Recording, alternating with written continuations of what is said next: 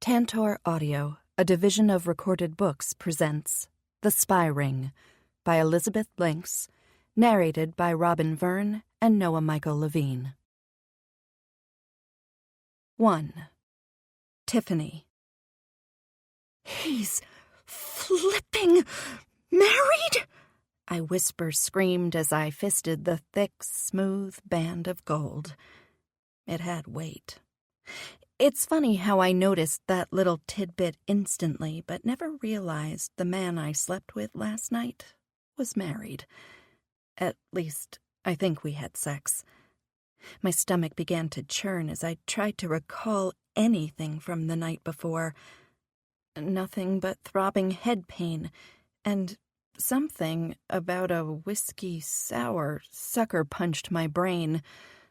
Ugh, I couldn't even remember the guy's face. Wow, Tiffany, you can't even do your first one-night stand right. I shook my head and glanced around the stranger's hotel room. It was a much bigger version of my room.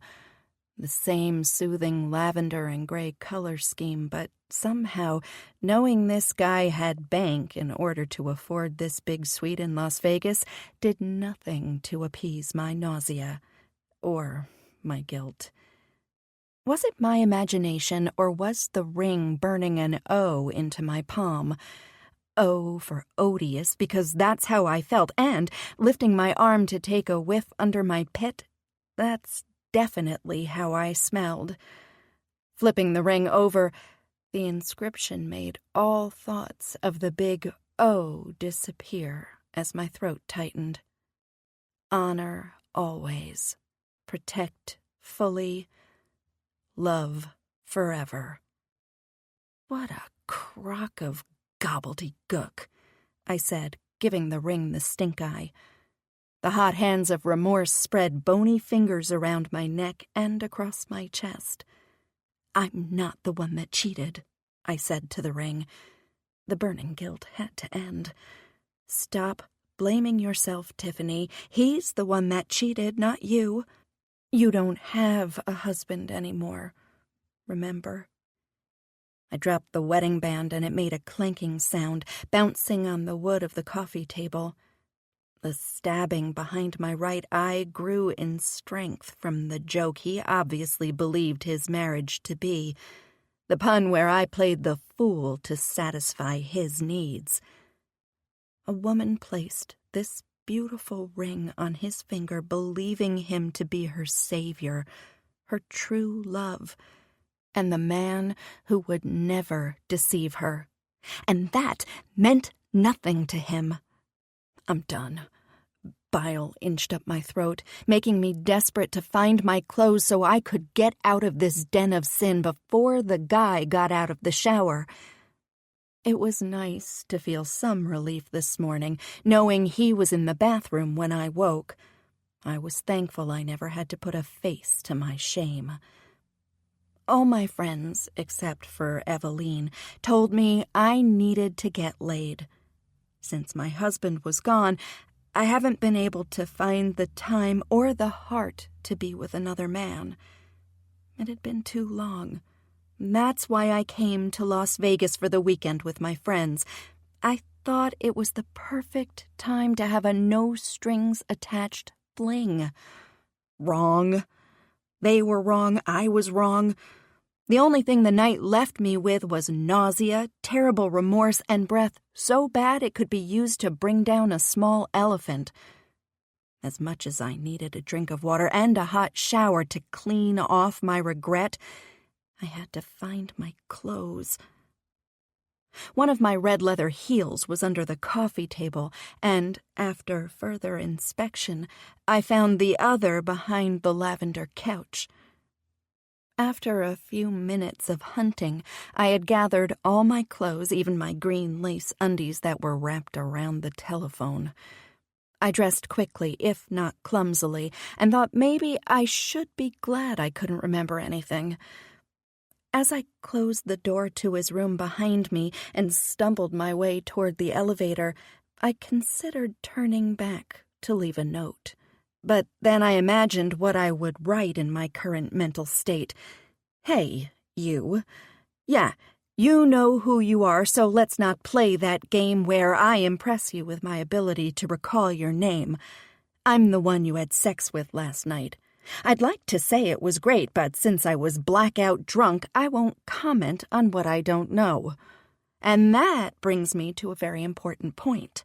Why did you take advantage of an obviously drunk woman? Were you blackout drunk yourself?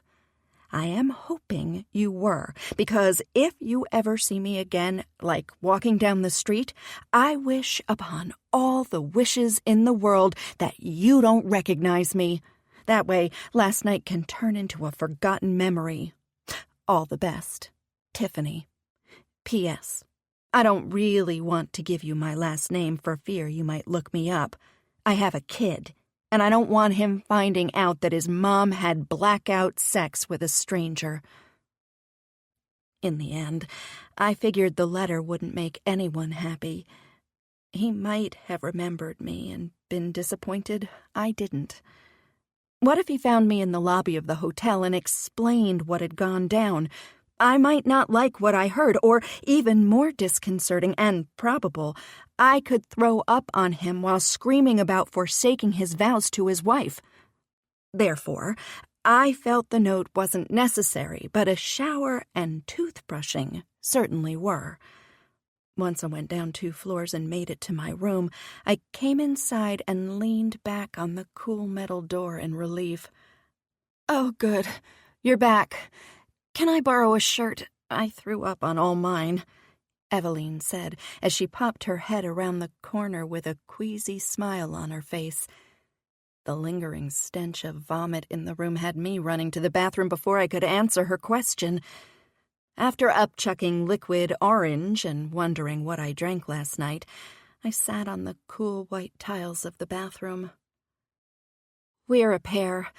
Maybe we should take a bet and see who can make it through the plane ride back to Chicago without barfing," Eveline said as she stood over me in a stained blue t-shirt and sweatpants. Her usually perfect blonde chignon was disheveled with some strands of hair sticking to her face. She held out her hand to assist me, and I took it.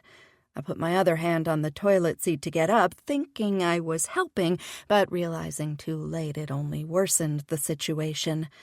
Having forgotten I lifted the seat to empty my stomach, I shrieked at the cold, clammy toilet rim. My arm flew back from shock, and I smacked it on the counter. Eveline almost fell when I pulled too hard on her hand, but managed to catch herself by twisting her foot. By the time I finally stood, both of us were out of breath. I was nursing a swollen finger, and she was rubbing her pained ankle. "I'll take that bet and add, whoever makes it back puke-free and without any broken bones wins," I said. She laughed. I laughed. We sounded more like dying geese. "I need a shower," I said, pulling at my gross dress as it stuck to me. I hated feeling sticky. "And I need a shirt. It seems you have something to give, and I have something to give. Maybe we can work out a deal?" Eveline smirked and tilted her head toward me. "What do you have to give me?" "Privacy." I shook my head and walked over to the shower, turning on the hot water. "Just take a shirt from my suitcase. I always overpack just for occasions such as this," I said as I held my hand under the warming spray. "You prepare for a puke-pocalypse?" Once I assessed the temperature was a soothing, scalding degree, I turned to Eveline and helped her out the door. "Of course, I'm a mother." Then I closed the bathroom door behind her. Peeling off my disgusting, used clothes, I stepped behind the curtain and into a gorgeous hell of skin-flaying water.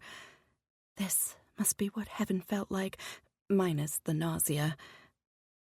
As I worked the shampoo into my long chestnut hair, I tried to recollect how last night happened. Morgana, Aria, and I went to the hotel bar last night. The bartender gave me a drink that a man across the bar had bought me. But That's it. I barely remember what the bartender looked like. Was the drink spiked? It must have been. How stupid could I be? I'm a mother. I shouldn't have put myself at risk like that. What if I had gone to bed with a man that wanted to kidnap or murder me? Who would take care of David? My son was only 12, and with his physical and verbal disabilities, he needed someone to be with him, someone to make sure he got the treatment and care his body needed and the love his heart deserved. It's terrible enough that the same thing that took his might also took his father. He's finally started to gain that strength back and is becoming independent for the first time in his life. I don't think there's a parent prouder of their child than I was of my son. And what do I do to show him how pleased I was? Putting my own life at risk so that he could grow up without a father and a mother? I shut off the water after washing and stepped out of the shower. While drying off, brushing my teeth, and finally putting on a clean gray t-shirt and jeans, I made several decisions. My son needed a father. If something happened to me, even beyond my control, I had to know he would be taken care of. I needed a man that could protect my son and make sure he got the care he needed. Another decision. There had to be a better way of finding a man and future father to my son than a drunken one-night stand. The little band of gold that caused all this grief inspired my next decision. I had to, above everything else, make sure the man I chose would honor me. There would be no way I wanted to end up with some fool that would cheat on me like the drunken sleaze I stupidly slept with last night. And, finally, he must love the both of us. I am a woman.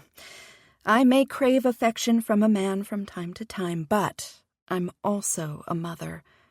If that man couldn't understand the deep love I had for my son, then he wasn't the man for my family. There was a knock on the door as I finished pulling my hair back into a ponytail. "Yes?" I said, raising my voice so Eveline could hear me. "You ready to catch a plane back home? Morgana's here. It's time to leave," Eveline said from the other side. I smiled for the first time today, excited I was going to see my son in a few hours. As I opened the door to the steamy room, I nodded at Eveline, who had miraculously transformed into her perfectly coiffed self with the help of my pink t-shirt. Yes, I'm ready to go home. I felt strong in my decisions, knowing they would be good for my son and me. 2. Jagger. Take a chance on me. Tennessee bent over in his swivel chair with a full belly laugh. My eye slid to my partner. He was wiping the tears from the corner of his eyes. His breath was coming in gasps as his laughter dulled. "Oh, man, that joke never gets old," he said with a stammer, still trying to ease back the chuckle. "It's definitely old," I said, trying to finish the paperwork so I could leave a little early. I had tickets to an improv show at I.O. Theater in Wrigleyville with Kate. Good old Kate. I smiled at the thought of making my fuck buddy come on my cock in her office above the theater. The great thing about Kate, she was boring. I don't mean her personality, but her life. A squeaky clean history and no outstanding debt. There was no way she could be bribed and give me away. Not that she knew anything about me. I told her once I worked downtown, and that's all she cared to hear. Bonus points to her for not wanting a relationship. In the line of work I did, a relationship just brought desk duty. And who wanted that? I didn't. Sure, it sounded nice to one day have someone to come home to, or discuss problems with, maybe binge-watch a television series. But I worked over a decade to get where I was in the government. That love stuff could wait. Besides, relationships, even family, weren't always what you hoped they'd be. I learned people were selfish from my job, giving up on their loved ones when things got tough. "Here, I have a good one you might like," Ten said as I tapped away on my keyboard and continued to ignore him. Why was everyone so tired of April 1st? He's not going to stop until I acknowledge him. That was the thing about 10. He craved attention. He should be up on that stage tonight trying to be funny with how much he performed for everyone. Of course, 10 wasn't adult funny. He's 5-year-old funny. Perhaps he should perform for kids' birthday parties like a clown or a pony. Because it isn't funny? I asked. Like that joke he was telling. But that didn't stop him. I could almost smell his eagerness. There was a gleam at the corner of his mouth, and I wondered if it was drool. No, because they had just finished a march of 31 days. He dissolved into laughter before he could get out the last word, his blond hair falling onto his face. The door to our shared office opened, and a petite woman with short graying black hair and the boxiest-looking jacket I had ever seen stood in the doorway. I felt both fear and relief at the same time. "Chance, I need to see you in my office, now." Caitlin Chester's deep voice clattered the window on our door before she turned and walked off. "Uh-oh, is there a chance you're in trouble with the boss?" 10 chuckled, but stopped once I glared at him. I stood and turned to him before I left. "You know Jagger Chance isn't my real name, just as Tennessee Golden isn't your real name. The government gave us all aliases when we started working in the Interterrorism Agency, yet you keep making fun of what they gave me. Why?" He shrugged. "Because you're my partner. I always joke around with people I like. My therapist tells me it's a defense mechanism. I don't let people close to me and keep them at a distance with my jokes." "Personal or Randy?" I asked. "Personal." Everyone here had to meet once a month with our in-house psychologist, Dr. Randy Tenner. Randy worked for the government to make sure the stress of the job hadn't gotten to us and we could still do our missions. "Tell your therapist to try to work with you on better jokes," I said before turning to leave. After walking across the cheap brown carpet to the corner office, I knocked once before I heard my boss, Caitlin Chester, yell back to come inside. I took a seat in the small black pleather chair across from her as she leaned back and stared at me. "What is this, Chance?" Caitlin said, just before her lips pursed into a hard line holding up a piece of paper. I swallowed hard before clasping my hands in my lap. "A marriage certificate, ma'am?" I willed my eyes to stay on her steel-gray stare, but faltered. Not good. "I know what it is. What I am asking, Agent, is why is your name on it?" My head raced with possible replies. Confess everything. Tell her I drank on the job and let this happen. Or, lie through my teeth, blame it on Tennessee. Make it into one of his stupid pranks. "Surprise!" I waved my hands in the air like a magician. "I'm married." Her thin lips frowned. I should have known better not to make a joke about it.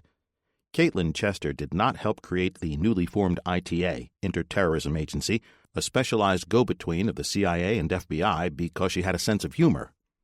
This place was so secret that most people in the CIA and FBI didn't know of its existence. A person doesn't get asked to help form a new government agency because they were good at cracking jokes. Caitlin sat in her government-issued black chair and focused on the certificate. "It says here this was in Nevada 3 weeks ago, back in June. I seem to recall you being on a reconnaissance mission to gather info on the Jewel, Emma Hawthorne, in Las Vegas in June. You got lucky when she spilled everything and you had the opportunity to bring her in." Despite the smirk on her face, I knew her words were no compliment. She had already congratulated me a few weeks ago when I brought back the criminal we nicknamed the Jewel that we had been targeting for over a year. Emma Hawthorne was planning to infiltrate the government with her family and friends and destroy it like ice in a cement crack. Despite the takedown, I fucked up. I made one very big mistake that I hoped my boss wouldn't find out about. I don't know which was worse, believing my boss, who had access to every piece of information about every government employee, wouldn't find out I got married, or that I never did anything about getting a divorce. "Did you decide that would be a great time to bring your fiancé along and have a cheap wedding on the government's dime?" My jaw ticked. "No." She placed the paper on her brown particle board desk and leaned forward. I tensed, knowing this was far from over, as she placed her elbows on the arms of her chair and steepled her fingers to her lips. "I never realized you were engaged, Agent. Why did you never say anything? Did you have an engagement party? I figured you would have invited someone from the department. I don't recall anyone mentioning it. Your partner Golden never said a word." Crap. That was the second time she called me Agent. I was in some deep shit now. "I was drunk," I mumbled. She cupped her ear. "I'm sorry, Agent. I don't believe I heard you." I rolled my head back, staring at the drop ceiling. "I was trailing some of her son's friends who happened to be at the local bar. I thought it would be a perfect opportunity to gather some intelligence, and they bought me a drink." Caitlin held up her hand. "Wait. They bought you a drink. Did you even test the contents? Were you drugged?" This wasn't going well. Why did I let my dick do the thinking that night? Oh, I know. Because the woman was beautiful and funny and sweet. There was something about flirting and spending time with her that felt wonderful. I missed it. Being a government spy for 8 years in the CIA and then the past 2 years in ITA, I missed being a normal guy hitting on a woman in a bar. There were too many steps I had to take just to consider having sex with a woman. Background checks, credit checks, pulling up files on her friends and family. And after all that, I'm only allowed to sleep with them, nothing more. Technically, I'm allowed to have a relationship with someone, but that would mean I had to lie to them on a regular basis, never tell them the truth about me. Something about all that felt wrong. My life could be lonely, but at least I had Kate. I liked Kate. Well, I liked her body. I rubbed my chest. There was an odd sensation that made me frown when I thought of Kate. That never happened before. No, I wasn't drugged. I remember everything perfectly clear. "You realize you compromised the mission, yourself, and the agency?" I nodded. "Where is this?" Caitlin looked down at the certificate before continuing. "Tiffany Blackburn now. Has she signed the divorce papers?" As much as I dreaded telling my boss I was married, I loathed having to explain I haven't seen or spoken to Tiffany since that night in Vegas. Maybe a divorce isn't necessary. What is a divorce anyway but a slip of paper? I stood and walked over to the window in the office that overlooked the Chicago River. Technically, she didn't really marry me. She married Jagger Chance. Maybe I should get a new identity, Social Security card, and— "Agent Chance!" Caitlin stood, bringing her fist down on her desk with a loud thwack. "The United States government does not give out identities like pieces of gum on a playground. According to your record, you are now legally married to Mrs. Tiffany Blackburn. I suggest you rectify this, or your clearance and job will be taken away from you." "Yes, ma'am," I said as I turned to leave. "Oh, and Chance?" Caitlin said just before I crossed the threshold. I kept my back to her. "Yes." "Remember what happened to Agent Snow? She disobeyed orders and it cost her her life. Take care of this as soon as possible. Now close the door behind you." "But what about Agent Hack or Gray?" I asked. "They aren't agents anymore, are they?" I nodded. Both of them left the agency. Gray moved out west, and Hack owned some kids' sporting center or something with his wife just outside of Chicago. But they chose love and marriage over their jobs. I swallowed and did as she requested. Snow was a great agent. They still used her missions as teaching tools for new recruits. But then, she let her heart do the thinking for her. Caitlin was right. I had to end this marriage and quick. Too much was at stake. 3. Tiffany. "David John Blackburn!" I yelled down the hallway. Nothing. No sound. No movement. "Okay, I guess I have to come find you," I said in an even louder tone. That's when I heard his voice and some banging. "Mom, wait! Getting dressed!" David said with a crack in his voice. I stood about 20 feet from his room and smiled. It was just 6 months ago that he couldn't speak more than 50 words, often garbled so that only I could understand. Though he had trouble speaking the words, he understood tens of thousands, which was typical for a 12-year-old. Earlier this year, he also wouldn't have been able to dress himself or walk to me. It may take him longer than other boys his age to do all those things, but he could accomplish them by himself now, and I couldn't help the large grin on my face every time I witnessed him doing the most mundane tasks on his own. "Hurry up, because your new physical therapist is going to be here any minute," I said, and placed my hands on my cheeks, trying to will back the tears. for it's those mundane things that brought me the most joy. David always had a smile on his face and loved life, appreciating everything. But there were times when he didn't think I was looking, when I saw him stare at his friend Matt. Matt could walk. They met at the therapy center several years ago. Matt had difficulty with communication and issues with social skills. They both had different speech therapists, but the same appointment time. Sometimes they were in the same room, working on tasks together. Their therapist quickly learned that Matt and David challenged each other to work harder. Though they went to different schools and Matt lived in a different neighborhood, those two were inseparable. That was until last year when Matt moved to Virginia. He hasn't seen David since before the operation. Matt had never seen David walk. "I think I heard the buzzer. That should be the therapist," I said, and turned toward the front door. I pressed the intercom. "Hello?" There was some crackling and static, but I heard a male voice say Blackburn, so I pushed the open button for the front door of the building. I made a mental note to contact the landlord again about fixing the intercom so I could hear the visitors more clearly. Just this morning, I read in the paper about a thief pretending to be a visitor of a residential building nearby, but the intercom was broken, so he was easily buzzed inside. Luckily, the tenant was unharmed, but the thief did steal some valuables. What if that happened while David was here? We lived in a high-rise that overlooked Lake Michigan because we needed a building with an elevator. How quickly could we escape from someone out to do us harm? The rent in this building was pricey enough despite the iffy neighborhood. The landlord needed to stay on top of safety. I was thankful my good friend and David's godfather, Henrik Payne, helped me out with the rent, but I refused to take more than was necessary. We met the night of the accident, the same accident that killed my husband and left my son disabled, killed Henrik's parents and sister. Henrik blamed himself for the accident, but how could he have known that his mother was too drunk to drive that night? He wasn't anywhere near his parents that night. We grew close in our grief.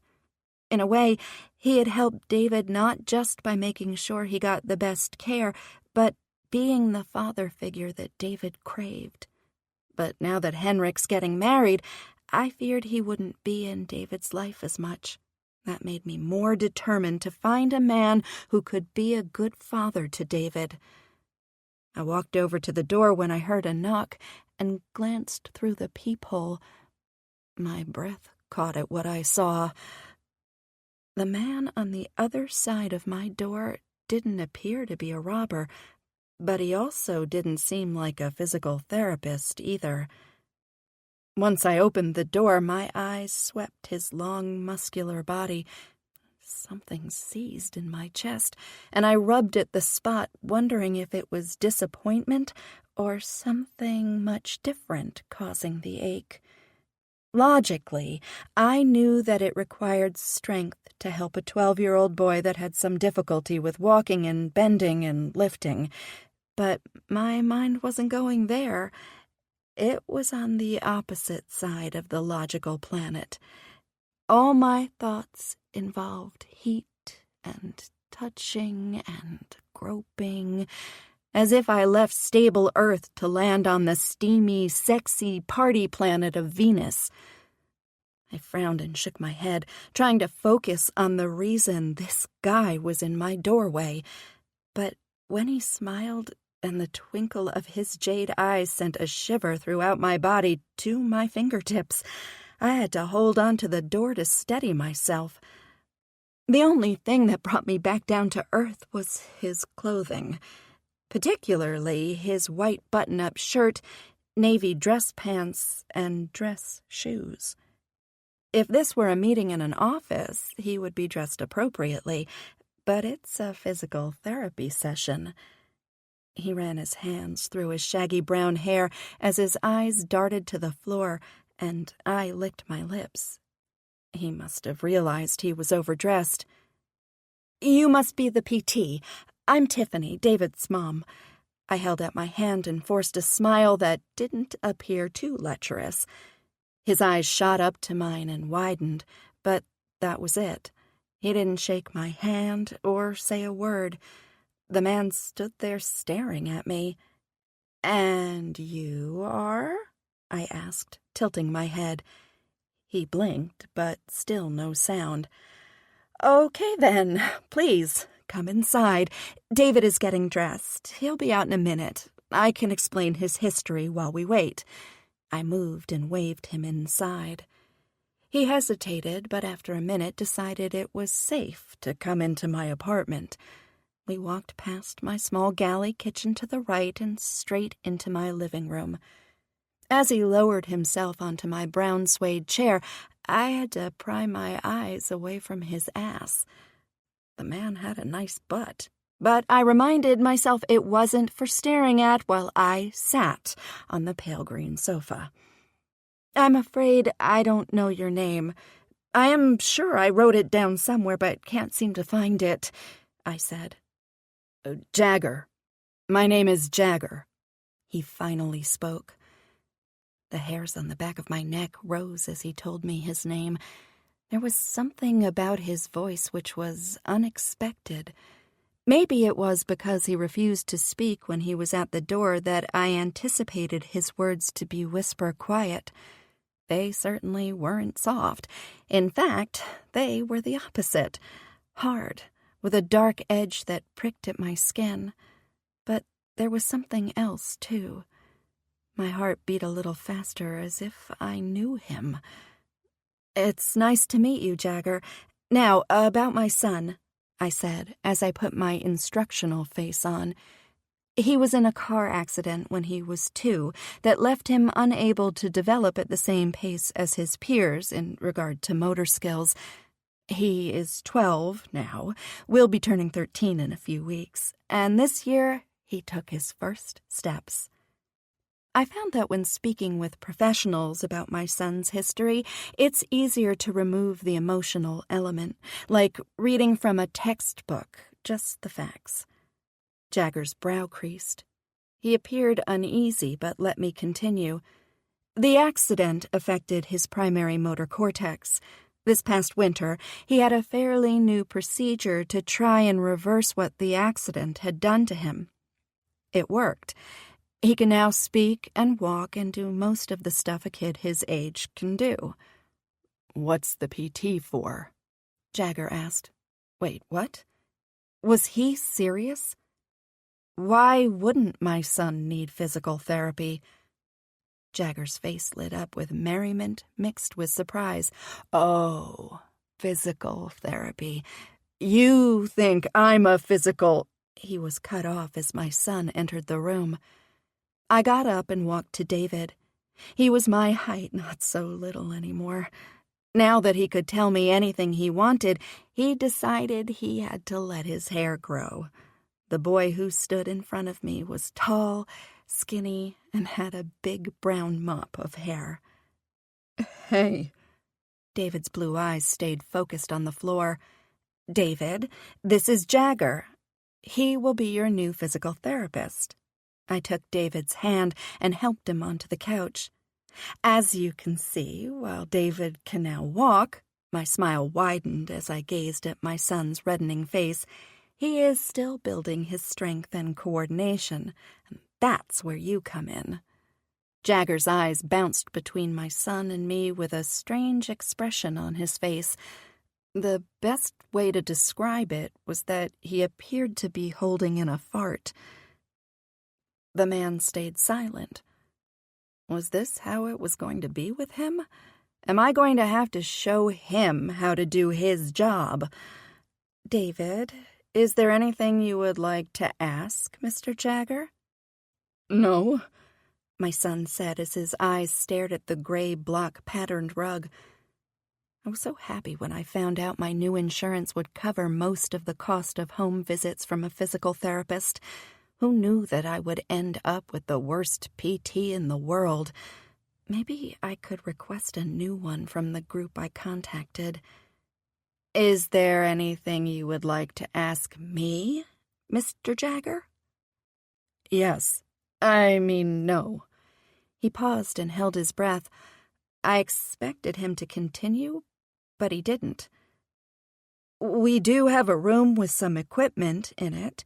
Perhaps you'd like to see it, and then you can get started with David. I stood and helped David up. As we moved toward the hallway, I turned my head to find Jagger still in the leather chair.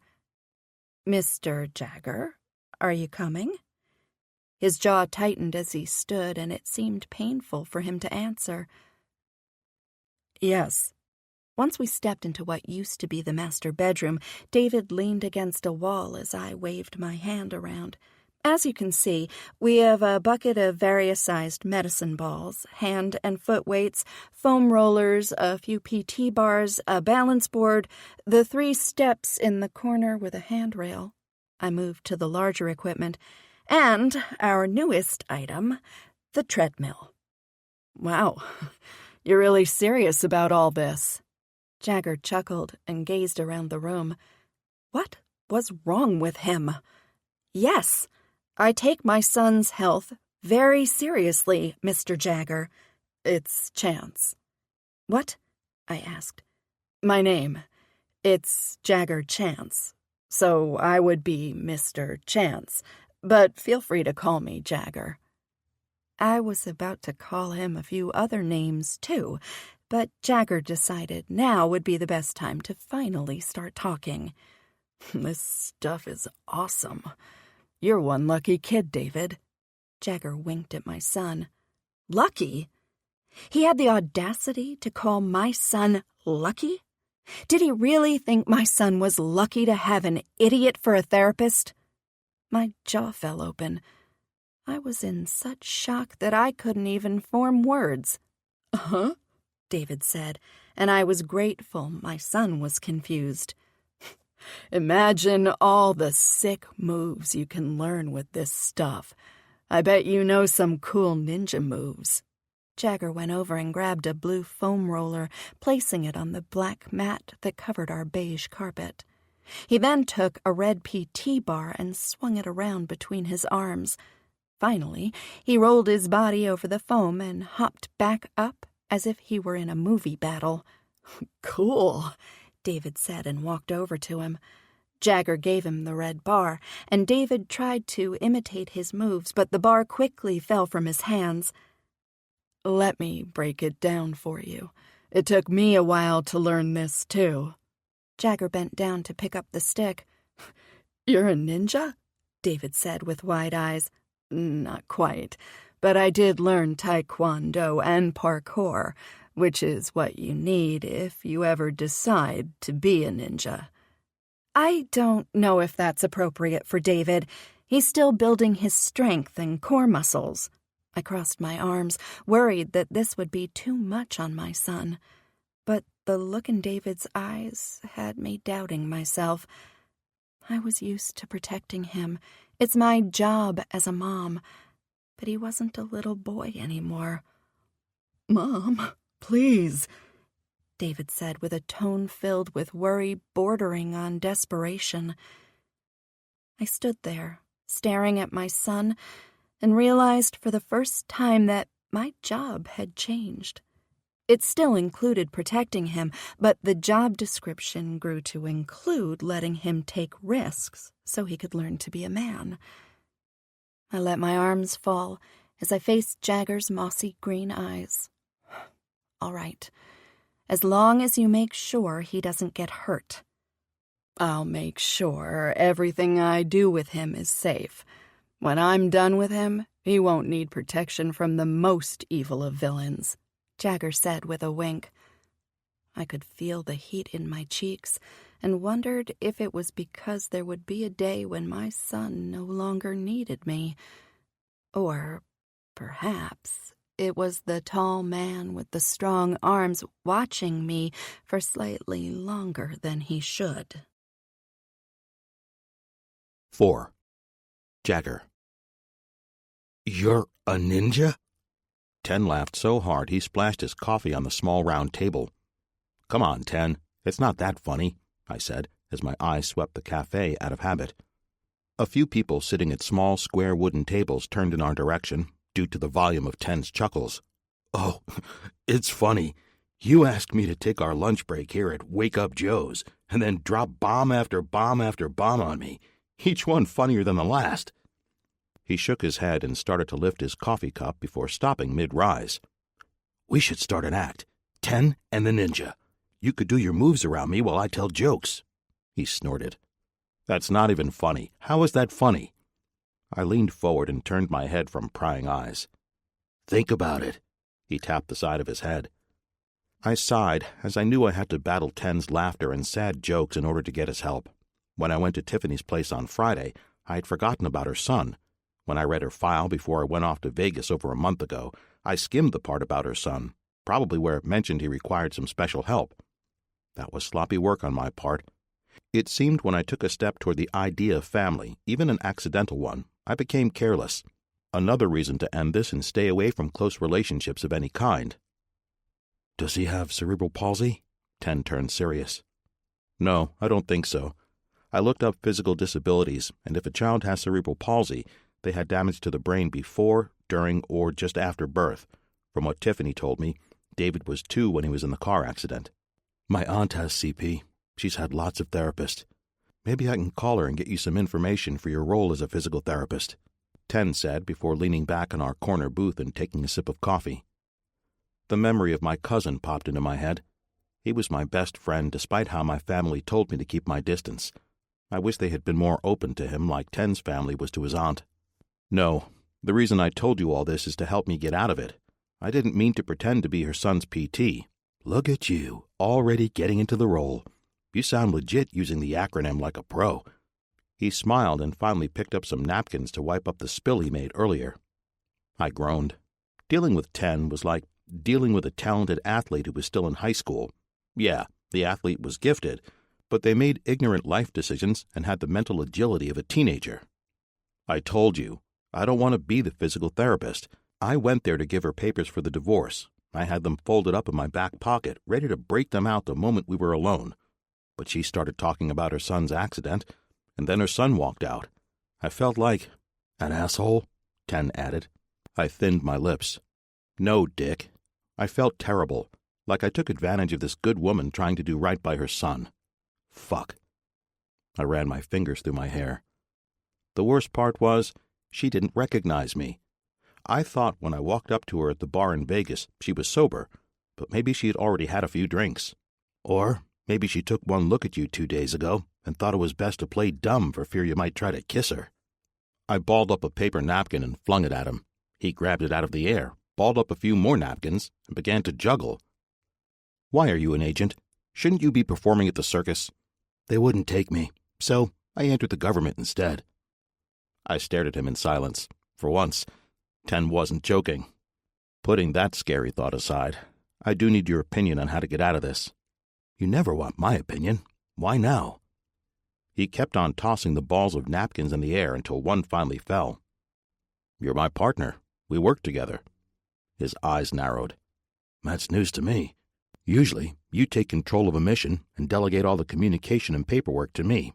I'm at home keeping everything clean while you gallivant across the country. That's not true, I said, and tried to come up with an example. Nothing came to mind. What about plastic? You had me research his family history and place wiretaps in his house, while you got to trail him to New York and Miami. I held up my finger. But it was what we got from the wiretaps that brought him down, and the same with Emma Hawthorne. Didn't you fly to Vegas to put in the tap? Nebraska. The warehouse was in Big Springs, Nebraska. Woo-hoo. I had the best time because, you know, what happens in Big Springs stays in Big Springs, Ten said without inflection as his lips thinned. I held up my hands. Okay, I get it. Maybe you should call the shots for a while. The next big case that comes up, I'll stay back working on things here. Really? His brow shot up, but he nodded. Sounds good. I'll help you get out of it. Now, show me what Tiffany looks like. I was about to ask why he needed to see her picture, but grew tired of trying to figure out Ten's mind. Somehow, I knew that if he explained it, I would end up more confused. Bringing up the pictures on my phone, I showed him some of the shots I took as we walked the streets of Vegas. Which one, the redhead or the brunette? He swiped his finger across my phone. The brunette. The corner of his mouth curved. You must have had a good night. I did. For the first time in over a decade, I stopped being an agent for the government and chose to be a guy out for the night. I drank, I danced, I kissed a beautiful woman, and finally, I got married. That last one might not be what an average guy does during a night of drinking, but even with that, I had fun. And if I had to get married to anyone, I didn't mind it being Tiffany. She had a smile that did things to my heart, and a body that made it very hard not to have sex with her that night. She was drunk, and knowing that, I couldn't do something she wasn't in her right mind to say yes to. Even when she played hide-and-seek with her clothes, I had to bribe her with a ring. Since it was a quick wedding, she really wanted one of those candy lollipop rings, the kind that's plastic but had the candy jewel on top. I told her I would get it first thing in the morning if she got under the covers. I left her in bed and slept on the couch. Not the best sleep, and I worried I would wake her when I got up early to take a long, muscle-relaxing hot shower. Apparently, I did wake her, as she was gone when I came out. It was intel, I said, as I stared at my fingers curled around my coffee cup. You were really thorough on the information you gathered, I see. How did marrying Tiffany help you capture Emma Hawthorne? I reached over and grabbed my phone from his hands. I made a mistake. That's why I'm here. You said you could help me if you saw what she looked like. No, I didn't. What I said was I wanted to see what she looked like. Then I told you I would help you get out of this. I never said one had to do with the other. Gritting my teeth, I willed my hands not to wrap around Ten's throat. Okay, so help. Just tell her you aren't a physical therapist. Why didn't I think of that? I slapped my hand on the table and glared at Ten. What's the worst she could do? Run off? Then you never have to see her again. But I need her to sign the divorce papers. He nodded. Right. Forgot about that. Can you hire someone to hand them to her? I thought about that. What happens when she looks me up? She'll realize I'm her son's PT. She might even go to the police. I can't have this getting out. That might cause the government to reassign me. Reassignment? Fuck no. Ten shook his head. He knew what reassignment really meant. Ten's face lit up with a wide smile as he nodded his head. He had something, and a part of me, foolishly, hoped it was something solid, the answer to my dilemma. I know. Rip the bandage off with Tiffany, confront her, and explain you aren't a physical therapist. Remind her that you met her in Vegas, accidentally married her, and now you need a divorce. She may be mad, but if she does anything... Ten leaned forward but said nothing.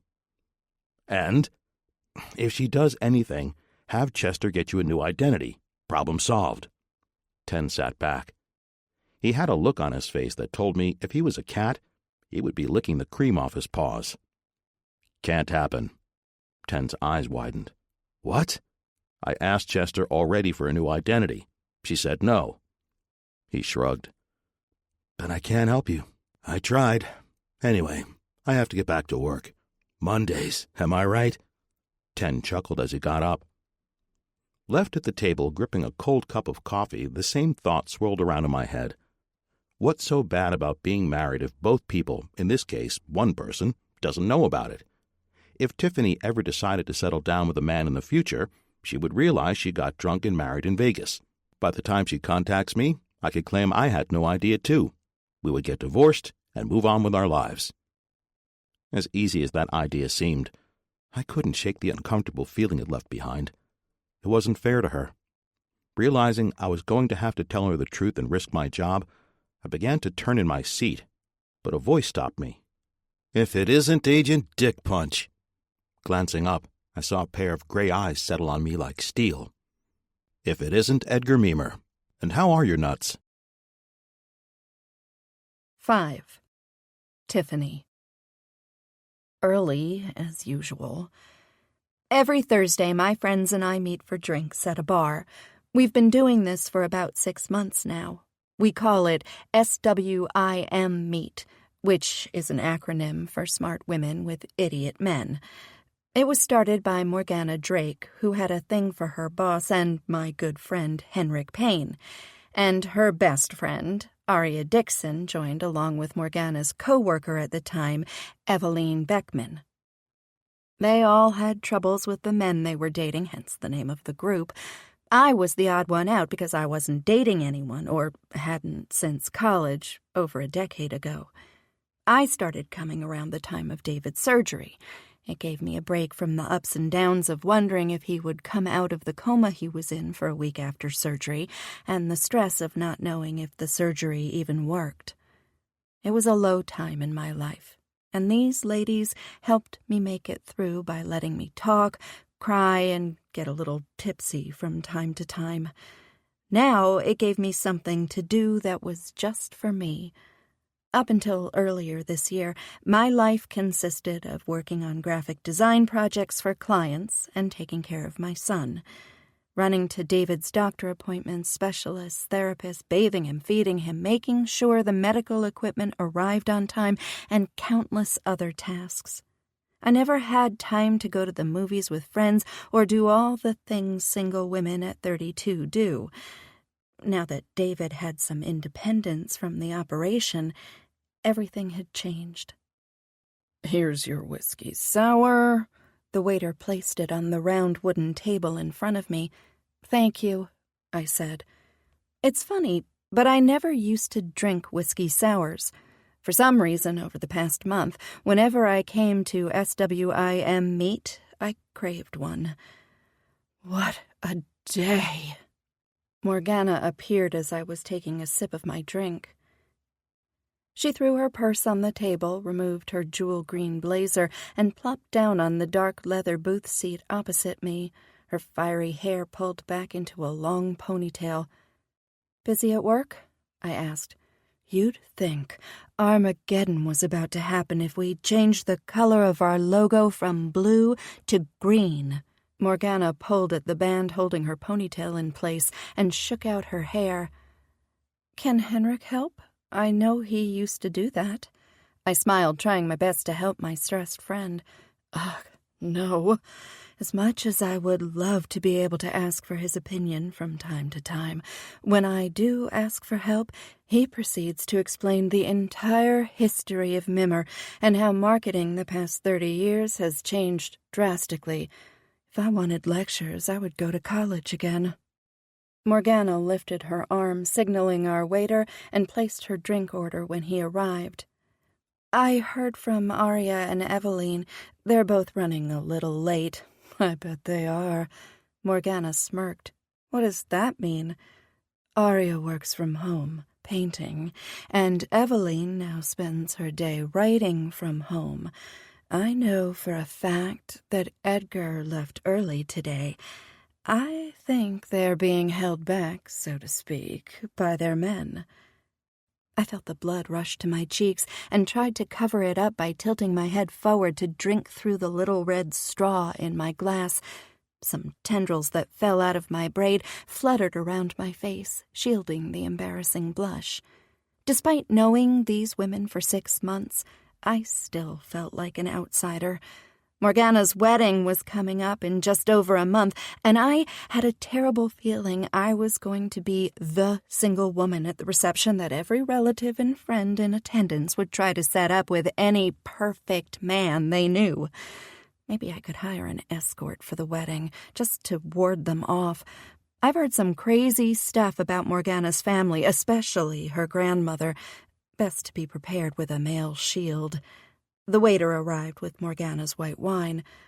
"I wanted to discuss with you about David having a part in the wedding," Morgana said as she placed her glass down.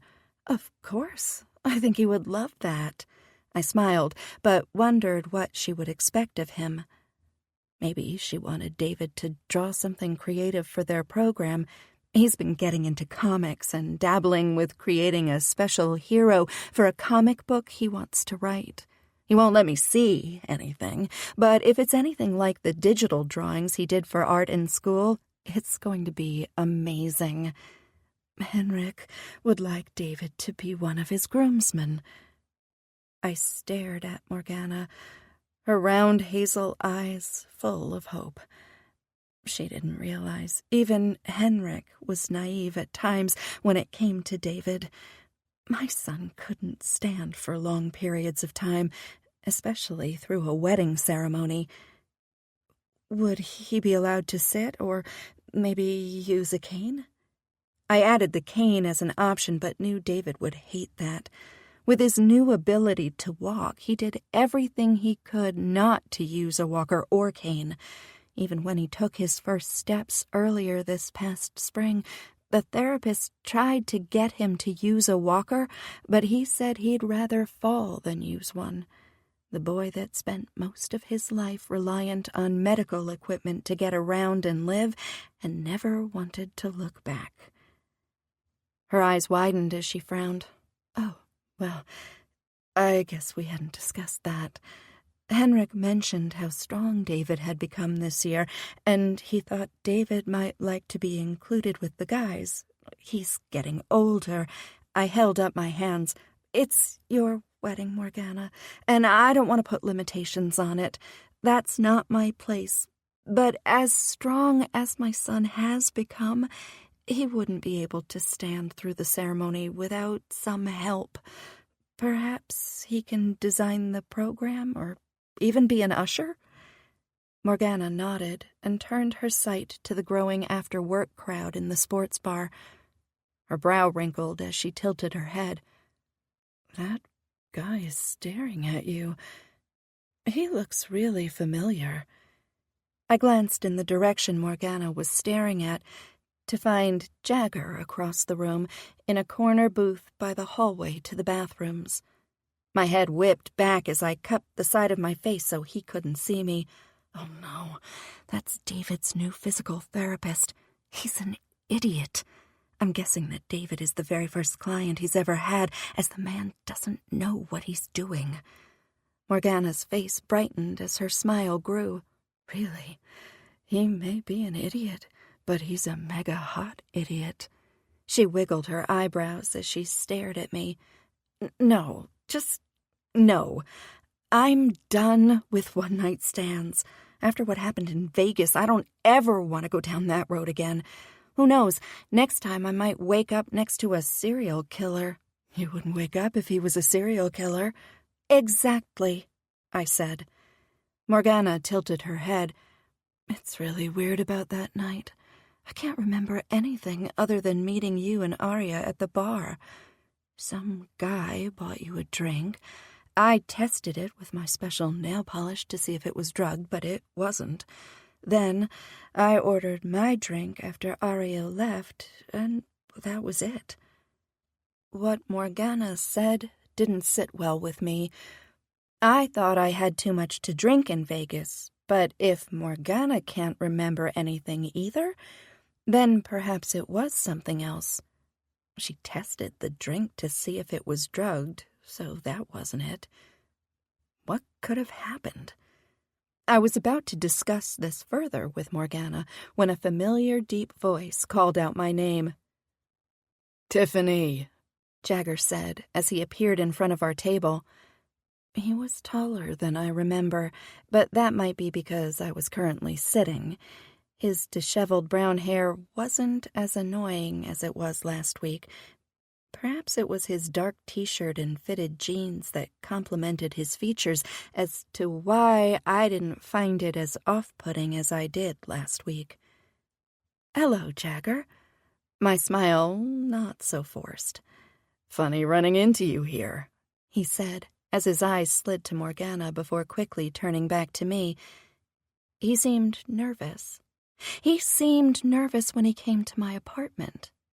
Maybe he was the type of guy who always appeared on edge. Yes, I guess we will see each other at 5 o'clock tomorrow for the session, I said as I widened my smile, trying to give him the hint that he could leave. I wasn't usually this rude to people, but how he acted at the session last week still made me question his ability to help my son. After he left, I mentioned to David that I wanted to contact the PT group to find another therapist, but David begged me not to. As much as I disliked Jagger, my son loved him. I gave in to David because he would be the one working with Jagger, not me. Of course. Yes. Now, about that. Is there somewhere we could talk? Jagger asked as his eyes flickered back to Morgana.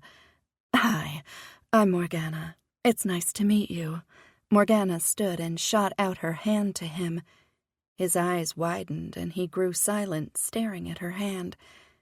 Jagger had the same fearful, confused gleam in his eyes when I answered the door last week. Hello, Morgana. I'm Jagger, he mumbled, and shook her hand once before pulling his hand back behind his back. I have to use the restroom, so you two can talk while I'm gone. Morgana turned and bounced happily toward the back of the room.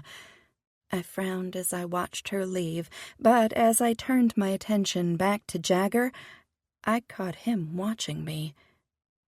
Please, sit. I waved at the booth seat Morgana had recently vacated. Now, what did you want to discuss? Just as he took a seat, the waiter appeared and Jagger waved him off. Perhaps I wanted a drink? I said. I'm sorry. I didn't realize. I saw your glass and just assumed. He waved his hand at my mostly full glass of whiskey sour. I usually like to have 2 drinks at a time. You know, double-fisted, I said as I glared at him. That was a lie. The truth was I rarely drank.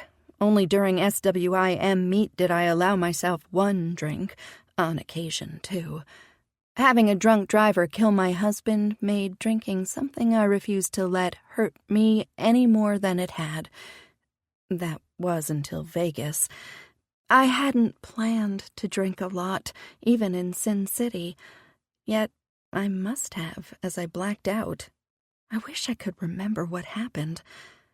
I had no idea why I said that to Jagger. Maybe because he assumed a lot of things. Assumed I would tell him how to do his job. Assumed I wouldn't need to place an order. Assumed I found him attractive. Whoa, where did that come from? I can call him back.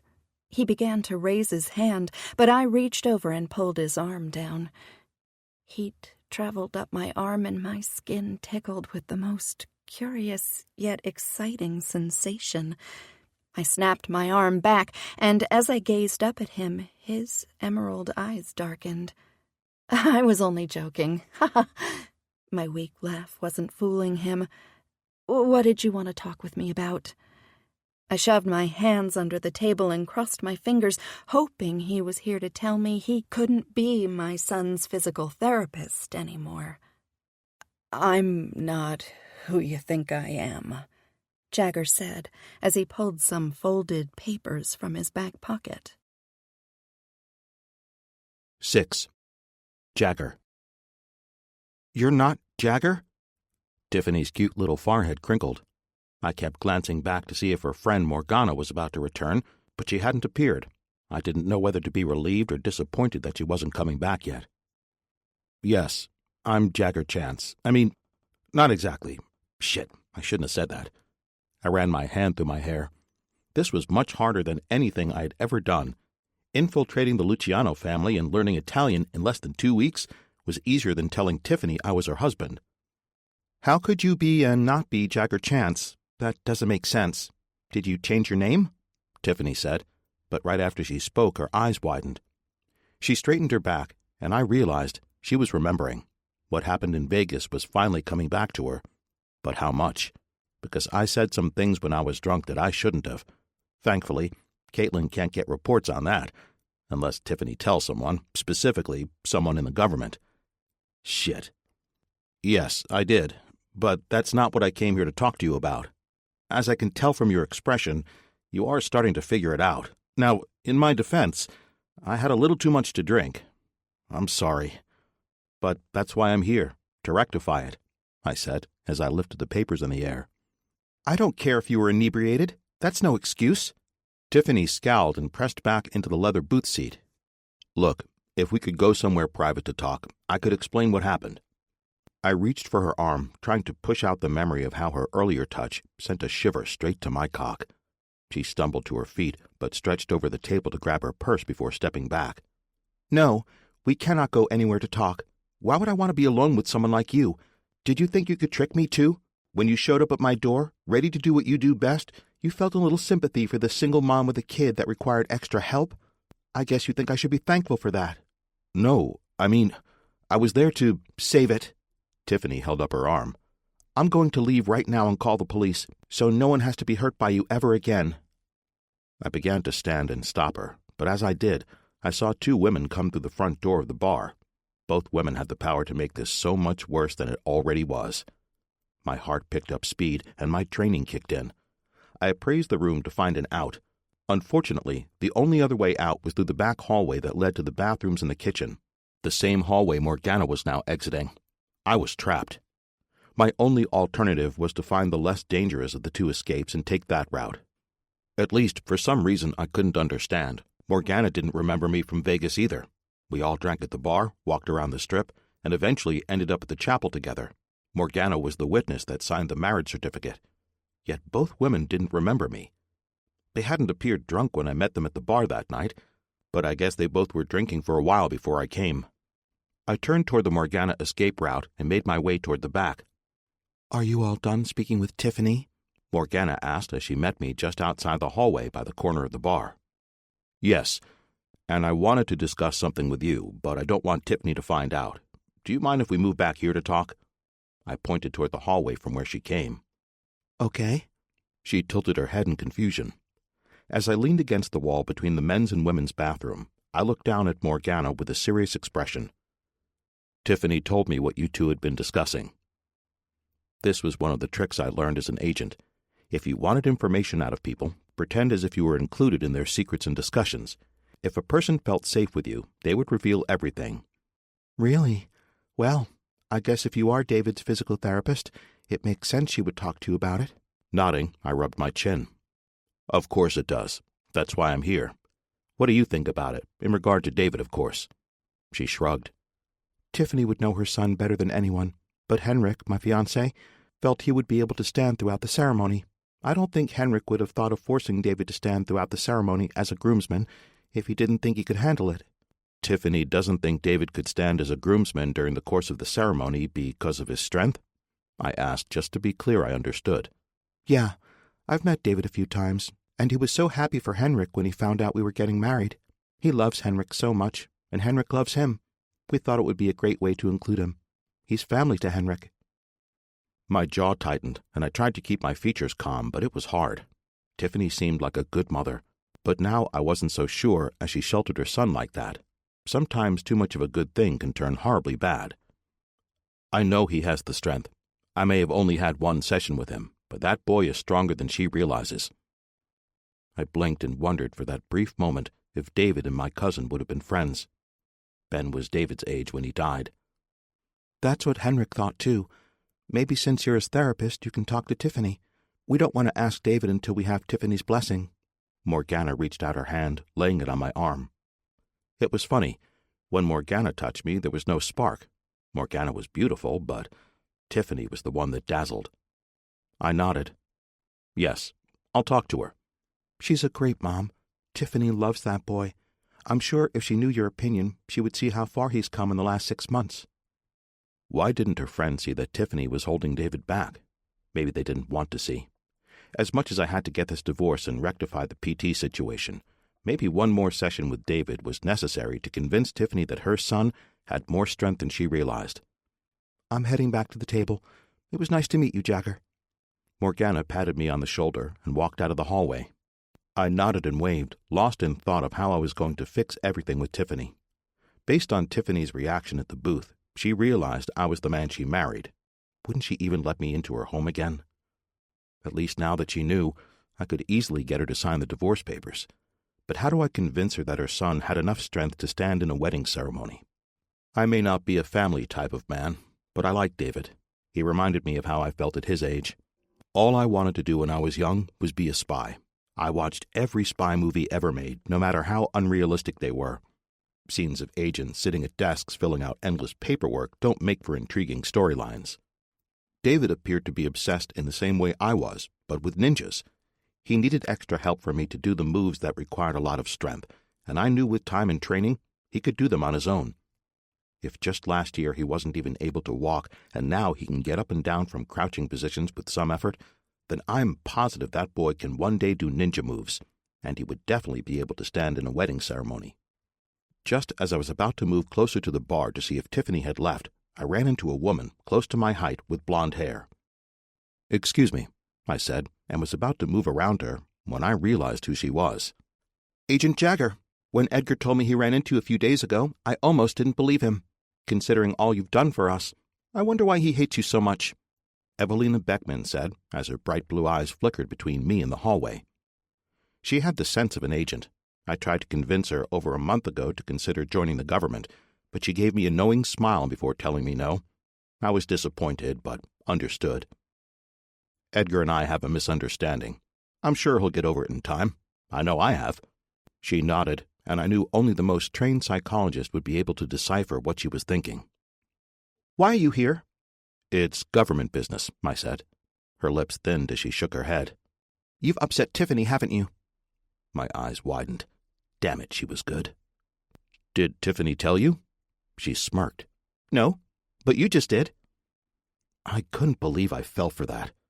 These past few weeks I've been struggling to avoid mishaps and focus on work, making careless mistakes like drinking and getting a quickie wedding, then avoiding seeking the divorce, and now easily giving in to a pedestrian question was now becoming the norm. Something like that would never have happened to me a few months ago. "Did she leave?" Eveline nodded. "Yes, and before she did, Tiffany warned us to stay away from a tall man in a navy t-shirt with unkempt brown hair." I groaned. "She told you about the marriage, then?" That was all my fault. If I had taken care of it 3 weeks ago when I got back from out west, none of this would be happening. As I stood there, beating myself up inside and digging my nails into my scalp to let out some of my stress, Eveline folded her arms and stared at me. Her eyes narrowed as her lips curved slightly at the corners. "Tiffany didn't tell you, did she? Fuck." I wondered how I managed to make it all these years as an agent. "No, she told us to keep an eye out for a thief. A man, fitting your description, who breaks into people's homes while they're there and steals their stuff. That the thief almost tricked her but took pity on her and David, so he pretended to be the physical therapist instead." "What? How did she assume that? I never said anything about being a thief. It was a mistake. She assumed I was the PT, and when I realized how big of a mistake I made back in Vegas, I was... It doesn't matter. I came here tonight to fix everything." I shook my head at what had occurred. "Instead, you made it worse," Eveline said as she leaned back against the hallway wall to let a woman through that was heading toward the restroom. She bit her lip as her eyes sized me up. Her agent brain was hard at work, and I feared what Eveline would come up with. "I was grateful for what you did to help me, my mom, and Edgar last month. I don't know what would have happened if you hadn't arrived," she said.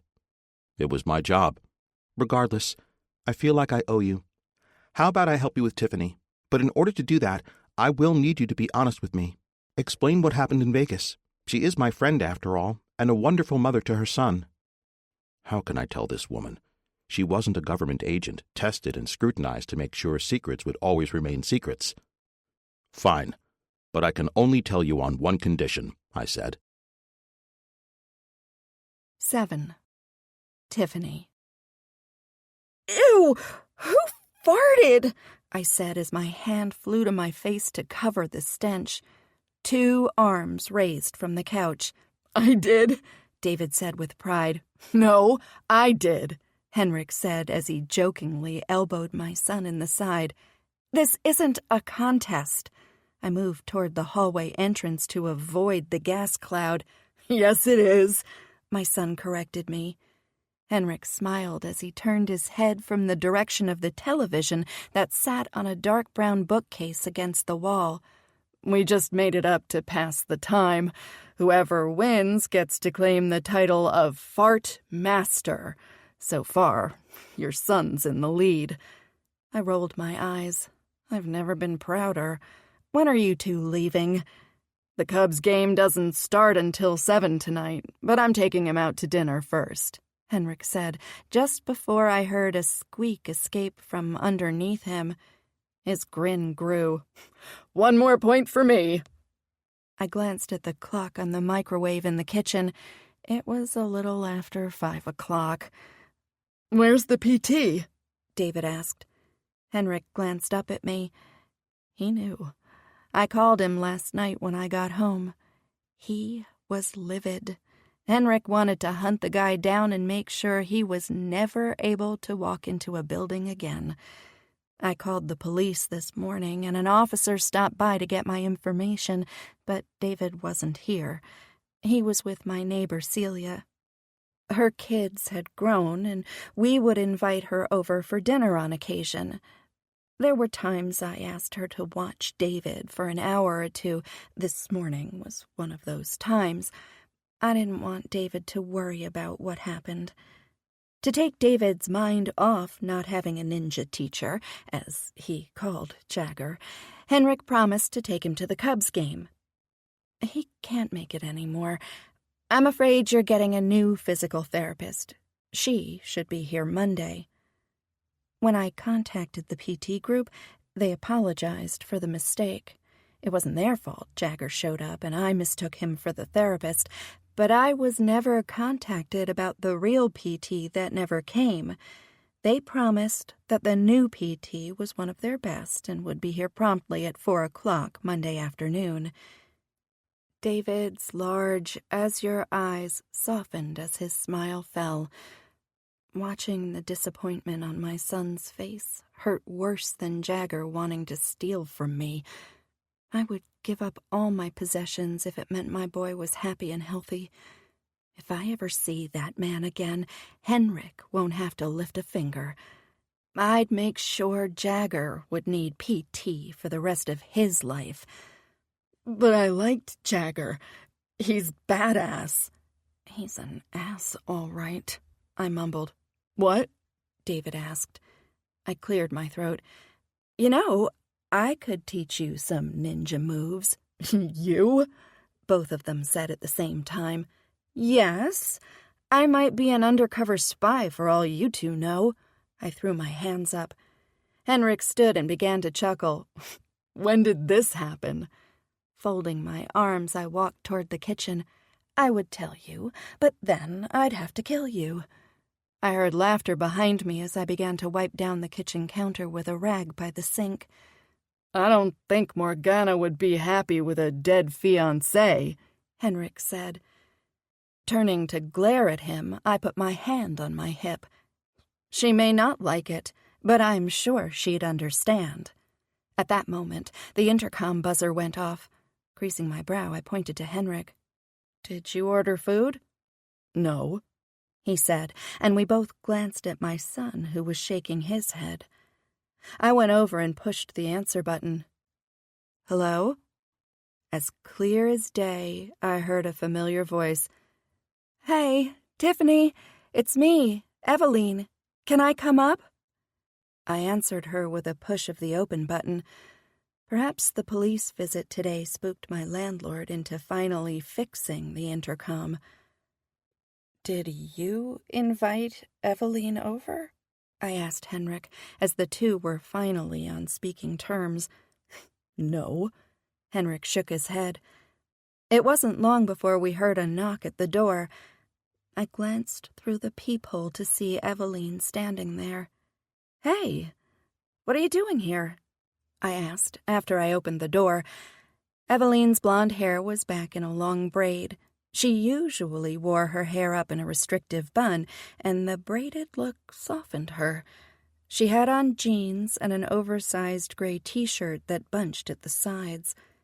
She peered over my shoulder and frowned. Crap! What's Payne doing here? Henrik is here to take David to the baseball game. They should be leaving soon if you need to speak with me in private. Nice to see you too, Eveline, Henrik shouted from behind. She groaned. Okay, if this is going to happen, then I need to tell you both something before I even step into your apartment. "You can tell me anything, Eveline," I said, and stepped closer, but she held up her hands to stop me. "Stay right there. After I tell you, there will be no hugging. We all agree to stay exactly where we are," she said, and then leaned to the side to glare at Henrik. "Yes, if that's what you want." I was worried. Eveline was a tough woman. She never acted strangely like this. I hope nothing was wrong with her or her mother. "I promise," Henrik yelled. She took a deep breath and glanced to her side before lifting her eyes to me. "I'm pregnant." "Oh, I'm so happy for you!" I jumped up and down and began to move toward her to give her a big hug. "Stop! You promised not to move," she said, holding up her hand. I nodded. "Yes, of course. Sorry, I forgot." Despite her serious expression, I had a huge smile on my face. No wonder she was acting strangely. I've heard that sometimes pregnant women can become overly sensitive to sound or smell and even touch. That's probably why she doesn't want us near her. I remember when I was pregnant with David, becoming nauseous every time I heard a Beatles song, and I normally loved listening to the Beatles. "Congratulations, Eveline. Is Edgar pooping his pants?" Henrik laughed, and I heard my son giggle too. "No, he isn't shit." Eveline started to speak before I cut her off. "Language," I said in a straight tone. "I mean, pooping himself. He couldn't be happier." Eveline narrowed her eyes at Henrik. "Anyway, there's a reason I am telling you this now instead of a week from now when I plan to announce it to everyone." I noticed she twisted her fingers together as if she was gathering strength. Perhaps she felt nauseous. I wish she would come inside so I could have her sit and rest. "I brought someone with me. Someone who needs to explain something to you, Tiffany. There was a misunderstanding, but when you see this person, you will not react well. So I am here to moderate, to make sure you listen," Eveline said. I was about to ask her to clarify as I was confused to what she was referring to when my ears burned and my hands had the sudden urge to wrap around a neck. "Jagger, you came!" I heard David behind me as he saw Eveline pull Jagger next to her. He must have been standing on the other side of the wall this whole time. He took advantage of me, and now he was using my friend?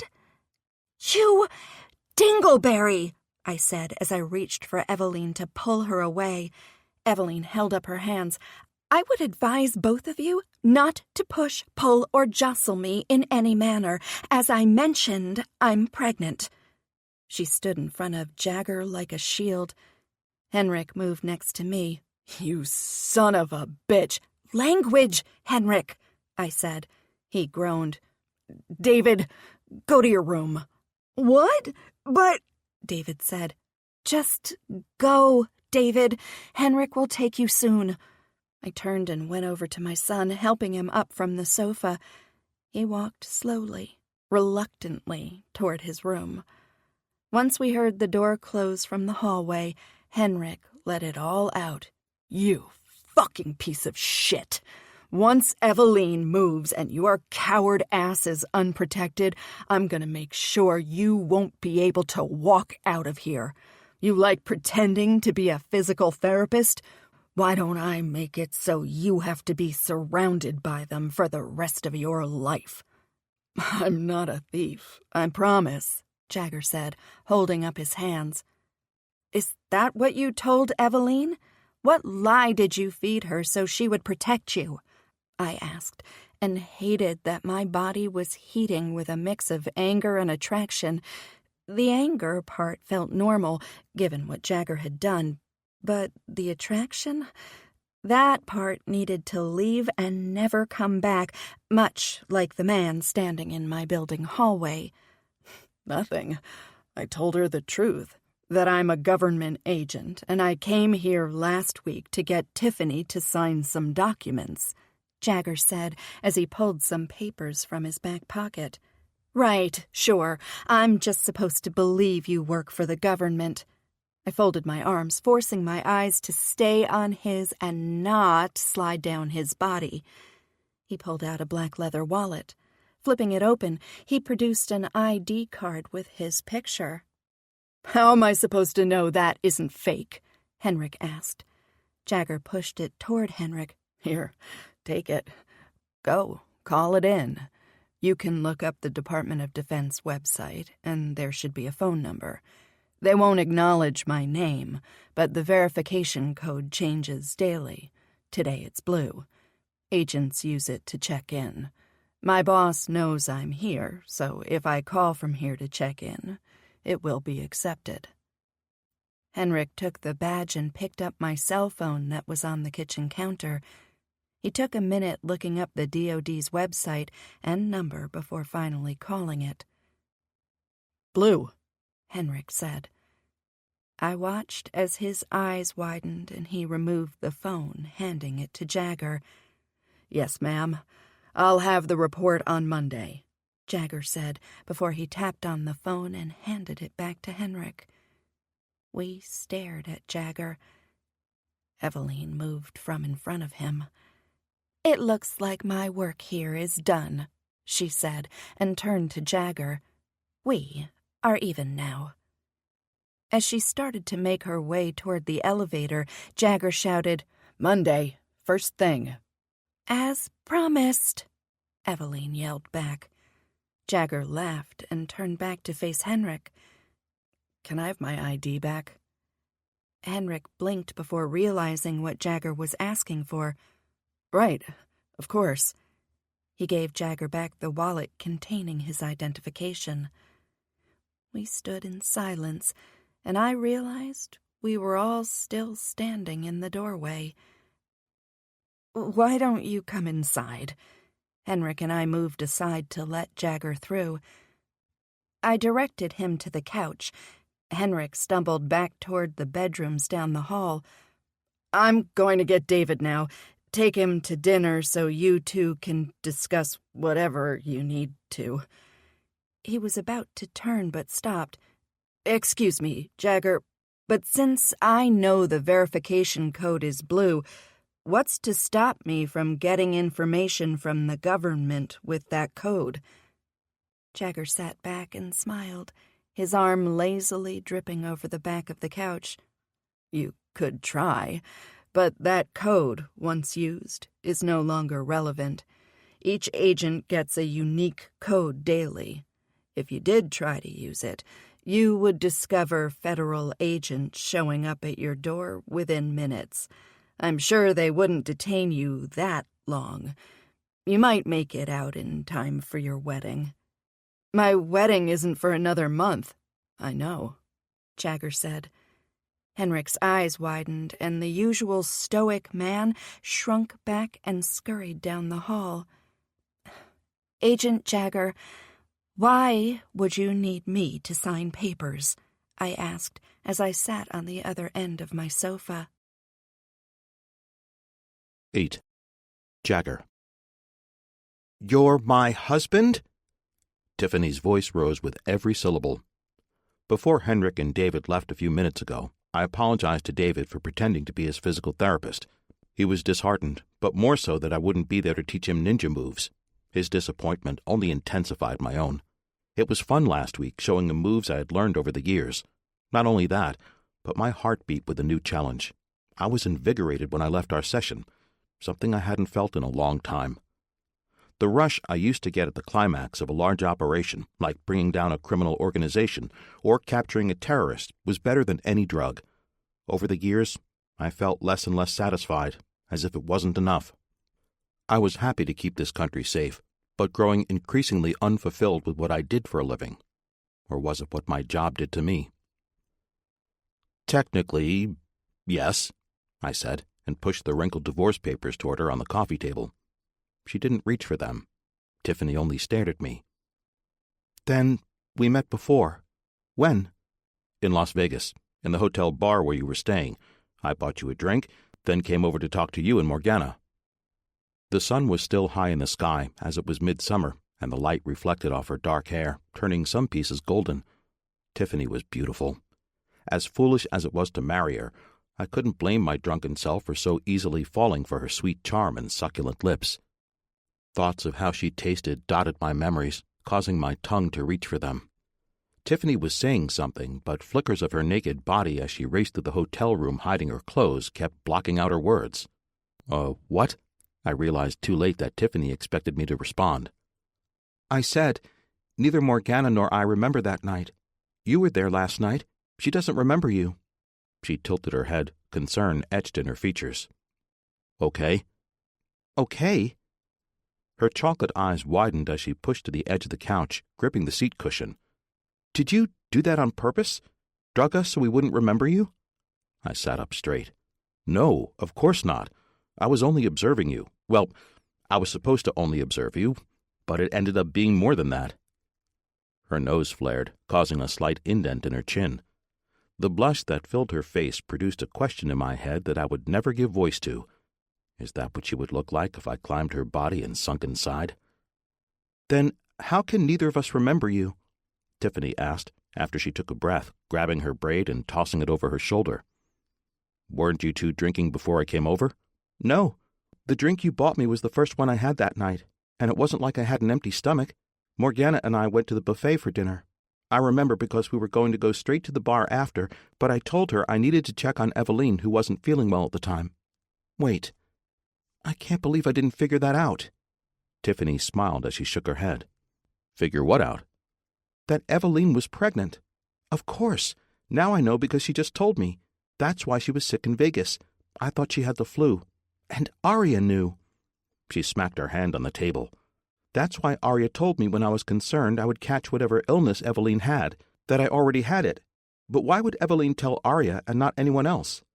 I threw my hands in the air. "What are you even talking about? We started on how you and Morgana couldn't remember me, and ended up discussing Arya's feelings on Eveline's pregnancy." "Not her feelings, but how she knew." Tiffany pursed her lips. "Whatever. Can we get back on topic?" "Yes. What were we talking about?" Taking a calming breath, I was thankful to be divorcing this woman. She may be beautiful and kind and, despite my reservations with her not letting her son do more, a good mother. But I had a feeling if I spent any time with her, I would end up going mad. I had even more respect for David now, having lived with this woman. "About both you and Morgana not remembering me," I said before rubbing my hands in irritation across my face. "Right. I'm going to get something. Would you like some tea or candy?" She stood up and walked past the couch and into the kitchen. I watched her from over my shoulder, but turned completely around in amazement at what was in the cabinet. "Wow, that's a lot of candy. I guess your son likes the sweet stuff." I stood, moving to the other side of the beige granite island that separated the living room from the kitchen. "Actually, most of this is mine. I have a bit of a sweet tooth, especially when it comes to hard candy." "Did you buy out the candy aisle at the Jewel Osco?" I gazed in wonder as all 4 shelves were overflowing with various bags of candy. The 2 upper shelves had boxes of the stuff. She must have bought them online because I don't think they sell bags of candy by the box at the grocery store. "I have a subscription." Tiffany frowned. "It's called Candygram, and I have the VIP subscription." "No wonder you stripped," I said without thinking of the consequences of my words. She dropped the green lollipop that was in her hand with a small thwack. Her face had lost all its color. "I was a stripper in Las Vegas? Oh, no. I must have been drugged. You have to believe me. I would never have done that otherwise." I came over and put my hands on her shoulders. "No, that came out wrong. You didn't become a stripper. It was something that happened in the hotel room. You kept saying you needed a wedding ring and only a candy ring would do. I thought it strange, but figured you had too much to drink." Due to her surprise and horror at thinking she stripped in front of strangers, I felt it best to leave out the part where she did strip for me. "Oh, thank goodness." Her head fell into her hand. My thumbs rubbed circles around her shoulders to give her relief, but I felt she might need more, so I pulled her into an embrace. Tiffany melted into me as my arms circled her back. She was warm, soft, and it seemed right. She felt amazing. And her hair, it was soft and smelled as sweet as that lollipop. It was only natural when my hand slipped lower, moving without thought or hesitation to the part of her back that dipped and then curved just before it separated into two plump cheeks. I shuddered with every twist of her body. Tiffany pushed back. "What are you doing?" "I'm sorry. I got, carried away." Leaning against the counter, I shoved my hands into my pockets to disguise the growing bulge in my jeans. An awkwardness fell over the room, like something sticky and thoroughly unwanted. She didn't step away, but her head turned in every direction that didn't include me. "You had sex with me," she whispered. Her hands clasped in front of her, and for a moment she was too delicate to touch, as if a brush of my fingers across Tiffany's shoulder would shatter her completely. "No, we didn't. I would never have done that with someone who was drunk," I said. That was a fact. I wanted to have sex with her, but as inebriated as I was, I had enough sense to keep her safe. Her eyes peered up at me, wide but still uncertain. "But I woke up naked, in your hotel room. Wait, was that your hotel room?" Tiffany was shrinking again. "Yes, that was my hotel room. I was in the shower when you left." I paused and gathered the courage to explain what happened. "Maybe I will take that tea." My smile was weak, but she nodded. I walked back to the living room and sat on the couch. In a few minutes, she came over, placing a dark blue mug with a red crab on it that said, "Got crabs," in front of me on the coffee table. "Here's some cream and sugar if you take that." She sat on the other end of the couch and waved at the small white porcelain container of creamer shaped like a pitcher and a bowl holding loose sugar. I took a sip of the bitter tea and decided to drink it straight.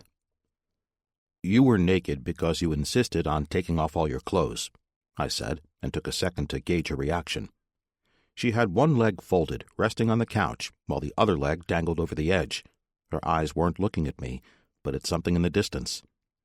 "I know it doesn't sound believable, but it's true. I would never take advantage of someone while they were drunk. Even if you didn't have anything to drink before we met, you did afterward. At one point, I told the bartender to stop giving you anything." I chuckled and placed the mug on the table. "That's when you got mad at me. You and Morgana stormed out of the hotel, and I followed you to make sure you two were safe. We all walked for a while. That's when you proposed to me. You told me you needed someone to help take care of your family." "I proposed to you? Oh, no." Tiffany put her hand over her eyes, shaking her head. "Yes, and being drunk myself, I accepted. We found a church, and I decided to use my father's ring." I pulled the long gold chain from around my neck that hid under my shirt. Dangling at the end was a thick gold ring. "He passed away a few years ago and left me this ring. I always have it on me, so that's what I used." Her hand fell, and she stared at it. "May I see the ring?" I took it off and handed it to her. Tiffany was searching for something, and when she found it, she shook her head. "I feel like a doo-doo butt."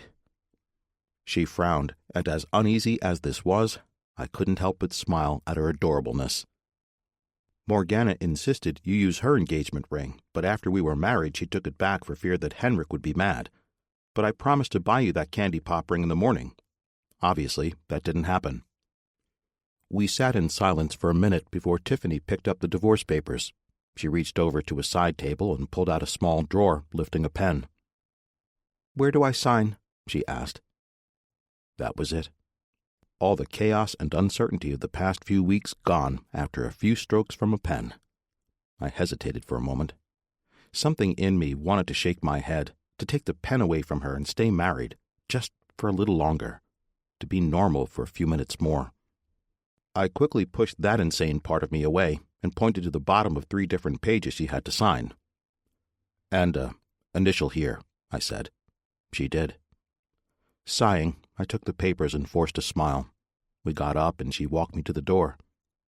"Well, Tiffany, it was nice being married to you these past many weeks, even if you didn't know about it," I chuckled.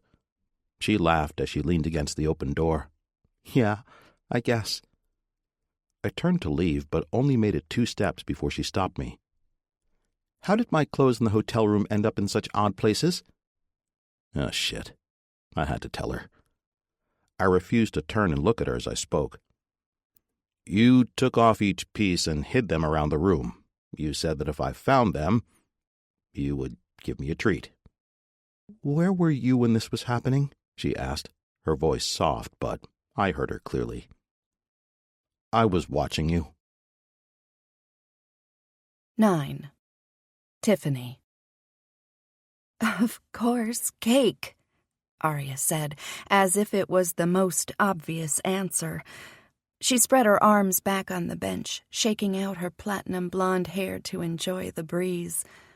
It had been almost a week since Jagger dropped the bomb of us being married and the almost equally embarrassing bomb of me stripping for him. I had refused to step outside my apartment since then, until David begged to go to the skate park.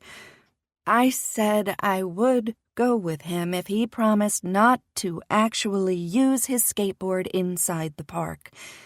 Henrik thought it would be a wonderful gift to give my boy, who was still working on building his strength, a gift of a skateboard. I almost punched Henrik, but I said David could practice standing, gaining his balance, and, in time, learn to do a trick, that it might help him build his core and leg muscles. I asked if Morgana could marry anyone else, who would it be? Grace said, as she pushed her short black hair behind her ear. I invited the ladies to join me. Only Arya and our latest recruit to the group, Grace Jensen, could come. She was the receptionist at Mimmer, and apparently Henrik was scared of her. She had a crush on him, and he didn't know how to deal with it. Arya and her boyfriend Alex had run into her in Vegas back in June. There was some problem with all of them trying to get home, so they decided to drive cross-country together. That's when they grew close to Grace. We all sat on a bench in the park, and I watched my son move toward the skate park. The heat of the last few days had gone away, leaving a beautiful, warm summer day. And she answered the question. Ask her yourself if you don't believe me. Arya waved her hand at Grace. I giggled at Morgana's deep love of cake. Has she decided on what cake she wants for the wedding? I asked. Yes, but she wants it to be a surprise, Arya said, but shook her head. As her maid of honor, I feel I need to know these things, especially considering the location of the wedding and reception. Edgar is in charge of the flowers, Grace said, holding her hand over her eyes to shield the sun. Why would Edgar be in charge of the flowers? Isn't he the best man? I asked. Arya nodded. Yes, but he told Henrik he knows of a great florist. Okay, I said, but didn't ask any more questions because I got the feeling someone was watching me. That guy is staring at you, Tiffany, Arya said, and I turned to look in the direction of where her head was turned. I gasped as I realized she was right. A guy in dark gray running shorts that hit mid-thigh and a form-fitting bright blue t-shirt leaned against a tree near the bike trail, watching me. That man is cut. Arya continued her impressed assessment of his body. He pushed off the tree and began to jog in our direction. All of us quickly whipped our heads around, taking our eyes off the approaching man. Looks like Tiffany might have a hot date tonight, Arya sing-songed. I don't think he's about to ask me out. Besides, who goes up to a stranger in a park to ask them out on a date? I said, rolling my eyes. That's how I got my date, Grace said. What? You never told me you had a date? Arya leaned forward, placing her hand on Grace's shoulder. Last week I decided to go for a walk after work.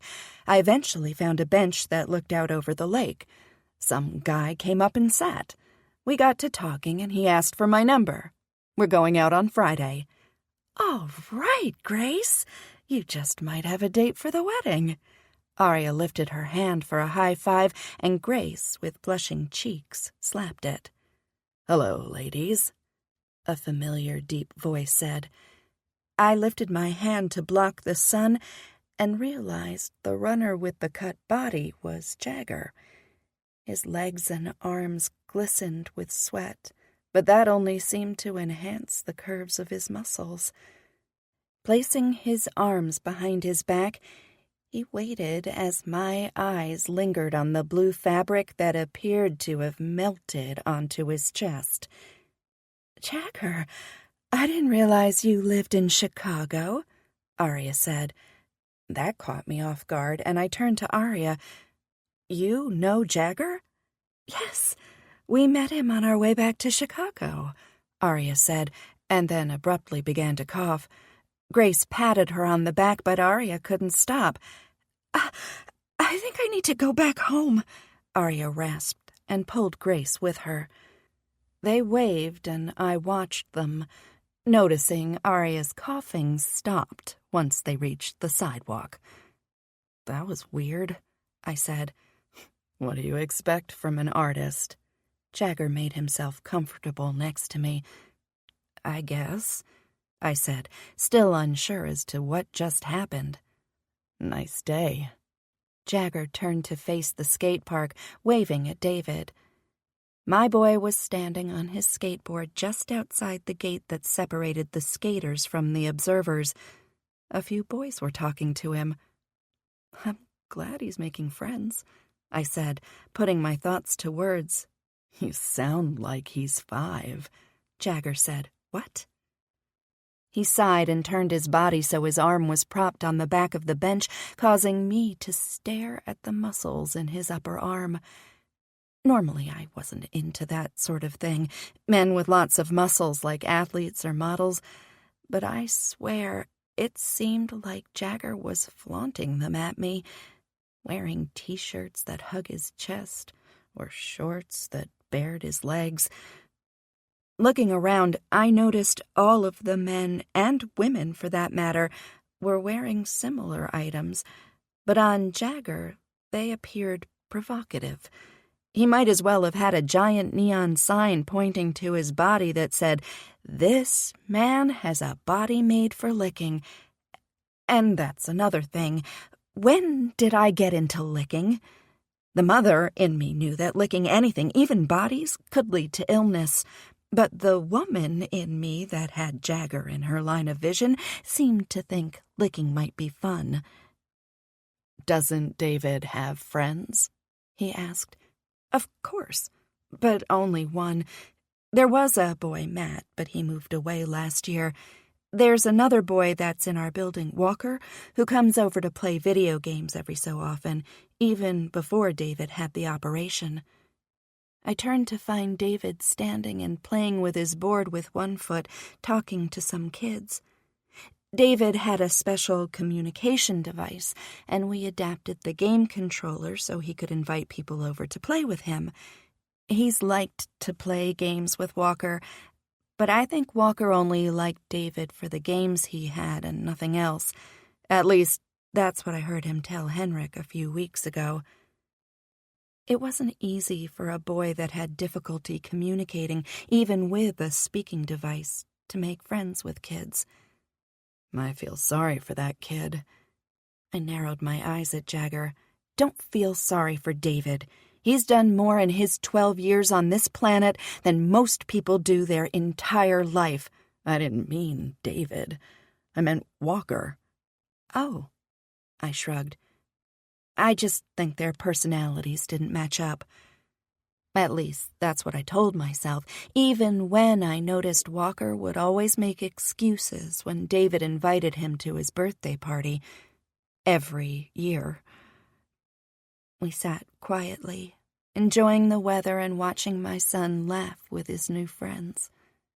Unwittingly, my throat tightened, and a few unsolicited tears fell from my eyes. "Darn," I whispered and turned my head, brushing the tears away with my finger. "Allergies?" Jagger asked, before handing over a tissue that I hoped came from his pocket. I wanted to let it all out, to sob and scream and jump for joy. But this wasn't the time or the place. Not in front of my son and his new friends. Not in front of the handsome man that worked hard to defend his country. Only alone, in my room with a pillow to help me relieve my years of stress, of fears, of hope. Something like that. I pretended to laugh as I pushed the corners of my lips up into what I hoped to be a believable smile, taking the tissue. I glanced over at Jagger and noticed he was watching me, his brow creased in uncertainty. Finally, he turned to look out over the park and watched the people go by. They don't know, and that's too bad. Jagger sighed, waving his hand at all the people around us. They walk around the world, ignorant to what is real, their eyes never seeing the invisible beauty, searching for answers that are there, always there, if only they stopped running to find them, because sometimes it's too late when we see, and that's the biggest heartbreak. His hand moved over mine, and Jagger turned his head, his green eyes full of something I worried was being reflected back at him. It's okay, Tiffany, because I know. You and me, we know. I couldn't stop them. The tears. They came, and when I tried to speak, only rough breaths escaped. He pulled me close and let my eyes dampen his shirt. It felt good, and I didn't care. He was a man, and I needed that right now. It had been too long. His arms were firm, giving me the comfort and support I craved. Jagger never said a word because he didn't need to. He knew it was his touch I required the most. We would have stayed like that for a while if loud voices from the skate park hadn't made me look up. I saw David on the ground and a group of boys around him yelling. Before it registered what was happening, Jagger had hopped up and was running over to the boys. "I need everyone to get back," Jagger demanded, his tone loud and authoritative. The boys listened and a few ran away. One of the boys, a kid with black hair, was helping David up. What happened?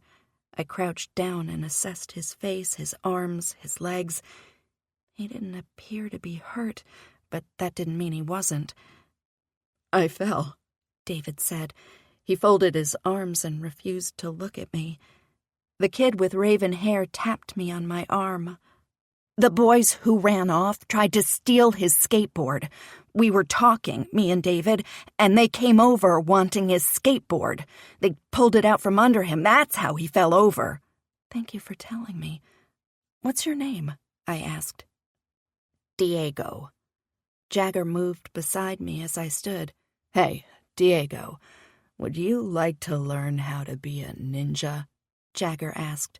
The boy's dark eyes rounded as his mouth fell open. There were a few gasps and "no ways" from the boys around us. "It's just, I've been teaching David here how to be a ninja." Jagger turned to David, and with a serious tone he said, "You didn't use any of the moves on those boys, did you? Because those moves are deadly and not to be used on anyone." My son shook his head as he stared up at Jagger. The agent nodded, scratching his chin with his fingers. "Good. You still need some practice. Why don't you give Diego your info, and we can all set up a time to discuss more ninja training?" "Yeah," both boys said at once. "Is that all right with you?" Jagger turned to me, doubt lining his features. I gazed at my son's face. So much hope in his, while mine was filled with worry. "Yes, it's all right with me," I said, as the boys cheered. 10. Jagger. "It's ninja time." Ken crouched down and sliced the air with his hands. Grabbing my partner's arm, I yanked him back up. People eyed 10 in suspicion as they curved around us on the sidewalk. "Come on, I don't want to be late," I said, studying their faces out of habit, but mostly due to embarrassment. "Can I come and help?" It had been a few days since I volunteered my services to David as a ninja instructor. I felt good when I left the park that day. Helping some kids be able to defend themselves gave me that high that's been absent these past months. Instead of hurting the bad guys, I was helping the good ones. It was different, but something about it made my heart full. Then I walked into the office the next day and gazed into Caitlin's cold eyes. She was relieved I obtained the signature for the divorce, but warned me to stay away from anyone related to Emma Hawthorne's case. I confided in 10. He promised to keep my secret, but suggested I not tell anyone else. "No, I don't want to get you involved. It's one thing to put my job on the line, but I don't want to risk yours too." He nodded, but as we walked toward Tiffany's building, I realized my partner was unusually quiet. "What is it?" 10 shrugged. "I don't know why you're doing this, risking the case like this. You know if this gets out and Emma Hawthorne or her lawyer find out, it doesn't look good for us." My throat tightened. "Yeah, I know. Just this one time, and I'll explain I can't do it anymore. One time shouldn't be a problem. I mean, I already fucked up marrying the woman. At least Caitlin can work her magic to make sure that doesn't get out." "I guess." 10 paused and looked at me. "What happened to you, Jag? You've been different lately." Shoving my hands into the front pockets of my jeans, I turned my head toward the street. "Don't you ever want to be like them?" I removed a hand and waved it toward the people around us. "What? Naive? Boring? No, thank you." 10 laughed. "Sure, they're innocent of the evil people that we fight so hard to protect them from. But if I'm going to be honest, I'm jealous of them. I want to be blissfully unaware sometimes, hang out with my friends and go to a bar on a Friday night, maybe date a woman without having to search her background and the backgrounds of her friends and family." "What happened to Kate?" "She's dating some guy. He has a regular job downtown doing finance or something. When I saw her last, that's what she told me. No more hookups for me." His hand came to rest on my shoulder with a hard smack. "Sorry, man. She was hot. I'm sure you'll find another fuck. Someone with a clean record that only wants sex." "Maybe I want more than a fuck." "Perhaps you're right. Looks like I'm here. Thanks for walking with me. And good luck on your lunch date. Hope you get lucky," I said just outside Tiffany's building. "Hopefully. She lets me into her inner circle." 10 winked before he continued on his way. I used to be like that. Find some woman, have a casual fling, and not feel like I was the loneliest man in the world. 10 usually bragged about the women he was about to hook up with, but he didn't tell me anything about this one. Maybe he wanted more than sex, too. Pushing the buzzer to Tiffany's apartment, I forced myself to get out of this funk I was in. Making the country safe, that was more important than some woman to come home to at night. "Yes?" Tiffany's garbled voice came through the speaker. "It's Jagger." The door buzzed and I pushed through. I took the elevator to the 8th floor, moving 30 feet down the hall, and came to a stop in front of door 803. I knocked. The door opened as the smell of garlic and spices wafted past me. Tiffany stood there with her thick hair cascading around her face and over her shoulders, her smile inviting and curved with a pale red. "Great, you're here. David's been talking all day about the lessons. Come in." She moved to the side as I stepped past her. Her frilly, heart-dotted apron wrapped over her green blouse and jeans had my eyes momentarily fixed on 2 hearts in particular. I swallowed as I pried my eyes away from her chest. "Do you like garlic?" Tiffany asked as she brushed past me and into the kitchen. "Of course, but why would—" "Good." She cut me off as she moved gracefully around the kitchen. "I'm making a lemon garlic pasta and salad for dinner, and I use garlic in my salad dressing." My head jerked. "You make your own dressing?" "The servants made the food in the house I grew up in. I may have only been 6 when my mother died, but I remember she never cooked. As for my dad, he refused to even eat in the same room as me." As she stirred whatever was in the metal pan with a wooden spoon, she turned her head. "Of course. I'm not a fan of the bottled dressings. My mom used to make her own dressing before she died. Luckily, she taught it to me before I went off to college. I guess she thought I might need it because of all the salad college students eat." Tiffany snorted at her own joke. "I forgot about your mom," I said, and realized too late what I revealed. "What?" Tiffany put down the spoon and turned to face me. I'm sorry about your mom," I said, as I leaned against the counter to appear casual as my heart pounded in my ear. She hesitated, but shook her head before turning back to the stove. It was right after I met John, my late husband. He was a senior at Northwestern, and I was a sophomore. We'd only been dating a few weeks, and then my mom had a heart attack. She pushed the pan off the burner and turned off the heat. Tiffany stood there, staring at the pan like a statue frozen in a memory. She sighed. She was a great cook. A little too good. I think all the fattening food she loved to eat and the toll of being a single mom finally got to her. There's a part of me that still regrets not being there when she died, not holding her hand and telling her I loved her. She had done that for me 1,000 times, but when she needed it the most from me, I was at some party at school, the music too loud to hear my phone. Coming up behind Tiffany, I put my hand on her shoulder. She turned, and without a thought but loaded with emotion, I embraced her. Her pain was my pain. Not because I loved her. How could I? I barely knew the woman. No, it was because my life had been battered by that same regret. When I was too young to understand, and when I was older and knew better. Regret like that forces a person to make lonely decisions and unhappy mistakes. Her arms came around my back, tightening. A fluttery, soft sensation made circles on my back as Tiffany comforted me as much as I was trying to console her. Tilting my head, I brushed my lips over the top of her head, inhaling.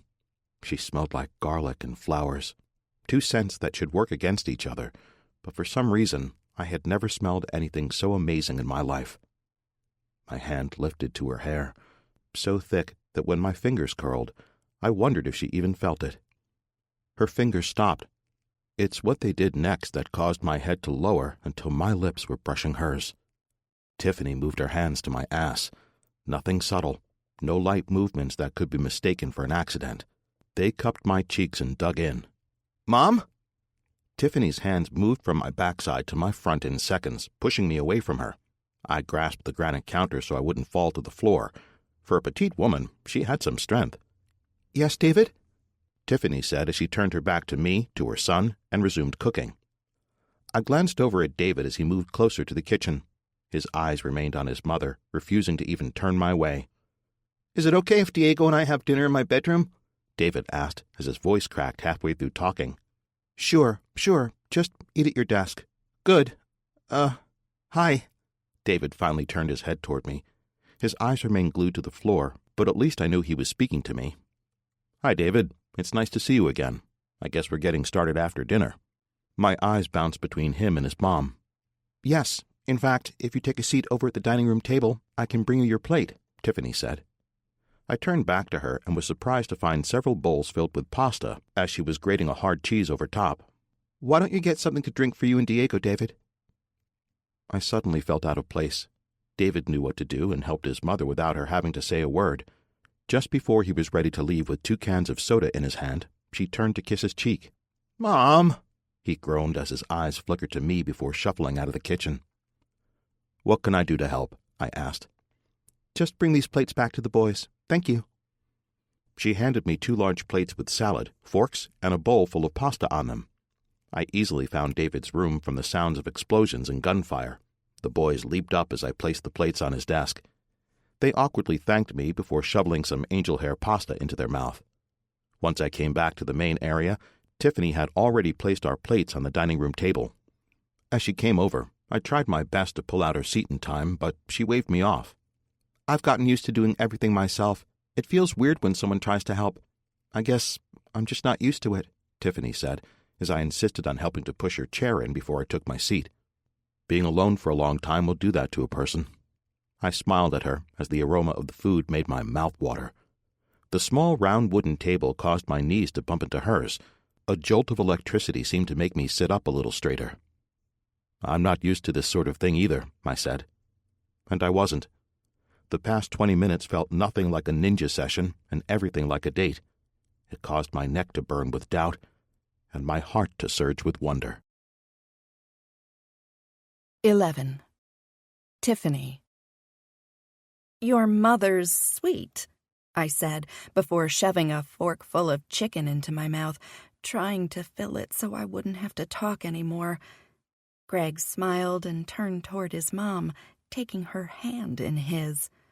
"She makes sure every woman I go out with is good enough for me.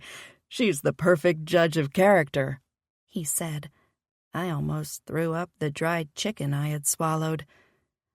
"My little Greggy never told me how you two met," the robust woman with a black, protruding mole on her cheek asked. The mole matched her short, curly hair, which matched her son's hairstyle as well. Even their outfits, plaid button-up shirts and khaki pants, appeared to be planned to coordinate.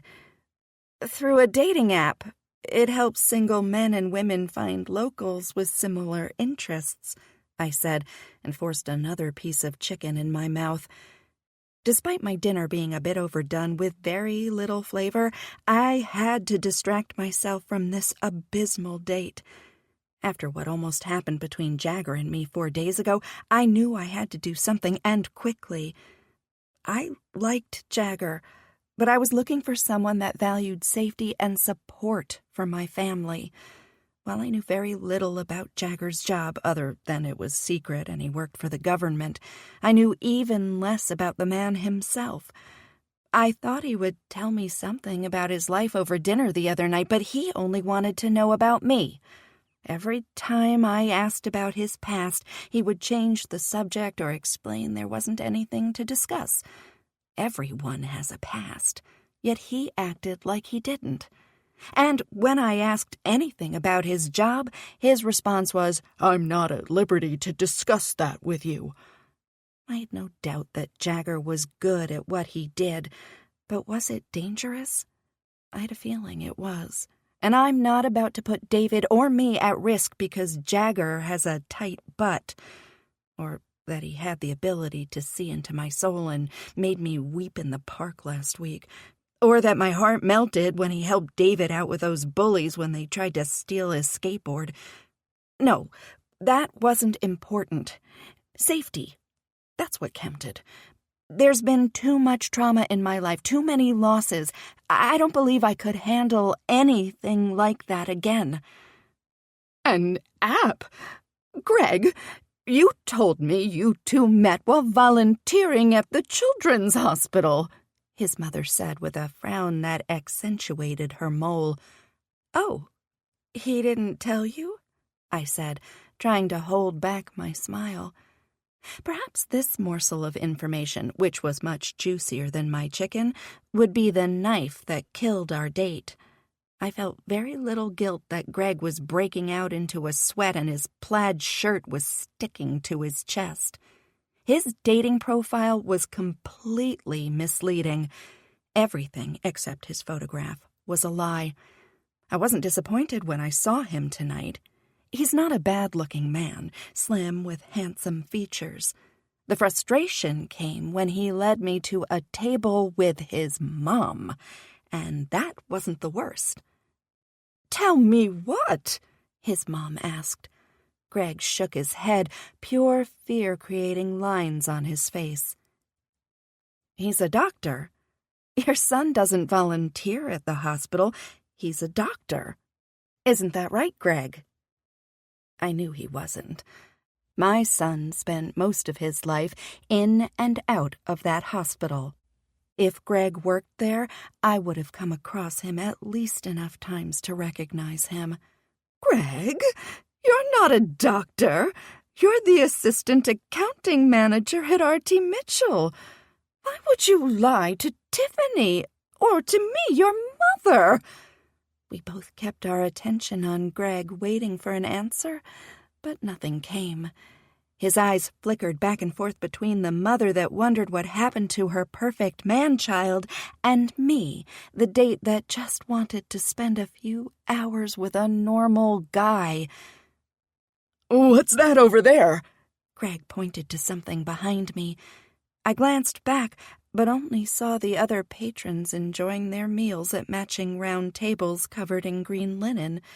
When I turned back, Greg was maneuvering through the tables, bumping into one and almost knocking it over, on his way toward the front of the restaurant. "Greg!" his mother yelled as she stood and went after him. I sat there for a few minutes, expecting one of them to come back. But they didn't. "Would you like anything else, ma'am?" the waiter asked. who was dressed better than my date in a blue button-up shirt, gray tie, and dark slacks. "No, I guess I'll take the check," I grumbled, and made a mental note to punch Greg if I ever see him walking down the street. After the waiter left, I leaned back in my chair, and I wondered if I had been spoiled with men. I met my husband in college. John wasn't perfect, but he was a good man, a wonderful and amazing dad, which was all that mattered. I remember once I threatened divorce if he didn't pick up his socks and put them in the hamper, but those were superficial problems. He was incredible where it counted, with his heart. "The bill has been paid, ma'am," the waiter said upon returning. "It has. By whom?" Maybe Greg redeemed himself a little by paying the bill before he ran off. "The gentleman at the bar." He pointed to the long bar that hugged the front of the restaurant. When I gazed over, there was a fluttering in my heart. My hand cupped my chest, trying to push back the exhilaration. It was just a man, after all. Someone I knew, but not a person that I should be having that reaction toward, despite his simmering stare. He stood. His eyes shone and homed in on me as he moved closer. "Jagger, thank you for dinner," I said, and only just noticed the waiter had left. I thought it odd that I hadn't even realized he was gone. My surprise at discovering Jagger here and staring too long at his hips as he walked over to me must have made me forget there were other people in the room. "I felt obligated," Jagger said as he pointed to Greg's abandoned chair. I nodded and he took a seat. He looked good, but Jagger always seemed to be wearing something that caught my eye. Tonight it was a dark navy suit, and it fit him perfectly. For what? For the show.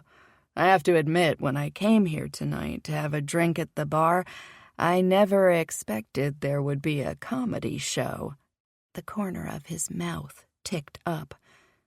I gasped and was about to let him have it, but when I opened my mouth, laughter spilled out, and the more I laughed, the more his green eyes sparkled, which finally killed my merriment, replacing it with a meandering heat that settled between my legs.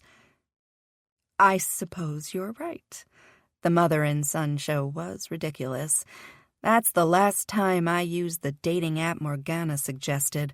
I don't care if it was, as she put it, scary accurate when she used it." I gave another chuckle. "No, those apps can't be trusted, in fact." Jagger leaned closer, lowering his voice. "Most men can't be trusted." I angled near, so his warm breath slipped down my neck, causing my turquoise blouse to flutter around my chest. "Can you?" His stare fell to my lips, and the ambient noise of the room dimmed to the point I wondered if we had floated away. It took a few moments, but Jagger finally answered my question. "No." A shiver sparked by the heat of his breath and the chill of his voice ran down my body. I watched him study me, perhaps memorizing my nose, my cheeks, and my lips, knowing it was wiser and, by his admittance, safer to have pulled away. But I didn't. There was something in him that seemed to heave open a door I bolted shut a long time ago, and I was having a terrible time trying to close it again. "Then you'll hurt me?" I asked. The anticipation of his answer had me wetting my lips with my tongue. Jagger scooted forward so his cheek was only an inch away. His body heat became mine. When he tilted his head, I felt the scrape of his stubble. "I would never hurt you, Tiffany. There are many things I dream of doing to you, but nothing that would ever cause you pain." His breath was sharp, laced with whiskey, and when he pulled back just enough, his lips hovered over mine. If I gasped or shuddered or did anything that caused my head to shift, I knew his lips would be on mine. There was a tickle in the back of my chest that grew with each passing second. That itch turned into something I knew no amount of clawing from my fingers would appease. Having spent so much time alone and reading every article ever written on love, relationships, and dating, or at least it felt like every article, I understood what that thing in my chest meant and how much it took to satisfy. It made me uneasy to stare at his lips, knowing they were the cure. It's with that thought I got up. "Thank you again, Jagger, for the food. It's getting late. I need to relieve Eveline of her babysitting duties." Grabbing my small black leather clutch, I moved toward the front door. "Please do come again," the hostess said, as I briskly strolled past her station near the door. Turning my head, I smiled and nodded at her, not wanting to be rude. As I reached my arm out to where I thought the door was, nothing but warm air remained. I turned my head back to the front and found Jagger had sneaked past me and was now holding open the door like a gentleman. Ugh, why did he have to be so polite? It was annoyingly alluring. Just about everything Jagger did had caught me off guard, sometimes with irritation, but more often than not with pleasant surprise. "Thank you," I grumbled as I scurried up the street. The restaurant was near my building, so I could easily walk home, which was a good thing.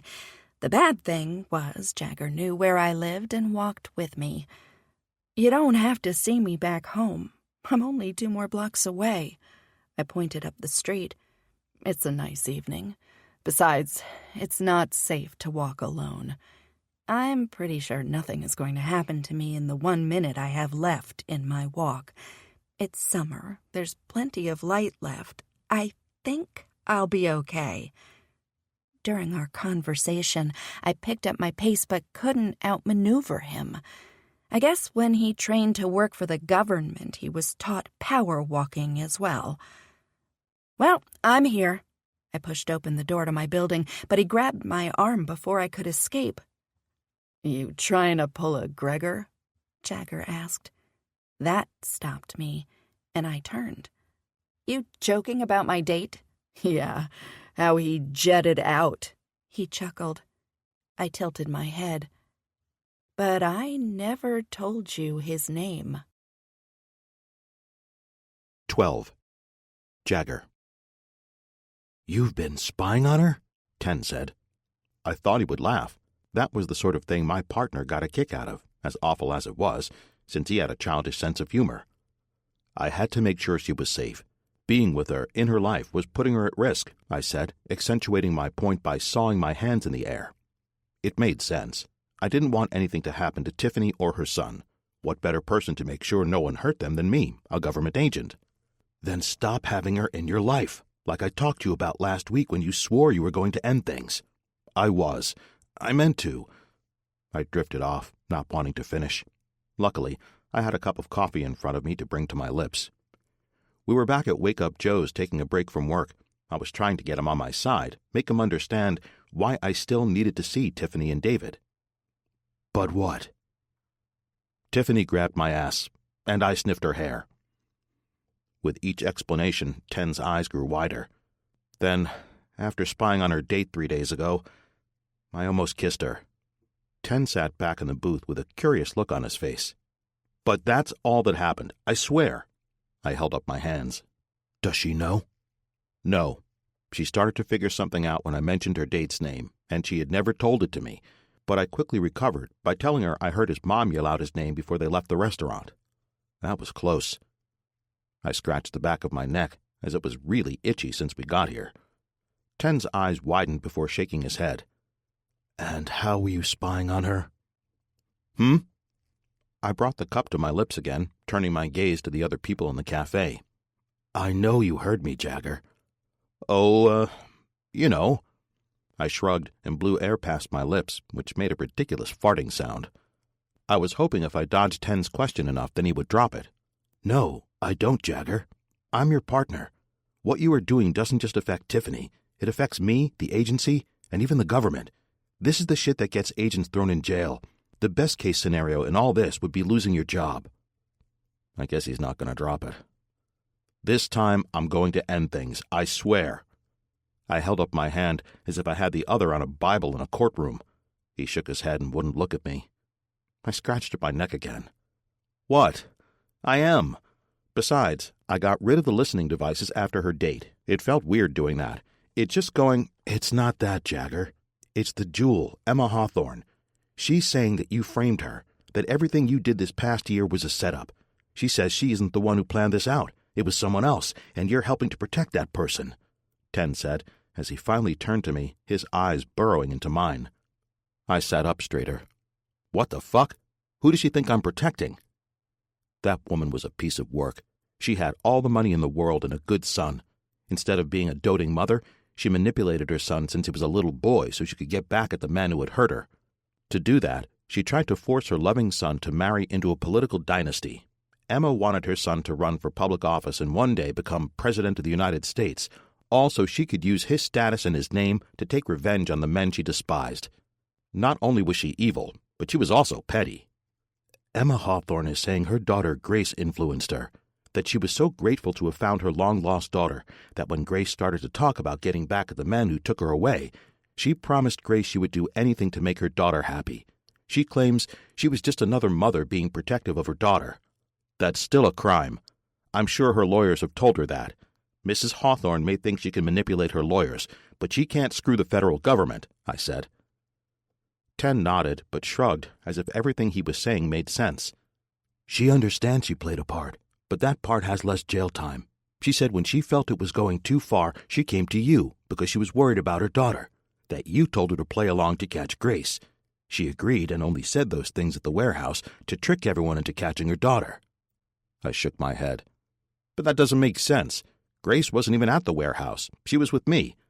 Why would Emma Hawthorne say all those things to incriminate herself at the warehouse if her daughter Grace wasn't even there? Apparently, the judge is reviewing everything with her lawyers. In the meantime, the boss wants you off the case. I'm to take it over now. This was all messed up. Emma was blaming her own daughter for the crime she committed. Her daughter Grace didn't even know she had a mother until earlier this year when Emma tracked her down. The case was complicated. Grace thought she was getting to know her real mother, not being framed for her mother's crime. I reached out to Grace earlier this year when I knew she had contact with Mrs. Hawthorne. Grace quickly learned her mother wasn't the sweet woman she hoped she would be. Grace even helped me take her down. But Emma Hawthorne is lying. Even Caitlin has to know that. I leaned forward as if getting closer would help change everything. It doesn't matter, Jagger. You're going to have to step off the case. When they go forward with her allegations, it will all come out in court. Maybe something else will arise in regard to Emma before the court date and all this will be forgotten. I guess, I said, as my thoughts drifted to everything about Emma Hawthorne's case. I analyzed anything that might be questionable in my head as I sat in that cafe. There were a few things I had to do in order not to blow my cover, but nothing that would lend truth to her words. I gotta get back. You coming? Ten got up and threw his thumb toward the door. No, I'm going to be here for a while. I'll see you later. He nodded and turned to leave the cafe. Something wasn't right. Why all of a sudden, almost 2 months after Emma Hawthorne got caught, does she come up with the allegation that she's being framed? Ten was right. I had to walk away from Tiffany and her son, no matter how hard it was going to be. I couldn't let anything jeopardize this case. As much as I wanted to watch Tiffany melt as I made her come on my fingers, on my mouth, and on my cock, I had to walk away. I got out my phone and texted Tiffany to tell her I needed to discuss something with her in person. After a few minutes, my phone vibrated, letting me know she responded. Tiffany, I'm here now. You can stop by. David's here. He wants to ask you something. Me. I'll be there in 15 minutes. Damn it. I forgot about David. I can't give him ninja lessons anymore. I only gave him and his friend lessons once after Tiffany made that amazing dinner, but I had a great time. I'm usually around intense and emotionally closed-off government agents, so it was refreshing to goof around with some kids. I left the cafe. As I made my way farther south toward Tiffany's building in a taxi, I tried to come up with an explanation that wouldn't break that boy's heart. By the time I was in front of her building, I realized I had thought up every excuse, but nothing was going to prevent me from letting him down. He reminded me so much of my cousin Ben, which made it worse. With Ben, I could be angry at his mother, and especially my father for doing what they did. But with David, I'm the one abandoning him. Tiffany buzzed me inside, and I took my time getting to her door. I wanted to prolong the inevitable forever, but knew that couldn't happen. The door swung open before I even brought my hand to knock. "Jagger!" A shining pair of blue eyes with a mop of dark hair greeted me. "Hi, David. Is your mom here?" I didn't have to force the smile on my face. That boy was always alight with life, even when he was unsure and awkward like the first couple of times I was around him. "Yeah." He held on to the door as he stepped back, stumbling slightly. He was still working on his balance, which I noticed when I taught him some taekwondo. I decided to give him extra core-strengthening exercises to help him better master the moves I was teaching him. "Before you talk to Mom," David said as I followed him into their living room, "can I ask you something?" I helped him onto the couch and took a seat next to him. "Shoot." "I'm having a party on Saturday. It's my birthday," he said as his eyes darted to the carpet and his cheeks turned pink. "Happy early birthday. How old?" 13. "How does your mom feel about you becoming a teenager?" I laughed, making light of it, but David frowned. "She still thinks I'm a 3-year-old. I'm surprised she's even letting me have a party." I hated to admit it, but I agreed with David. Tiffany was a little too protective of that boy.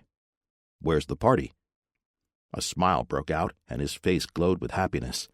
"At Kart 1 in Buffalo Grove. They have kart racing. It's going to be cool." I took a big gulp of air to brace myself and tell him why I couldn't be at his party, why I couldn't be in his life anymore. "The thing is, David, I'm going to—" "Oh, you're here. Did you ask him, David?" Tiffany's voice came from behind. I turned upon hearing Tiffany. The back of my neck already tickled as electric awareness grew the closer she came. Her hair was down. Most of the times I had seen her, her thick mass of chocolate waves was pulled back in a ponytail or braid. The few times I had seen her with her hair down, it captivated me. But this time, it framed her face, bringing to life the red of her lips and the soft pink of her cheeks. I even noticed a dusting of freckles on the bridge of her nose. I stared. It was obvious, but I wasn't going to hide it. If this was going to be the last time I saw Tiffany, I wanted to memorize everything, even how the corner of her right lip lifted a little higher when she smiled, as if her lips contained knowledge only the luckiest members of the human race were privy to. But when I got to her eyes, there was something there that had me wondering something I shouldn't. And as I wondered, my heart pounded. I knew there were going to be people upset with what I was about to do, but I wasn't trained for how she affected my heart. "Yes, he did. I'd love to come to his party," I said, and didn't regret it for a second. 13. Tiffany. "Crush them, sexy!" Arya yelled at her boyfriend, who was currently whipping around a small indoor racetrack in a red electric cart. I think it was her boyfriend Alexander. Everyone had helmets on, and I couldn't tell who was who. I even lost David in the crowd of testosterone that filled that track, except for Morgana. She was the lone female of the racers. "There are kids out there, Arya. I wouldn't encourage a 6'3" man to crush them while racing around in metal vehicles." I pointed to the red and black blurs going around and around. It was David's birthday party, and everyone was having a great time at the kart racing center. Several kids that David got to know through Diego were here, including Diego. Even Matt and his mom flew in to visit. Matt was excited to see David walking. It was like no time had passed as they caught up with each other. Matt had sensory sensitivities, so he stood on the sidelines and watched everyone race around. Every so often, David would stop racing and come over to hang out with his old friend. "When does he get here?" Eveline mumbled between bites of her hot dog. I pointed to the corner of her mouth. "You've got a little mustard right there." She wiped at the glob. "Answer the question, Blackburn." "Who do you mean?" I asked, as I turned my attention back to the track. Of course, the SWIM meat gals showed with their men. Eveline and Aria were sitting with me at a table filled with hot dogs, French fries, and pickles. Eveline was eating most of the food. "Is it Jagger Chance?" she asked. That made my spine straighten. "Jagger? Why would Jagger come to David's party?" Aria asked, appearing just as uneasy as I felt. Eveline leaned a little closer to Aria, dripping some of the mustard from the hot dog on her arm. "Because they have the hots for each other. We do not," I lied. I was a healthy woman that may have been celibate for a decade, not by choice, but that doesn't mean my libido had shriveled up and turned into a tiny little raisin. Jagger had the body of a cross between a Greek god and a lumberjack. At least that's what I imagined in my head when I pictured him naked.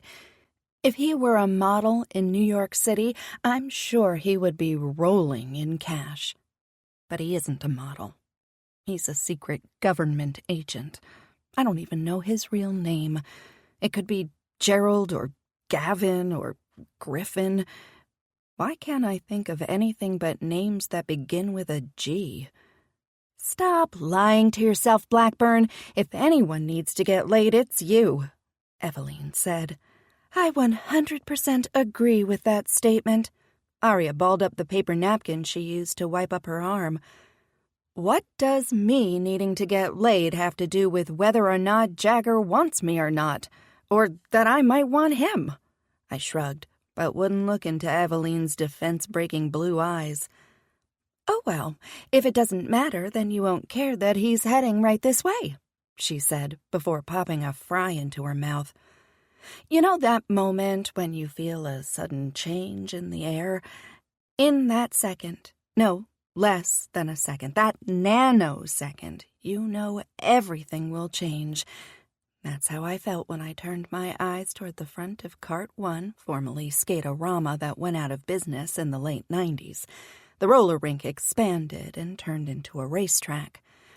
I don't know if it was the smell of the burned rubber or Eveline's hot dog, but I felt nauseous and exhilarated all at the same time. Eveline was right. I had the hots for Jagger. I didn't like that I desired him like a warm bag of nuts at a World Series game, but I did. He was sexy, great with David, and was kind to me. But I shouldn't have those feelings, not for Jagger. He was the opposite of safe. I know that logically he's not someone I should consider for myself, especially with me having a son. I guess that's why my heart wasn't my brain, and my brain certainly didn't feel like my heart. "Hello, ladies," Jagger said as he approached the table. "Agent Chance." Eveline nodded before wiping her mouth with another napkin. "Hi, Jagger. It's great to see you again," Aria said, but stared at me the entire time. "Jagger, glad you could make it. I know David will be excited to see you," I said, as I waved for him to sit on the red plastic seat at our white linoleum table. Aria began to cough. She got up and waved Eveline to follow her. "Looks like Dixon needs water. See you later." Eveline got up, but brought the red plastic basket of fries with her. "Looks like everyone is having fun on the track," Jagger said. "Yep, sure does," I said, as I felt the electricity devolve into awkwardness, the kind of awkwardness that crept up under your armpits and decided to go swimming by creating a pool. "It's hot in here," I said, flapping my arms and pulling at my white and green flower-patterned blouse. I slid my eyes to the side and noticed Jagger tug at the neckline of his blue T-shirt. "I thought it was just me. Maybe I can speak to the manager about turning up the air conditioning." He looked around and gasped just before his eyes widened. Waving his hand in the air, I turned to see a man about 10 years older than us wave back. I know him. We used to work together. The man was coming toward us. Maybe I could find out something about Jagger other than he was a secret agent. Jagger stood and opened his arms. "If it isn't Hack, what are you doing here?" The guy, wearing a red button-up dress shirt and black slacks, hugged Jagger. "I own this place, and it isn't Hack anymore. I can use my real name now, Tom Martinez." They pulled back and Tom gazed over at me, nodding. I stood and held my hand out to him. "Hi, I'm Tiffany. My son David is having his birthday party here today." He gave a firm shake and then pointed to the track, mentioning he wished David a happy birthday before he got into the cart. He talked about kart racing for a while before he asked about me. "So, Tiffany, how do you know Jagger?" I frowned and glanced at Jagger, who didn't appear any happier at the question. "We're married," I said, because what could I do? I'm not going to lie to the man. If Jagger needed to lie, he could do it himself. We both messed up getting married in Vegas, but I was drugged, or at least I think I was, so I didn't really have control over my actions. Jagger admitted he was drunk, but not so drunk that he couldn't remember, not so drunk that he had no control. "Married? You finally settled down? How'd they take that at the agency? I'm sure you're not in the field anymore then." Jagger was rubbing the back of his neck, his face red.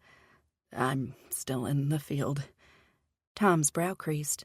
"But that's risky. When I met Nina, I knew she was it.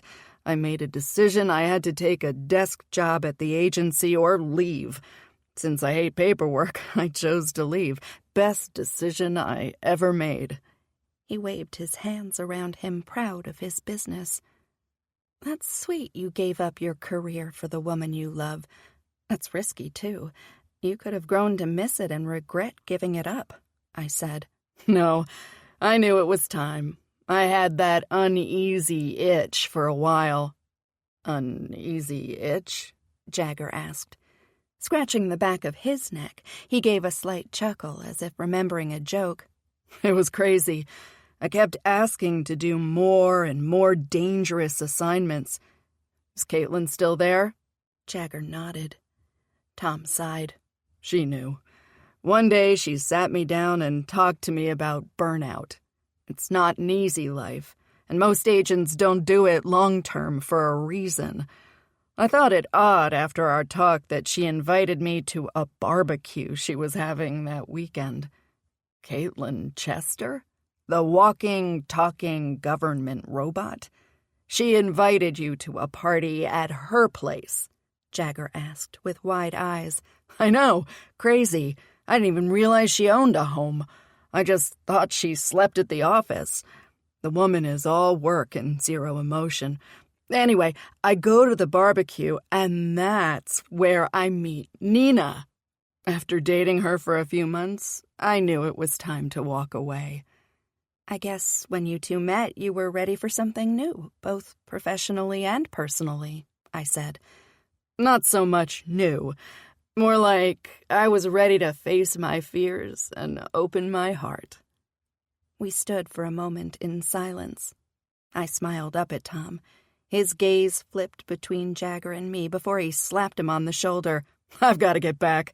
I'm glad you found happiness, Jagger." Once he left, Jagger turned and his eyes landed on me. It all came back at once.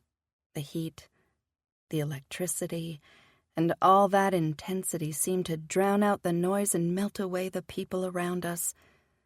"I need to talk to you, Tiffany. I meant to tell you 3 days ago when I came over and David invited me here." Something propelled me forward, away from him.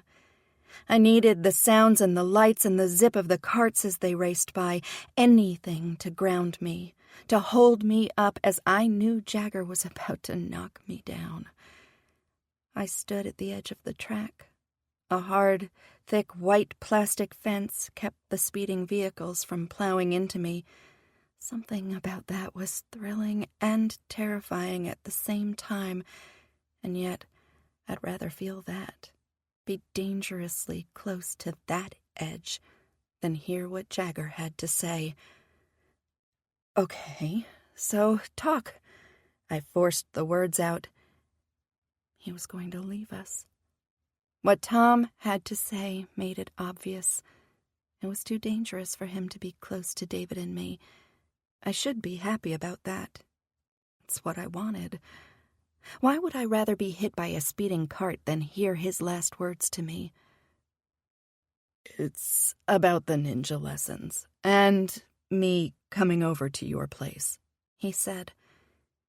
I closed my eyes to steel against the impending blow. This was going to devastate David. He talked about Jagger all the time. "What about that?" I could barely breathe as I forced the tears back. He wasn't right for my family, but that didn't stop me from caring about him. This was for the best. I just had to tell myself that over and over again until I believed it. I can't be David's ninja instructor anymore. I only came here today to wish David a happy birthday, drop off his gift, and give you something. Then I'm afraid I can't see you anymore." I nodded. My eyes burned, but I couldn't look at him. "I'll leave David's gift with the others," he said, and I glanced over at the table full of presents against the wall. "But this one, it's for you. Please understand. We can't happen. As much as I want... Never mind.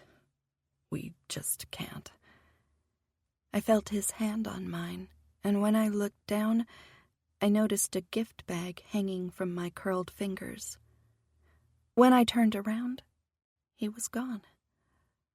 Glancing toward the front of the building, I saw the door closing and a tall figure leaving. Sitting, I opened the bag. There was a note, which I ignored. I knew what he had to say in it, and I didn't want to read that right now. So I opened the box.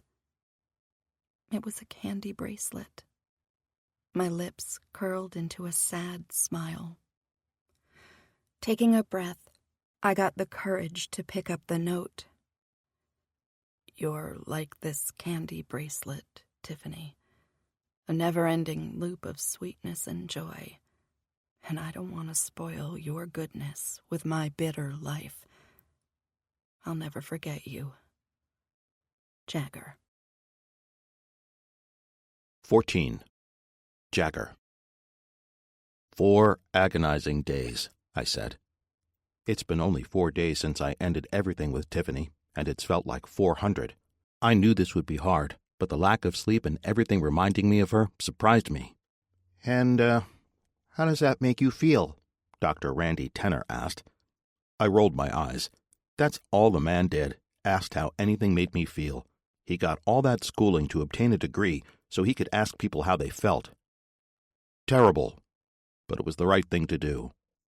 "Interesting." He nibbled on the tip of his pen before he pushed it to the pad of paper in his lap, scribbling something down.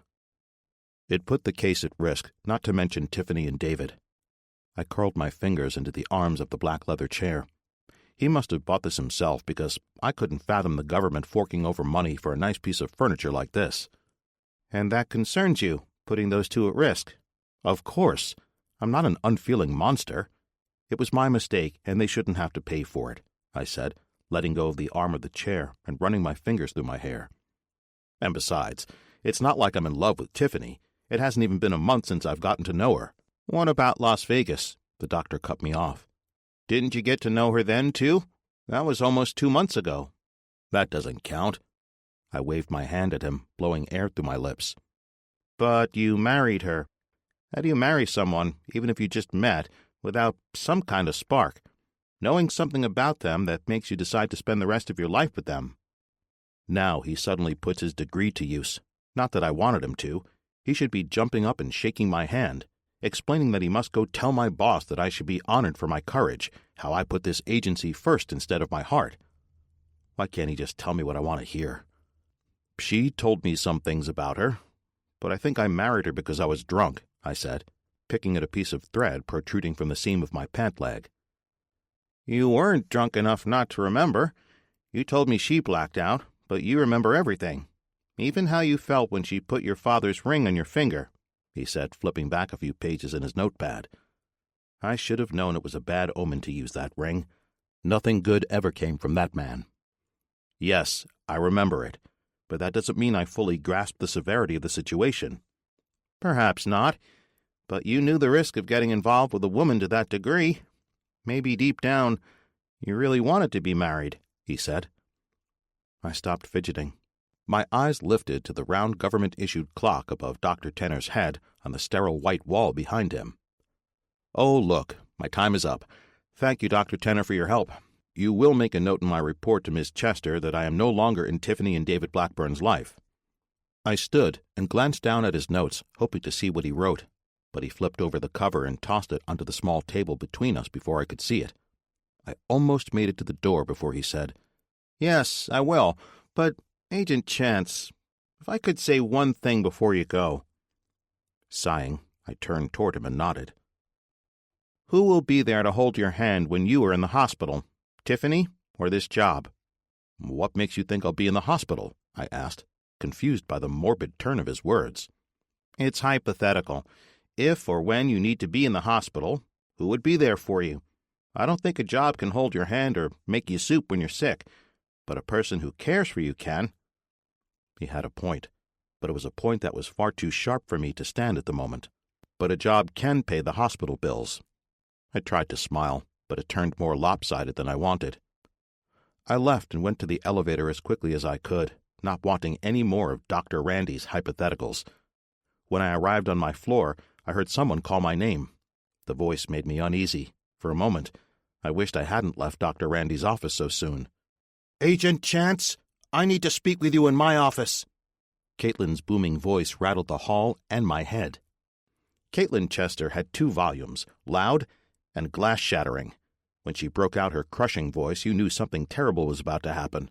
Based on her volume just now, I assumed the world around me was about to fall to pieces. I swiftly made my way into her office and took a seat before her head lifted from what she was writing on her desk. "I suspect you know why I called you in here," she said with a glare so sharp it could have sliced me in two. Did Dr. Randy call her? If he did, then she knew I severed all ties with Tiffany. That's a good thing. "I'm sure you approve. I know it took me a little longer than I anticipated, but—" "Approve?" Caitlin's voice hit notes I didn't realize could go that high. "Of using government-issued listening devices to eavesdrop on a citizen that may potentially affect the outcome of a case?" "Oh, that. Damn it, 10 in his big mouth. Actually, I bought the devices myself. They aren't government property." "I don't care if a genie from a bottle gifted you those devices as one of your 3 wishes. What did you think you were doing, Agent Chance?" She rose to her feet and leaned over, putting her fist on the desk. "Good question." She blinked, waiting for more. The trouble was, I didn't want to expand on it, but I knew I had to. And as awful as it was going to be to give the details of this to my boss, what would most likely happen after would be much worse. "I'm waiting, Agent." "I thought I was protecting Mrs. Blackburn and her son. By marrying her, I put her at risk. I only wanted to make sure they were safe." "Why didn't you run this by me? We could have put an agent on her, kept watch on her for a while," she said, her voice coming back to normal. "But I was already there, and I had the devices, so I just figured—" I shrugged and began to pick at the thread on my leg again. Caitlin sat and watched me work the black fiber as if I was on the verge of discovering one of the great mysteries of life, like the Bermuda Triangle or slow drivers. "Did you remove the listening devices?" "Yes, I did, after the date she had a week and a half ago." Caitlin took a breath. "She doesn't know you were spying on her?" "No. It was stupid, ma'am. I know that. I'm sorry. You're right. I should have come to you. I was worried you wouldn't approve it." I didn't mention that I couldn't find one of the devices I planted in her kitchen. It must have fallen onto the floor and gotten swept up and thrown away. When I went to check on the device on my end, there wasn't any sound coming from it.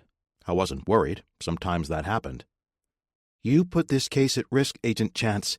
If your partner, Agent Golden, hadn't told me what happened, there would be no way of rectifying it before Emma Hawthorne's lawyers found out." "If they found out," I said. Her fist pounded the desk. "They are looking at you with a fine-tooth comb right now. Since Mrs. Hawthorne has implicated you, along with her daughter, they're trying to find anything that may look like you screwed up. And you know what this thing with Tiffany Blackburn looks like to me?" I ran my fingers through my hair. "That I screwed up." "That you more than screwed up. You made a big fat screw-the-fuck-up sundae and slathered it in messed-up sauce before topping it with a I-don't-know-what-I'm-doing cherry." "Tell me how you really feel." The laugh died on my lips as she stood again. "This is funny, Agent Chance? Your partner may make silly jokes, but at least he hasn't screwed up any cases he's been on. The government has had an eye on Emma Hawthorne for a few years. When this agency formed 3 years ago, I worked hard to make the Hawthorne case something the higher-ups would give us the okay on. This case was supposed to be the jewel in our crown, hence why I gave Emma Hawthorne the name Jewel." She took a breath and sat back down. Caitlin's face was no longer a dark salmon color, and I felt the worst was over. She berated me, which I deserved, and got it out of her system. "I don't think this is funny. It's best I'm off the case now and Ten's taking over. Perhaps something new will help me to focus again. I got too involved in that assignment and let things go to my head," I said, and hoped she didn't call me in here to reassign me. Caitlin nodded and clasped her hands in front of her on the desk. "I'm glad you feel that way." She reached to the side of the desk and pulled something out of the drawer, throwing it on the desk near me. "This isn't about reassignment." I sighed in relief.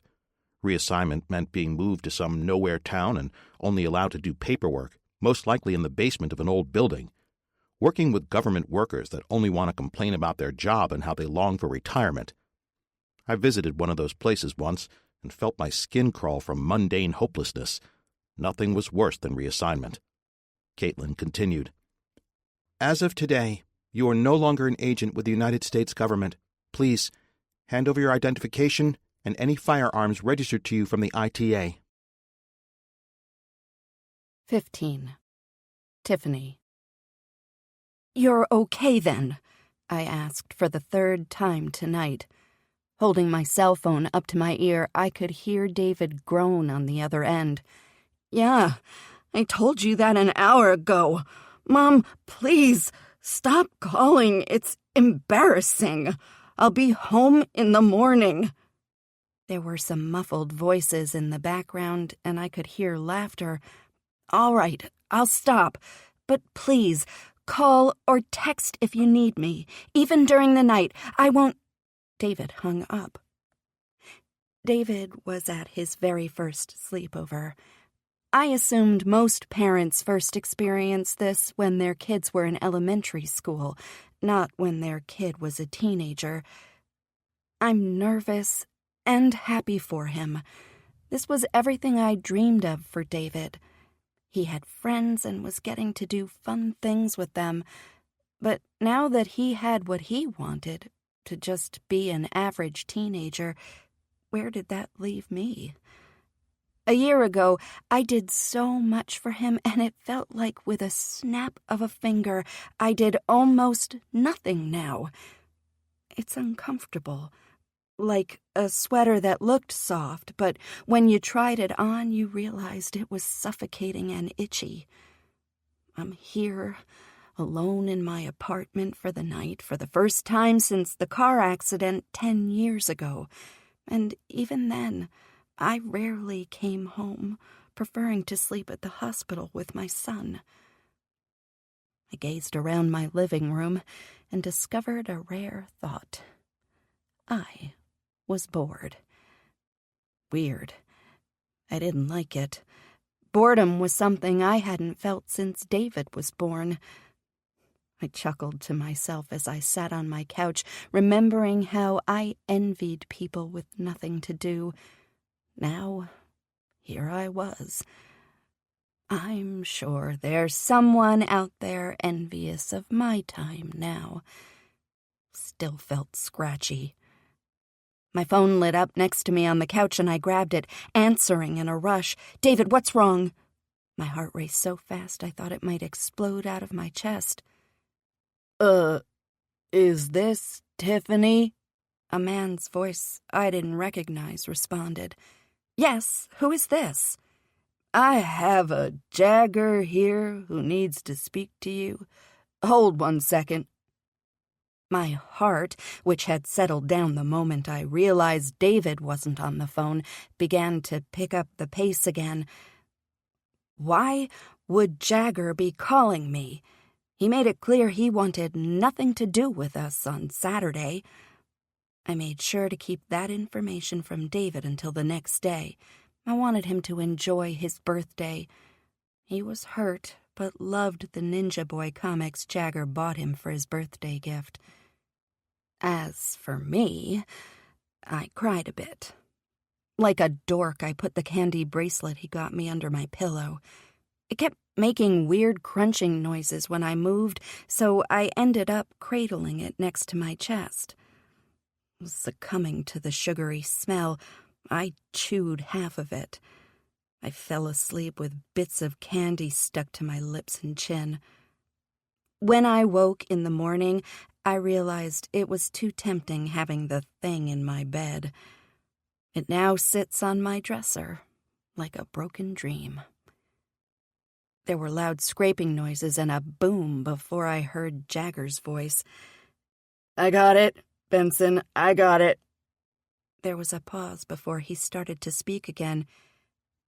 "It's not Benson? Then what's your name?" "Leo? I've been calling you Benson the whole time." Jagger started to laugh.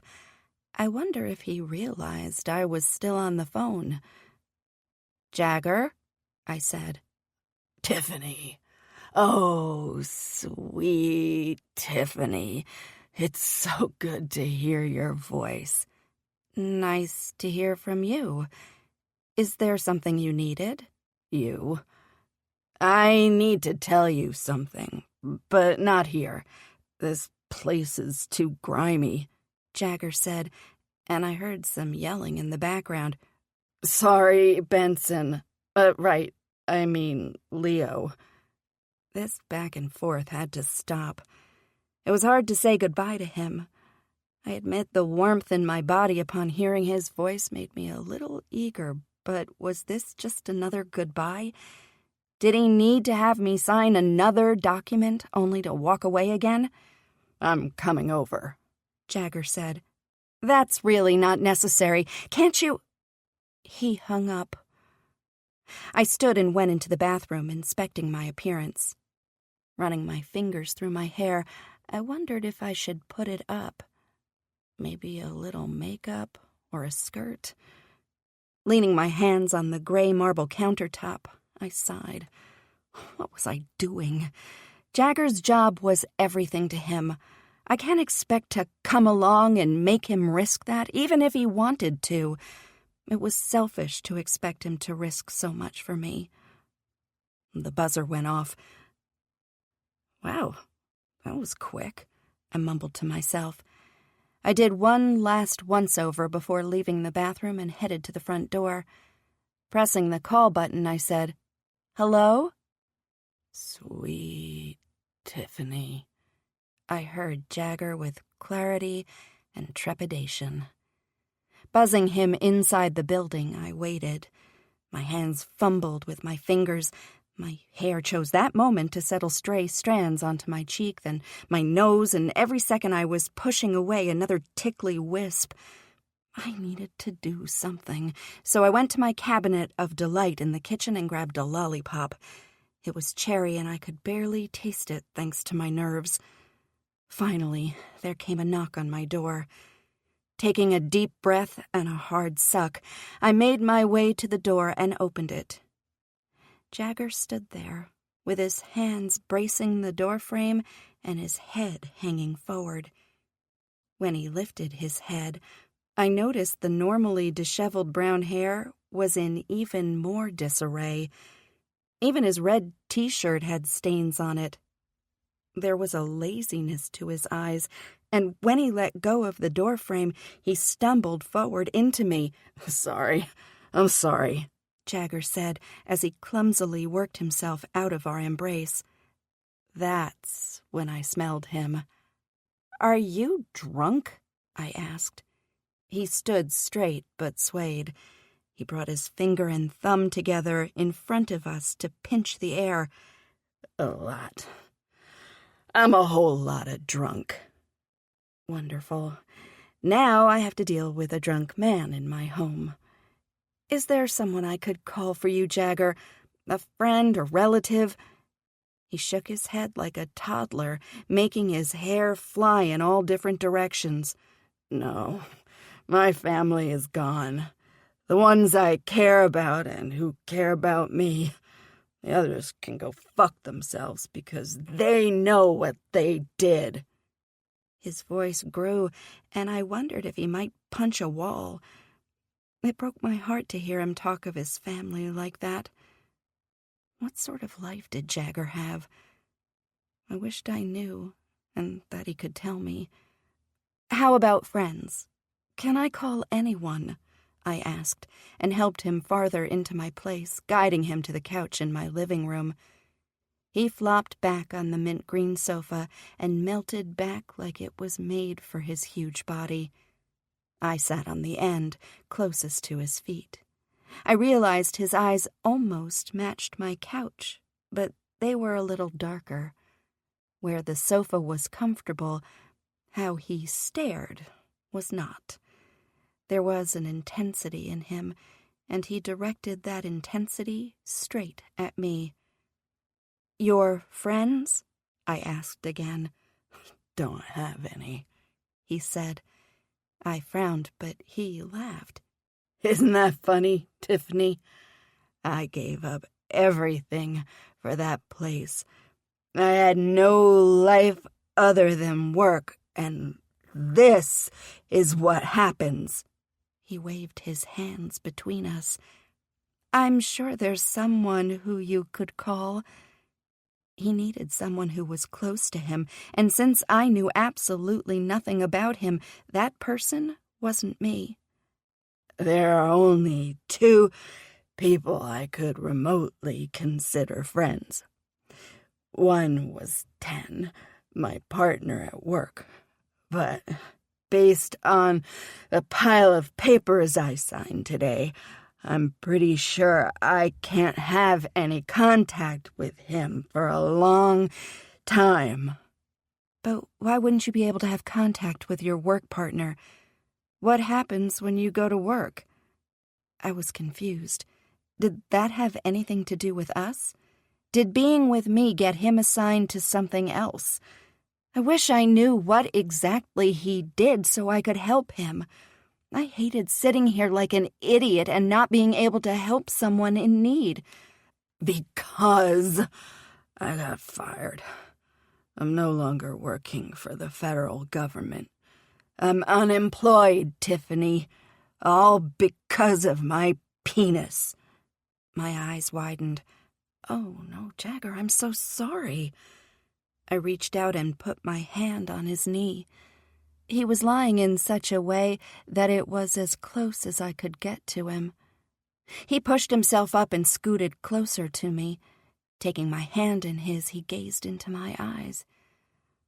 "Which do you like better, penis or cock?"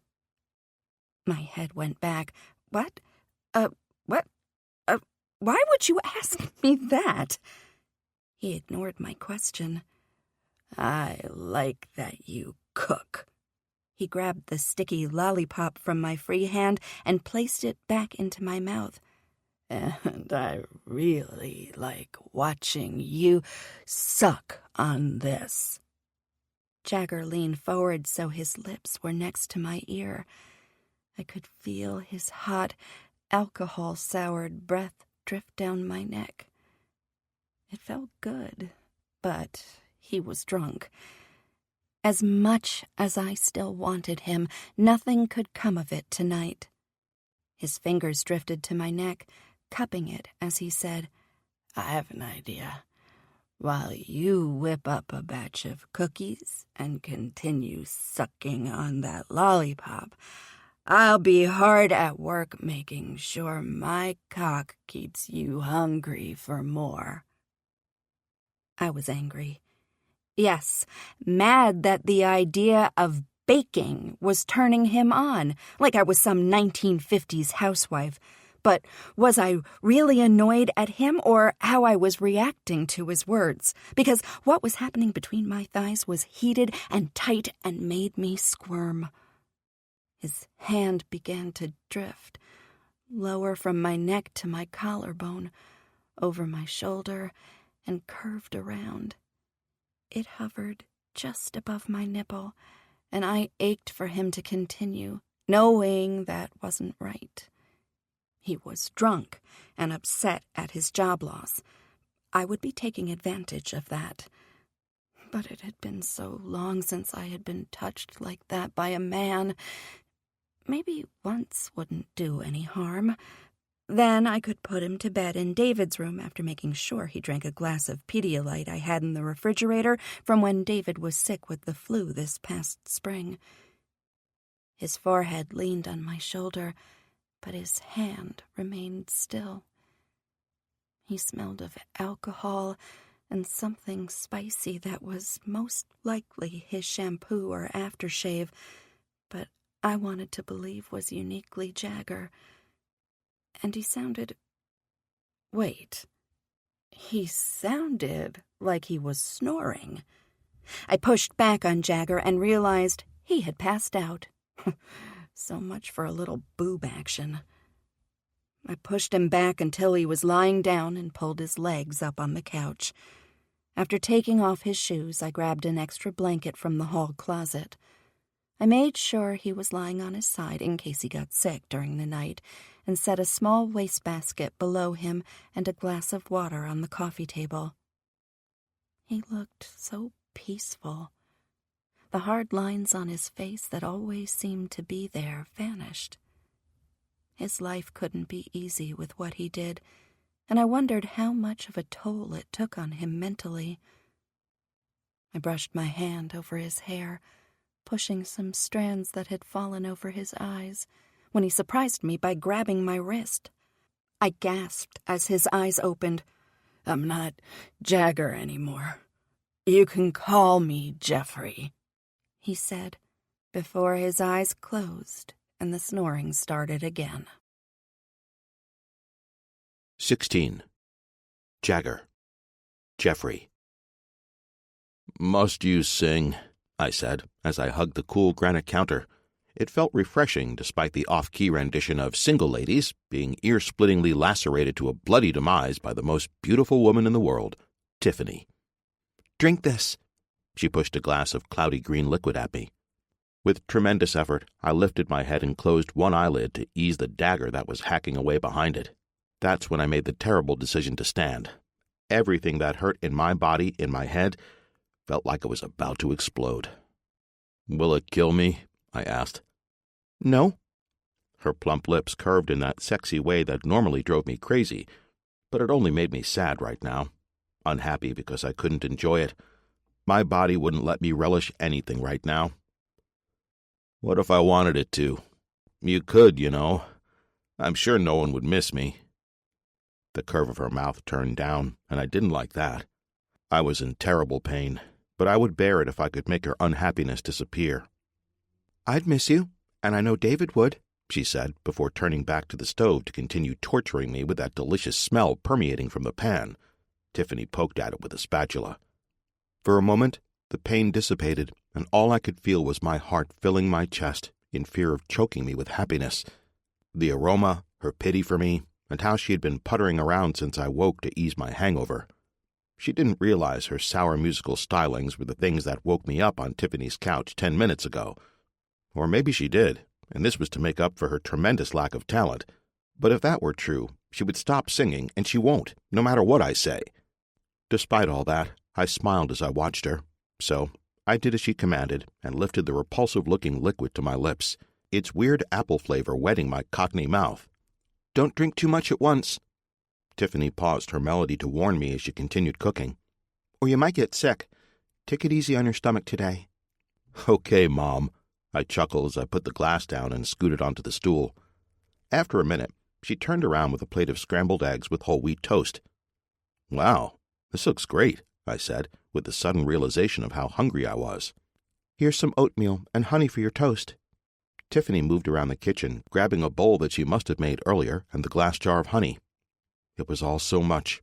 I haven't had anyone take care of me, not like this, since I was a little boy. It was something I never really thought I needed. I believed that being strong and independent meant taking care of myself, even when things were bad. I stared at the food in front of me, trying to find the words to tell this wonderful woman how much it meant. But what I got out was, "Thank you." "You're welcome. I'm used to it. I'm just glad I had some Pedialyte left over." She came around the counter while taking sips from her mug that had a picture of a coffee pot on it with the words "Pothead" underneath. She sat on the stool next to me with a funny look. "Are you going to eat or just stare?" I was still in shock that she was taking care of me when I had done nothing but lie and spy on her. Ugh. I don't know what felt worse, this hangover or my guilt. "Yeah, of course." I lifted a forkful of the fluffy eggs to my mouth. They had to be the best eggs I had ever had. That added to the guilt. And the toast and oatmeal, everything was delicious. Who knew toast could be satisfying? Tiffany must have done something to make it extra delicious. The meal was so wonderful that I was done in a matter of minutes. Damn, I needed that. Patting my belly, I turned to her to smile. I meant to compliment her, but what came out was an extra loud, extra long burp. Her hand went to her chest. Tiffany laughed, and it was melodic. Her cheeks flushed, and that smile was worth suffering through 1,000 hangovers. Her eyebrows rose as her laughter subsided. "I'm assuming you like the food?" "God, yes. How do you make toast taste like heaven?" "I'm pretty sure the bees do that."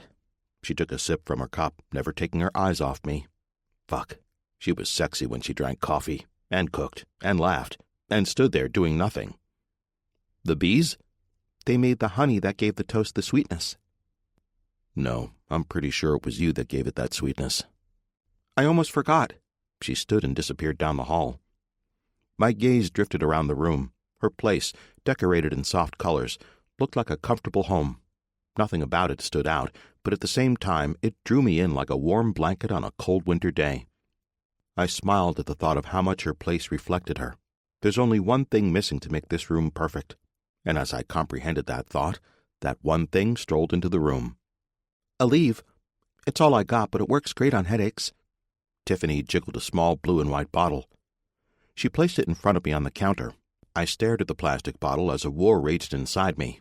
This time, the battle involved guilt fighting attraction. Tiffany was like the sexiest nurse to never wear a uniform.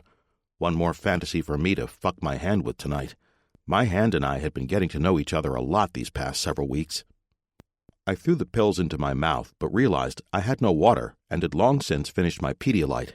Instead of walking into the kitchen and getting some water, I made my way down the hall to the bathroom.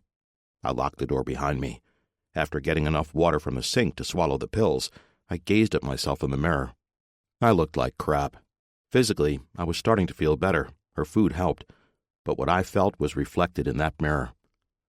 I had lied to Tiffany for so long, first about being her son's PT, then not letting her know about our marriage, and finally spying on her. At least I explained that I wasn't her son's therapist, and finally came clean about the marriage. But I still haven't told her about the spying, and it was screwing with my head. I took the devices away, the ones I could find. It was a stupid move. I'm glad they fired me, because I deserved it. After splashing water on my face, using some of her mouthwash, and washing my hands, I decided to go back out there and be honest with her. I may never see her again after that, but at least I won't feel so much like a scumbag. As I emerged from the bathroom and slowly walked down the hall like a man making his way to the electric chair, I hesitated as I entered the living room. She was standing there waiting for me. Did she know I was about to admit to being an appalling excuse of a human being? She frowned, and it was the confirmation I needed. Tiffany must know. "So, what do I call you?" she asked. "Asshole, maybe? Or how about Turd Blossom?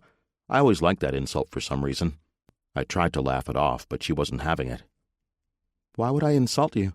I just want to know if I should call you Jagger or Jeffrey."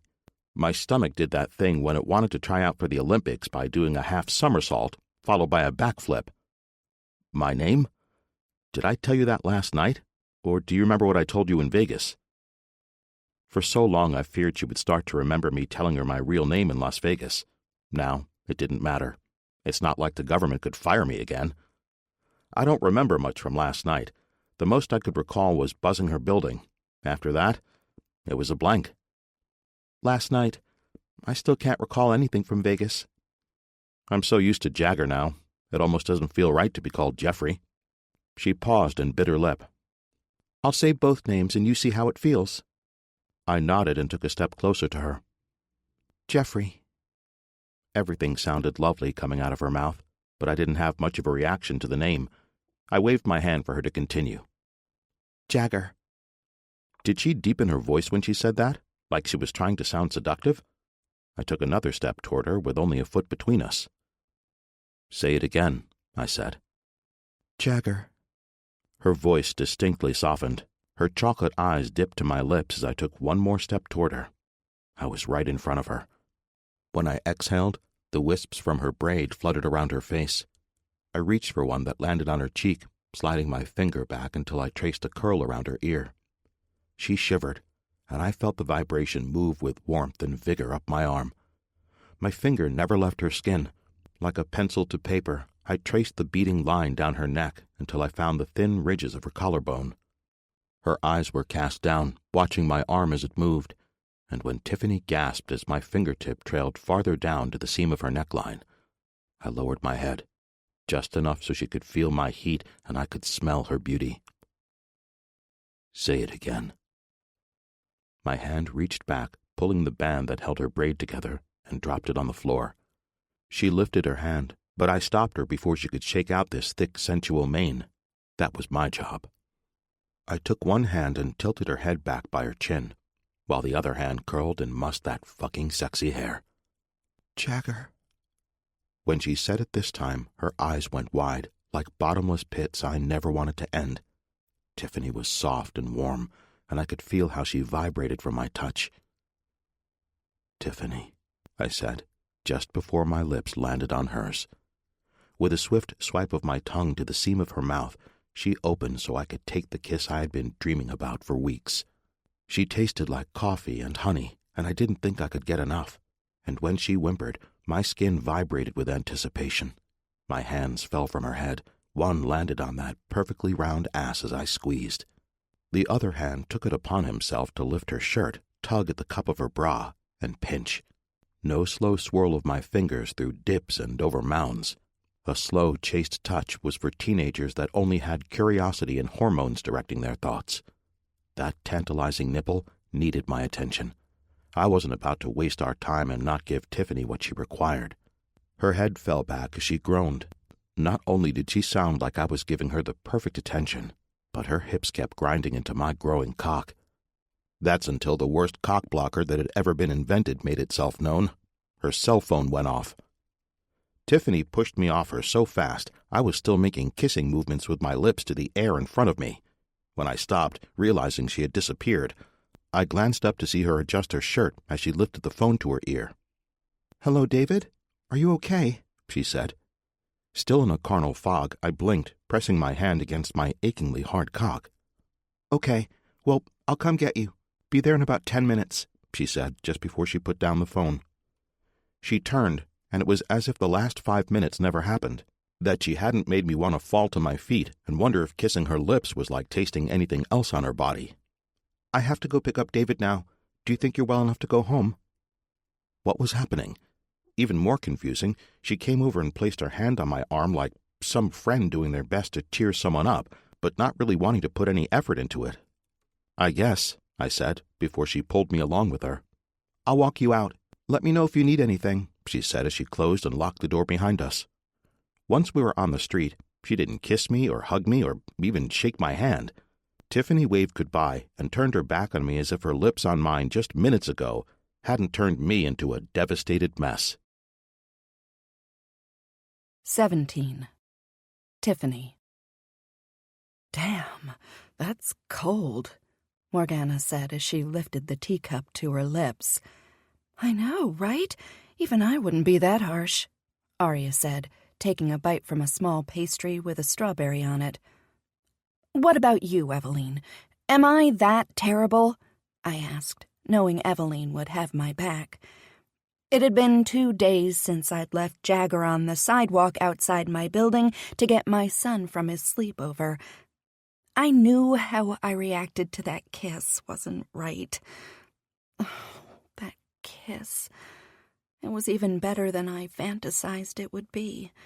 And I had imagined Jagger's lips on me a lot over the last few weeks. That man knew what to do with his mouth. And the way he untangled my hair, I thought I was going to orgasm right then and there. Who knew taking out a braid could cause all the blood to race down to my vagina waiting for action? "Did he say something bad to you after the kiss?" Eveline asked as she nibbled on a chocolate chai scone. "No. He only said something when I asked if he was feeling well enough to go home." I reached over and took the delicate white teacup with a brown design covering the top half and took a sip. Eveline said as she sat back in the creamy upholstered seat. "What did he say?" "I guess," I said before lifting the tea to my lips again and wondering how long she was going to stare at me. How long they were all going to stare at me. "You guess what?" Arya said. "No, that's what Jagger said. I guess." "Oh," they all chimed in at the same time. "Then what do you think, Eveline?" I asked, noticing how much she wasn't looking at me now. Eveline went through a range of facial expressions, some I had never seen before. She finally settled on one. Pity. "You should have at least asked if you could talk to him later, even if it was to let him down." Darn it to heck. I felt bad with how I reacted to Jagger. There'd barely been a free moment of time that I hadn't gone over my lack of response, or the kiss before it, in my head. I was hoping, when I came to Morgana's bridal shower at the Leamington for afternoon tea today, that my friends would tell me I did the right thing, even lie if they had to. Oh, I knew it. I got worried. About a kiss? Or was there something wrong with David? That would explain why you ran off, Arya asked after she swallowed the last bite of her pastry. "You know what? These are really good." It was hard to understand her with her mouth full of confection. "No, not about the kiss. And there was nothing wrong with David. He only needed to be picked up from the sleepover. I guess it was about everything. How long it's been for me, and he's a government agent," I said. Was a government agent. He's a free player now. Eveline winked at me. Everyone went silent at the table. "Eveline, did you just wink at Tiffany?" Morgana asked. "Yes, there's nothing wrong with winking at someone," she said, picking some pieces off her scone and popping them in her mouth. "Edgar is rubbing off on you," Morgana chuckled. "Anyway, Drake, where's your mom and grandmother? I thought for sure they'd be joining us," Eveline said. Morgana shook her head. "Mom said she's too busy giving the baker specific instructions and tutorials about my upcoming wedding cake." She shook her head, laughing before growing serious. "Grandma's RVing again. She's in the Upper Peninsula now. She promised she would be back for the wedding and told me she had a big surprise for me she wants to give me before the wedding." "Let me guess, a female blow-up doll?" Arya chuckled.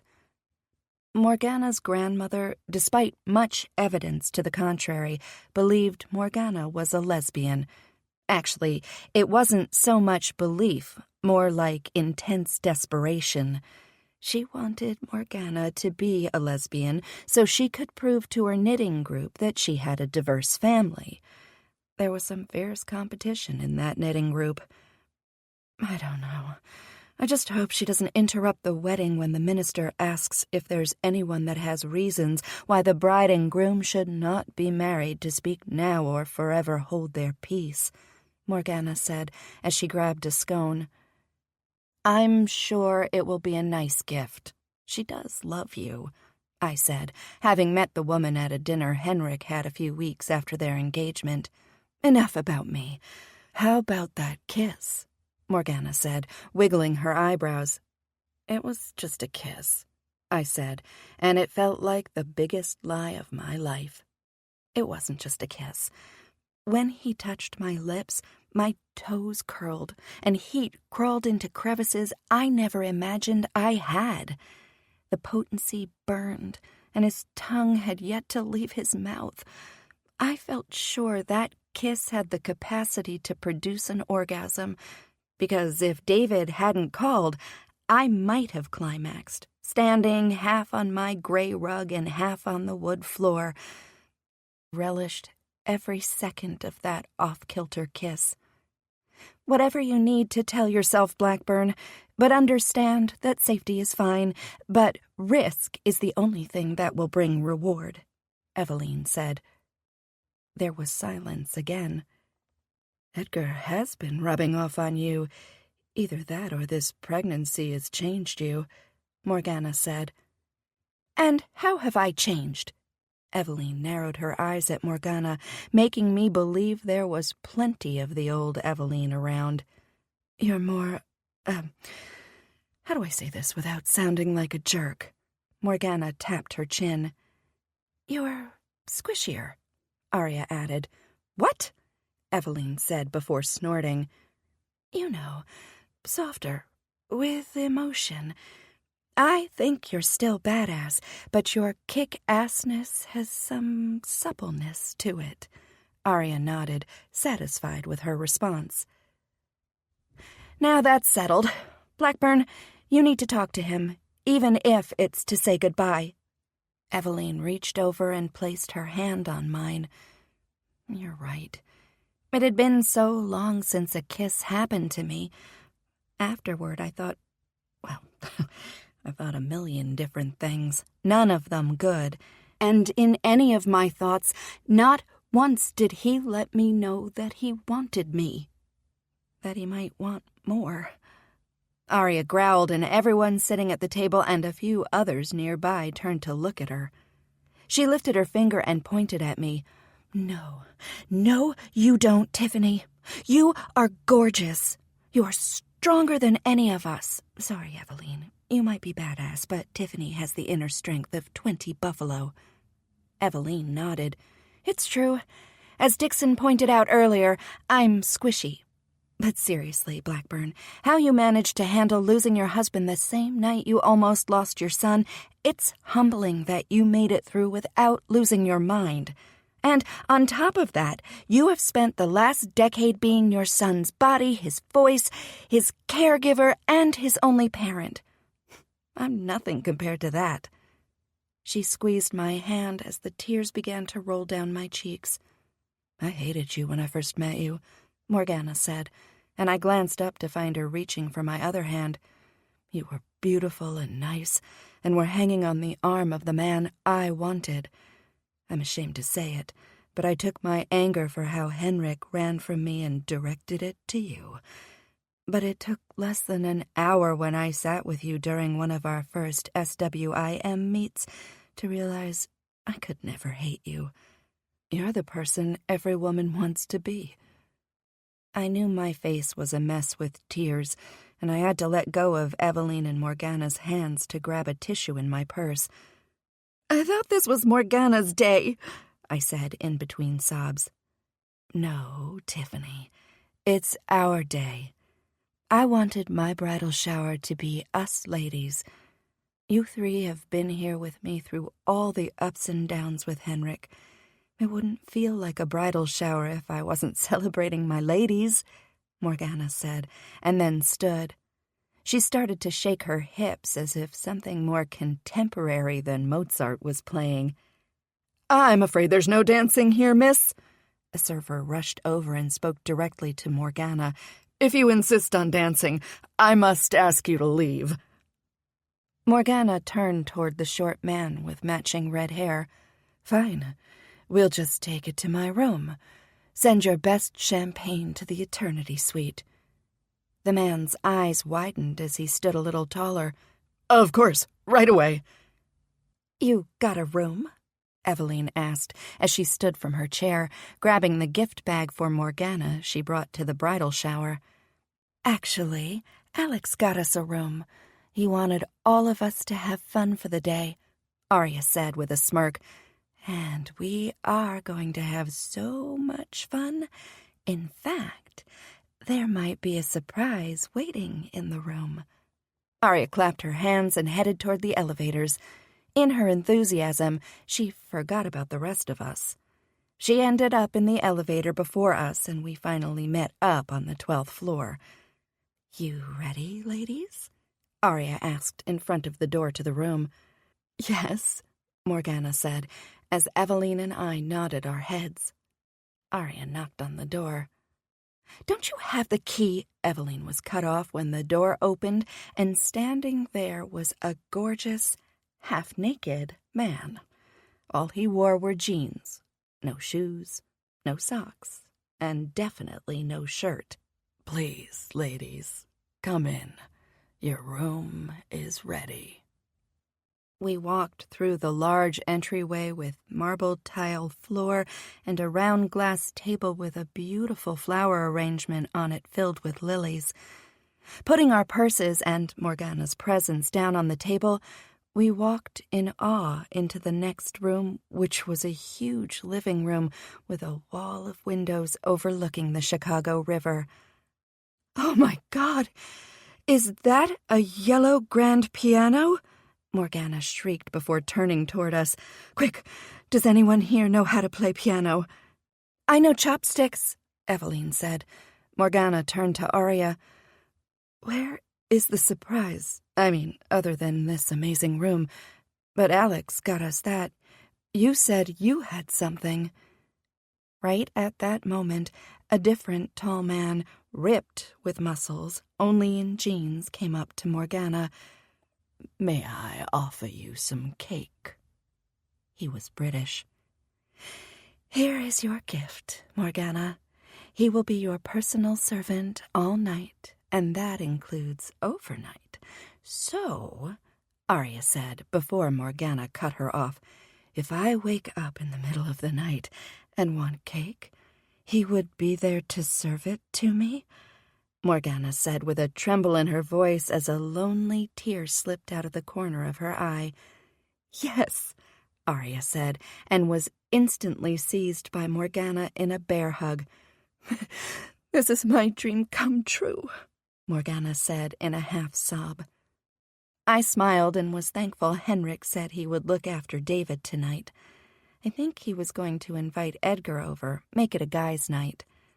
The man who opened the door and 2 more men, all dressed only in jeans, came into the room. Tiffany, meet Logie.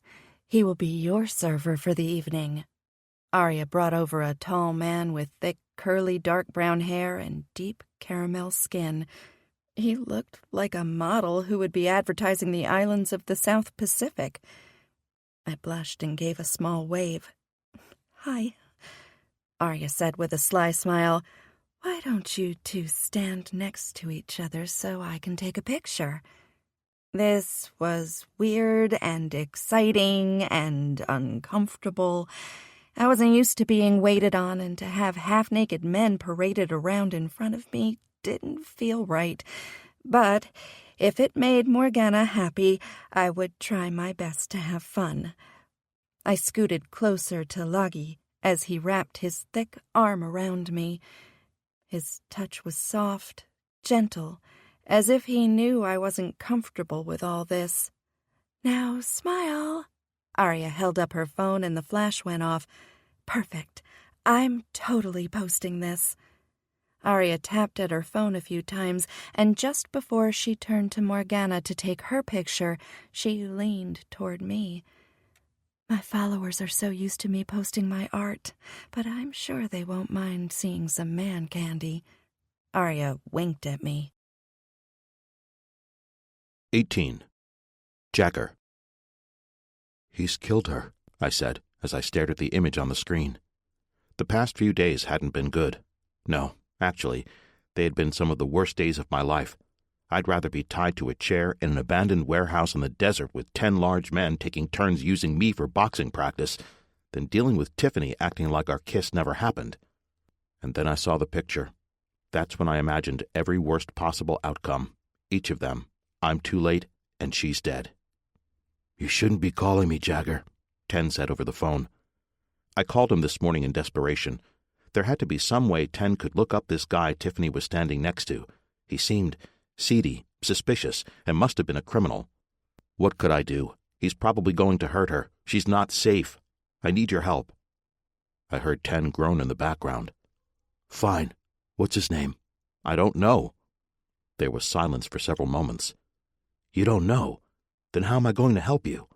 Don't you have access to the ITA's face recognition software?" "Yes, but—" "Ten, please. If this were reversed and you were the one desperate for my help, I wouldn't think twice about it. I would be there for you no matter what." When I saw that picture on Arya's site, it felt like my heart was being fed into a shredder. I wanted to reach through my phone and pull her out of there, away from his arms and into mine. It's not like I had been stalking her or her friends on social media or anywhere on the internet. Maybe a little.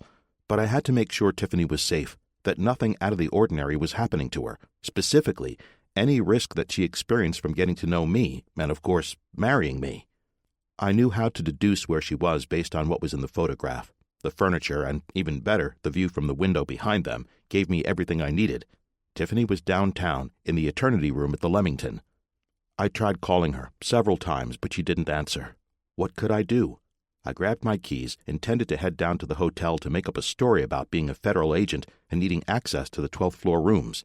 But when I was about to open the door to my tiny apartment that backed up to the red line, I stopped. That was why I didn't deserve Tiffany. I would lie to everyone just to get near her. Something was very wrong with that. My career went into the gutter because of what I would do to be near her. That's why I needed Ten. He could do all that for me. "Fine, but just this once. Send me the image and I'll get back to you, but don't call me anymore. I can't be talking to you," Ten said. His voice hushed, and I assumed Caitlin was probably nearby. He hung up, and I pushed send on the image I already had waiting for him. Then I waited. My foot bounced up and down. Glancing at my phone, I swiped the screen back on. He hadn't responded yet. I put the phone down and started to bounce my foot again. Standing, I went to the kitchen to see if there was anything to eat in the refrigerator. Glancing at the clock on the microwave, it stated it was 11:30. Only 1 minute had passed since I'd gotten off the phone with Ten. "Fuck," I said, slamming the refrigerator door. I could hear something fall inside, but I didn't care. I needed to get out, take a walk. The fresh late summer air might help clear my mind. Maybe I'll take a walk to the lake.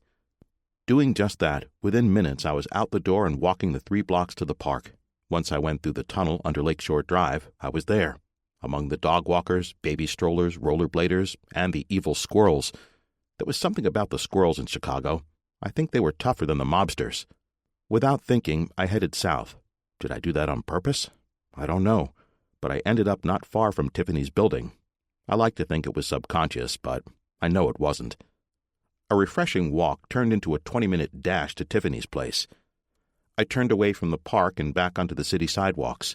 Since her building faced the lake, there weren't that many people on her side of the street. Therefore, I couldn't help but notice her as I grew closer. She was half a block from her building heading north, and I was a block away heading south. Just as she glanced up from digging into her purse, she saw me. I braced for the worst, pretending she didn't see me, or making a U-turn and disappearing. But something much worse happened. When she lifted her hand to wave at me, some guy ran up and grabbed her purse.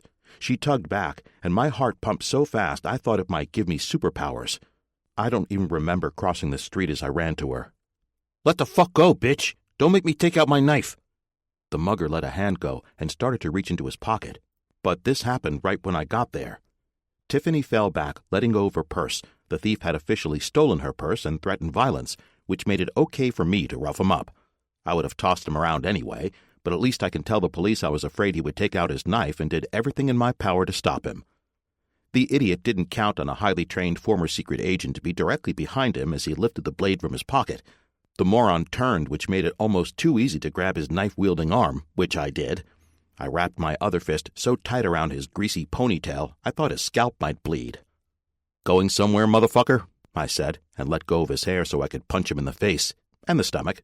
Just for good measure, I need him in the balls, too. The knife fell, and I kicked it away into the street. He couldn't run anywhere, even if I let him out of the hold I had him in. I pinned him to the ground and forced his hands behind his back. When I gazed up, I found Tiffany standing there, her ponytail askew, and a few other people around her. "I called the police. Man, that was a cool takedown. Are you a cop?" one of the guys in a bike helmet asked. "Something like that," I said, but focused on Tiffany, looking for any signs of injury. "You okay?" "I'm fine. Just a scrape on my elbow," she said, but most of the color had drained from her face. The police arrived shortly after, and we explained what had happened. I informed the police that there were security cameras outside the building if they needed security footage. Once we were done, I insisted Tiffany go to the hospital, but she refused. Instead, I guided her to her apartment. Once we were inside, I told her to lie down in her room. I found her first aid kit and cleaned up her elbow. "What if it's broken? I may have ninja moves, but I'm no doctor," I said with a chuckle, trying to lighten her spirits. She had been quiet coming up to her place. I was worried there was more damage than she was letting on, and Tiffany might be in shock. Checking her pupils, I saw they weren't dilated. Perhaps it was just taking a while for the situation to settle in for her. "Thank you, Jagger, for saving me," Tiffany said, lying back on her light blue and green patterned bedspread. "No need to thank me." Placing the first aid kit on her small wooden bedside table, I turned back to put my hand on her. She was shivering. I grabbed a navy throw at the end of her bed and pulled it over her. "What will happen?" she asked as her eyes stared at the ceiling and tears ran down her cheeks. "They'll lock him up. Then—" "No, I mean here, with David." "What do you mean? Is he about to come home? Do you want me to tell him?" "Because I would do anything for you." Her face crumpled as she gritted her teeth. Tiffany covered her eyes with her hand and sobbed. "I don't know what to do. He's everything to me. What will happen when I'm gone?" I crawled under the bed and pulled her into me, squeezing her trembling body. "That's so long from now. Don't worry about that. Shh. It's all right. I'm here." She turned and buried her face into my chest. Her arms tightened, and every tear she shed onto my black T-shirt felt like a stab to my heart. That bastard was going to pay for hurting Tiffany like this. After a few minutes, she pulled back and looked up at me. Her face was streaked with tears and possibly some snot, so I reached over to the other bedside table and grabbed a tissue for her. She sounded like a foghorn as she blew her nose. I chuckled a bit, but the laughter soon died as a few tears continued to stream down her face. "What can I do?" I pushed strands of hair that had stuck to her face behind her ears. Her ponytail holder had long since disappeared, falling out somewhere in all this. Tiffany's hair was wild, her cheeks flushed, and her whimpers were subsiding. "I don't care anymore," she said as she reached up and curled her fingers into my hair. "I'm so beaten down. I'm not brave. My friends, they think I'm strong, but I'm not." I lifted her chin. "Yes, you are." "Not like you. All I could do was pull on my purse, and in the end, I wasn't even strong enough to hold on to it. What happens when someone stronger than me wants more than my purse? I don't care about myself. But what about David? What will happen to him?" My eyes began to burn as I cradled the back of her neck with my fingers. "No, don't say that. Please, don't. I care about you." "Then make me forget," she said, as she took my hand from her neck and pushed it down until it was between her thighs. "I want your fingers to stroke and push and pinch away all the uncertainties, even if it's only for today." Twisted trepidation swirled in my head as I tried to figure out what to do. She lifted her head toward me until her lips dusted my ears. "I don't want to be Tiffany Blackburn today. I just want to be yours." "I don't know if we should do this right now with what you just went through," I said, but didn't remove my hand. My cock was throbbing. It was so hard, and she knew because that's where her hand had drifted to when it left my hair. "Tiffany," I groaned, and I meant to say more, but words failed me as she cupped and stroked me over my jeans. I'm sorry for walking away the other day after our kiss, she said, as her fingers tugged at my button until it gave way. I was scared. It had been so long. How long? I shook my head so I could see straight. Over a decade. And this? She slowly pulled at my zipper until the large bulge of my black boxer briefs poked out. I haven't gotten to touch anything good like this in just as long. 4 things happened all at once. She yanked down my briefs, her eyes widened, and she licked her lips. And I tried my damnedest not to come. 19. Tiffany. You're so big, I said, and didn't even mask the surprise in my voice. I don't know what I was going to expect when I pulled out Jagger's dick, but I didn't think large cucumber, except he wasn't green. Jagger's was a normal pinkish tan hue. Perhaps my husband was small and Jagger was about average. I had watched porn before, and my husband didn't appear small compared to those men. Is this unusual? I asked, in case he had an abnormality, because he really was quite large. Oh, my cock isn't unusual. At least, I don't think so. Haven't really compared it to other guys before. He stared down and curled his fingers around the base, giving one tug. Watching him do that, it was like a dam burst open and heat bloomed between my legs. Crazy sexy. Do that again. What? This? Jagger proceeded to give himself another pump, but this time his fingers drifted over the tip to spread a drop of pre-cum that had formed. Yeah, that. Can I taste you? I tore my gaze from his thick cock and watched his darkening green eyes. His nose flared, and for a moment he said nothing. Please? Unless, there's something wrong with... I said as I pointed to his throbbing dick. No, there's nothing wrong. I get tested regularly, but are you sure this is what you want? His hand never stopped moving on his cock. It's funny what you miss when you haven't had sex in a long time. Sure, I yearned for a man to go down on me and, of course, for sex itself, but what I fantasized about a lot was a man filling my mouth, the salty flavor, and how lost a guy got by what I was doing to him. Maybe it was the thought of being filled. Maybe it was the taste I pined for, but I wanted Jagger just like this.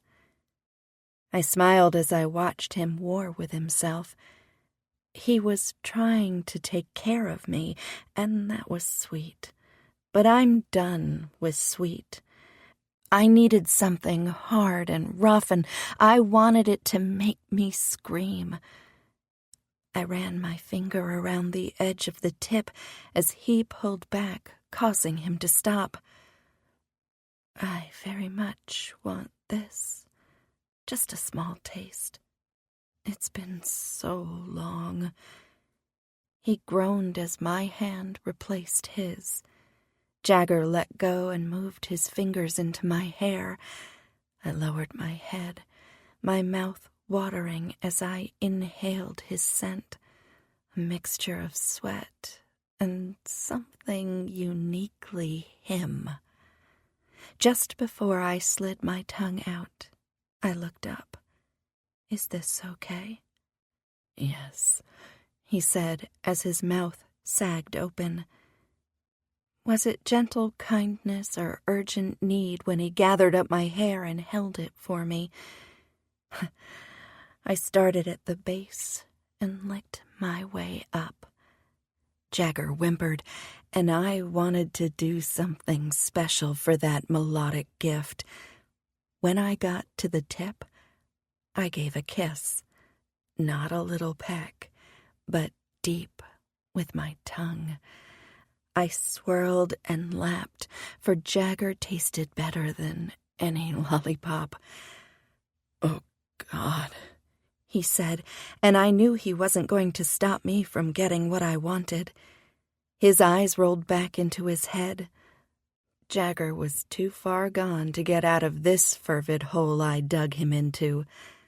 The corners of my lips burned as I opened my mouth fully to suck him inside, yet he was too thick to go any farther than halfway. I had to use my hand to make up the difference and push and pull him from me.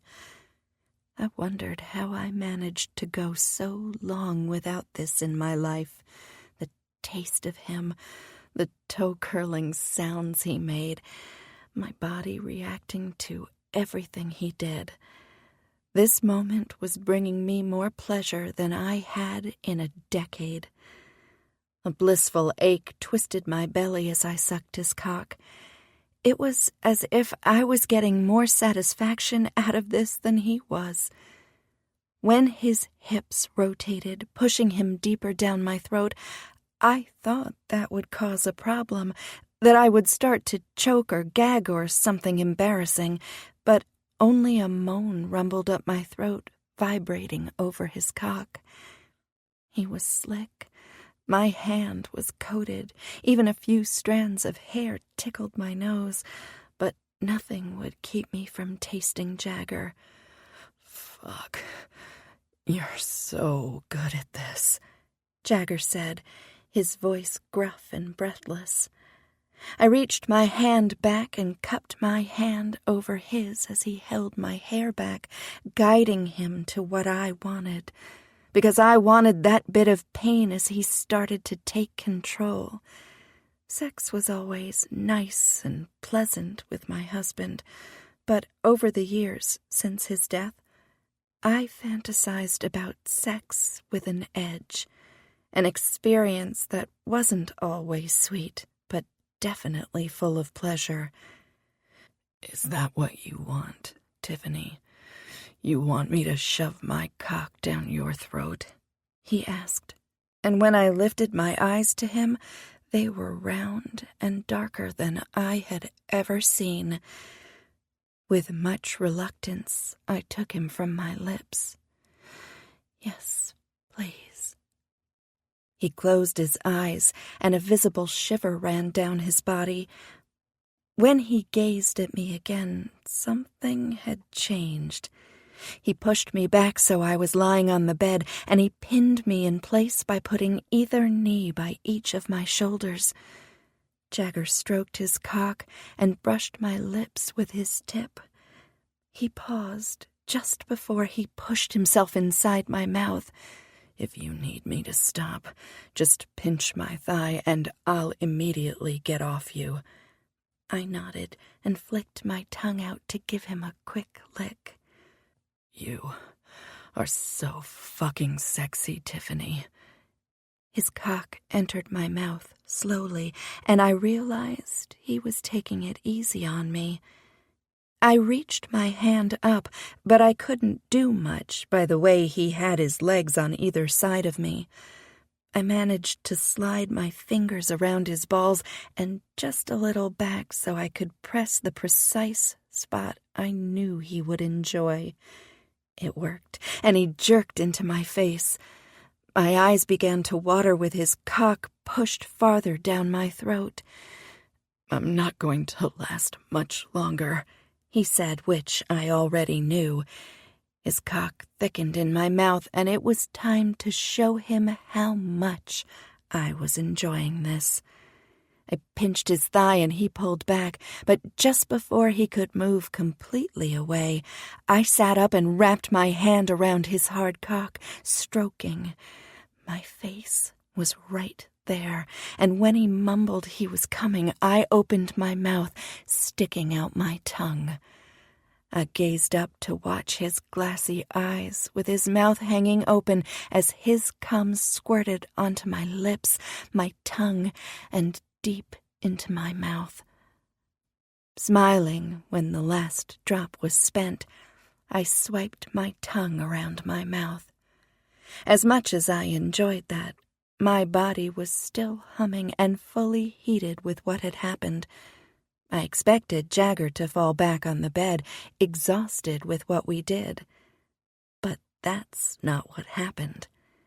He crouched down, and his hand cradled my neck, gazing into my eyes. It was as if he wanted to say something, but he never spoke a word.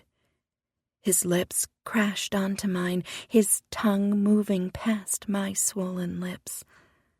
Pushing me back on the bed, he climbed on top of me as we kissed. But soon he broke free and kissed down my body. His jeans still hung off one leg, and I was fully clothed, but that didn't make a difference. This was still the hottest sexual encounter I had ever had. Jagger pulled up my shirt and tugged down my bra cups before filling his hands with my tits. His thumbs flicked over my spiked nipples, and I arched my back as a gnawing ache flooded me. Look at them. They're so stiff. That must have been torture, watching me come, and you had to just take it, he said as deviousness filled his eyes. I squirmed even more, but he wouldn't continue. Jagger watched me struggle with a fascination that made everything damp between my legs. I bet you want me to lick them, or maybe even give them a little bite to relieve the pressure. I nodded as the corner of his mouth curled. He slipped his lips over my nipple and sucked, flicking his tongue. It was a relief and torture at the same time. Even when he did it to my other breast, I only wanted more. As if Jagger read my mind, he began to kiss down my body again. He yanked at my jeans, unbuttoning and unzipping them within seconds. I lifted my hips, and he peeled them off me along with my panties. My body was humming for his touch, and when he did give me what I wanted, it was like a feather trying to satisfy an itch. Jagger pulled my legs up and out so I was spread wide. It's worse down here. You're so wet, so swollen. He bit his lip before his eyes found mine. How can I let something so beautiful be in so much agony? I lifted myself up on my one elbow as my other was still in pain from the mugging, and watched as Jagger lowered his head in between my thighs, his tongue taking its time along the outside of my lips, nowhere close to where I needed him to be. I'm not ashamed to say I whimpered because this man was such a tease. But how he did it only made me want him more. Like when he slipped one finger inside me, pulling in and out, but nothing more. Jagger sat up and watched as the small effort he was putting forth caused my greatest want. I want to hear you, Tiffany. Please, I said, almost panting as I begged. He added one more finger, but it still wasn't enough. I gave him everything with that blowjob, but he was barely moving for me. Don't you want me? Just one little please. He frowned. That makes me think you really don't want what I have to give. He was evil. I narrowed my eyes, gathering as much strength as I could to fight back, to tell him to give it to me because I knew he wanted to. Please, Jagger, make me come. Do what you want to me. Any backbone I once had dissolved, and I felt no shame.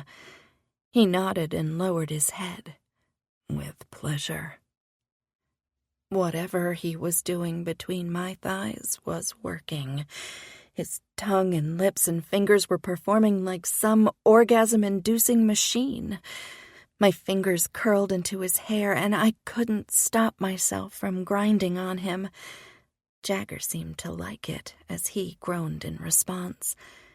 It could have been I was suffocating him, but I was too far gone to stop. When he curled his finger inside me, that's when I lost it. My head flew back and I screamed out his name, my body convulsing with the best orgasm of my life. As he pulled away, his lips and chin dripping and eyes hazy, all I could do was lie there limp with a huge smile on my face. He grinned too. Jagger moved over me, and I noticed he was hard once more. He halted when he heard the sound of a door closing. "Tiffany, we're here!" The distinct voice of Henrik echoed through my apartment. 20. Tiffany. "Fiddlesticks, get off!" I said as I pushed Jagger away and scrambled to find my clothes. "Tell me how you really feel," Jagger said, his voice coated with sarcasm. Finding my lace undies and pulling them on, I stared at him. "What?" Jagger, while dragging up his briefs and jeans, shook his head. "Nothing." Ugh, men. I gave him a perfectly good orgasm and now he's cranky? "Not nothing. What's wrong?" I put on my jeans and secured them before readjusting my bra and top. He shrugged and refused to lift his eyes to mine, but before I could say anything, there was a knock at the bedroom door. "Tiffany, is it okay for me to come in?" Henrik asked on the other side of the door. I stared at Jagger, waiting for him to give me something, anything that would help me understand why he was upset with me. Did he normally turn into an asshole after an orgasm? If so, I might have to look elsewhere for satisfaction, like my dildo and vibrator collection. I didn't go years and years without sex and not having something to keep me going. Fine. I threw my hands in the air. I turned and walked over to open the door. Jagger folded his arms and stared at my green and gray rug. I found Henrik standing on the other side of the door with a smile on his face, but it soon fell. He noticed the bandage on my arm and then glanced behind me at Jagger. I knew Henrik. He was a man of few words and easily assumed the worst. He's a lot better now, which I believed was due to Morgana's softening his edges, but on occasion the old Henrik reared his bitter head. "What did you do to her?" Henrik almost knocked me back as he plowed past me. "What?" Jagger said, with the same angry glare directed at Henrik. "You heard me." Henrik grabbed Jagger by the shoulders and pushed him back against the wall. I raced over and tried to pull Henrik off Jagger, but he was like a boulder of muscle. "Henrik, stop it. Jagger didn't do anything. Well, he didn't hurt me." I couldn't help the blush that bloomed on my cheeks. Henrik turned his head, his eyes wide. "What?" His eyes drifted down my body as the realization of what happened sunk in. His grip relaxed, but he still wouldn't let Jagger go. "I suggest you release me," Jagger said, with a growing smirk on his face. Henrik turned his head back to Jagger, narrowing his eyes. "Fuck. You son of a bit—" "Language!" I shouted as I put my hands on my hips. "Yeah, only I can use words like that on her, and only when we're alone," Jagger said as his grin grew. Henrik's jaw tightened, and I could tell he was about to explode, but before he could, Jagger grabbed Henrik's pinky finger from his shoulder. With what seemed like very little effort, Jagger pulled back his finger. Henrik cried out and he fell to his knees. Jagger moved in a flash and had Henrik pinned to the ground. "I told you to release me." Jagger's knee was digging into Henrik's back. "Let him go," I said. With a smile, Jagger turned his attention from Henrik to me. The grin didn't last as he sighed and released Henrik, getting up. "Fine." Jagger lifted his hands in the air as if to surrender. Henrik slowly rose from the floor, and I thought he was hurt, but based on the red of his cheeks, I realized it was only his ego that took a hit. "You two act like boys, not men," I said, and turned to leave the bedroom when I saw David standing just inside my room. "David, how was your night with the guys?" I went over to give him a hug, but he stiffened as I came near. "What's wrong?" I asked as I pulled away from him. "What's going on in here? What happened to you?" David touched my arm. I closed my eyes and sighed. As shaken up as I was from the attack, I was more worried at how I would explain it to David. The way he was glaring at Jagger, I knew I had to explain what happened right away. I didn't want David to think anything bad about the man who saved me. "I was mugged." "No!" David yelled as his eyes began to water. He stuffed his hand into his pocket and took something small and black out, rubbing it like it would help will away the tears. I couldn't tell what the object was. Perhaps one of his little ninja action figures he collects? "What?" I heard Henrik from behind. I turned but kept my hand on David's shoulder. "I'm fine, just got a scratch on my arm." Luckily, Jagger was nearby and saw what was happening. All eyes turned toward Jagger as he stood by the back wall. He stopped the guy, and the police arrested the attacker. Jagger saved me. Henrik's hands ran through his hair as he shook his head. He turned to Jagger. "I'm sorry. When I saw that she was hurt and you were here, I thought the worst. Thank you for helping Tiffany. We'd be lost without her." I heard a gasp and turned to find my son with tears streaming down his face. Pulling him into an embrace, I held him as tight as I could. "I'm fine, David. It's okay." I ran my fingers through his soft, wavy hair and kissed the top of his head. He was growing and becoming stronger every day, but David was always sensitive to others' feelings. I remember him as a toddler watching cartoons, and any time the characters started to cry, he did too. "You need to leave this neighborhood." Henrik put on his demanding voice. "This is my home. Even if we did move out, our lease isn't even up until the late autumn. Besides, this building has an elevator." "But you don't need an elevator anymore," Henrik added. "But what about—" I stopped myself as I pulled away from David and stared at him. "About me? I can walk now, remember?" David said, fisting the object in his hand and shoving it back into his pocket. That was true. But it wasn't like he was running up and down stairs. His gait was still slow, and he needed to continue to build his core for balance. "I don't know," I said, watching David with unease. It was surprising how quickly David went from sad to irritated, but I should get used to it. He was a teenager now. "Really? You know I'm not crippled anymore, right?" David raised his voice. "David, don't say that. Don't you ever say that. We don't use that word here." I pushed my hands on my hips. "You don't think I heard what everyone called me?" David turned to leave the doorway and walked toward his bedroom. "Who called you that? Because no one that cares about you would ever say that, ever." I followed him as anger pulsed through me in increasing speed.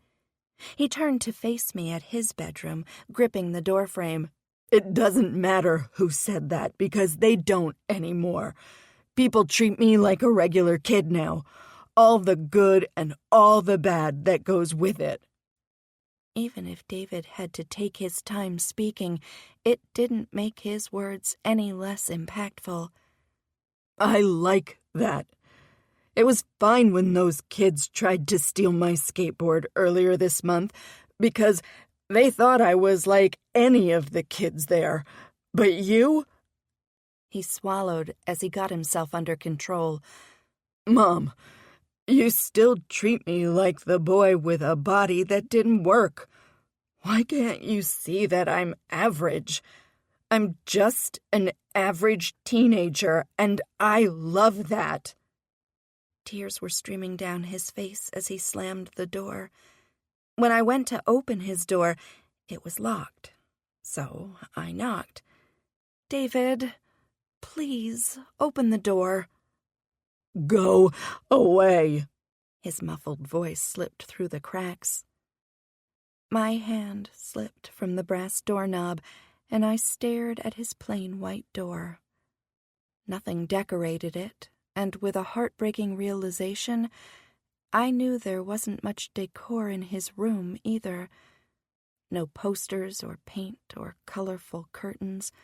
The most interesting, unique thing in his room was his red sheets. And I didn't even know if he still liked red. David enjoyed the color when he was 5, but I haven't asked him since. He was right. I treated him like he was just someone to take care of, that he had no thoughts or desires of his own. I only focused on what would keep him safe and healthy. "I'm a terrible mother," I said, and thought I had whispered to myself, but someone was behind me. "No, you're not." Jagger's hand came to my shoulder. It was warm and exactly what I needed, so I turned into him. I let his arms wrap around me. "Let me talk to him.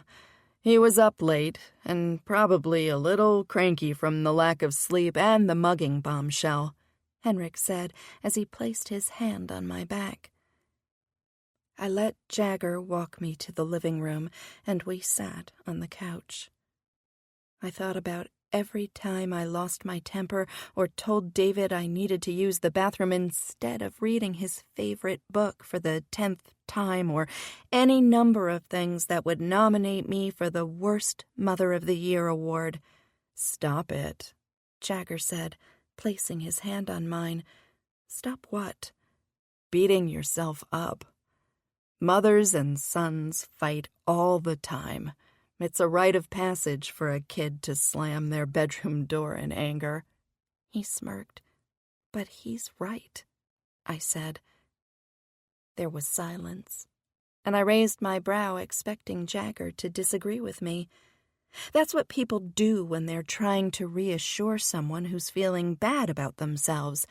They tell them things like, "No, you're gorgeous," or "No, you were the best girlfriend he ever had," or "No, you are the best mom ever." Especially the last one. He really should be saying that one to me. Yes, David was right. I pulled back from his hand, frowning. My face burned as I stumbled and tried to stand. Jagger stood to help me, but I waved him away. "Don't." I took a breath as I straightened. I may have coddled him a bit, and I may have been overwhelmed with having to take care of him alone. The only parent for the last decade, all the doctors and therapists and nurses that he required for 10 years, I made the appointments and took him. I'm the one that spent hours and hours on the phone with the insurance company when they couldn't fathom a child might need physical therapy, or that he used up his oxygen supply for the year in July. Oxygen to breathe, to live. I took another breath, trying to calm down. That may have been my focus for 10 years, but that's all I know. He gained freedom with that surgery in January, and I couldn't be happier for him, but where does that leave me? I can't just flip a switch and let him walk out that door when just 6 months ago he couldn't even feed himself. Jagger took a step forward. I understand. I do, but You do? That's funny, because last I checked, the one thing I do know about you is that you're alone. Are you the sole caregiver for a person, young or old? I raised my brows, waiting for an answer, but he looked away. I didn't think so. I may not be a perfect mother, but I'm trying. I took a breath and walked over to the front door, opening it. I think I need to speak with my son. Alone. 21. Jagger. Tiffany was right, I said as I tore apart a paper napkin. Everyone was right. I slammed my fist on the round table, causing it to wobble and my coffee to spill a few drops. "Why am I here?" Edgar asked, sitting across the booth from me at Wake Up Joe's with wide eyes. Taking a deep breath, I chuckled in that way a person does when they know their life is shit. Who am I to think I know better than a mother that has spent almost her entire kid's life working hard to keep him healthy, to keep him alive?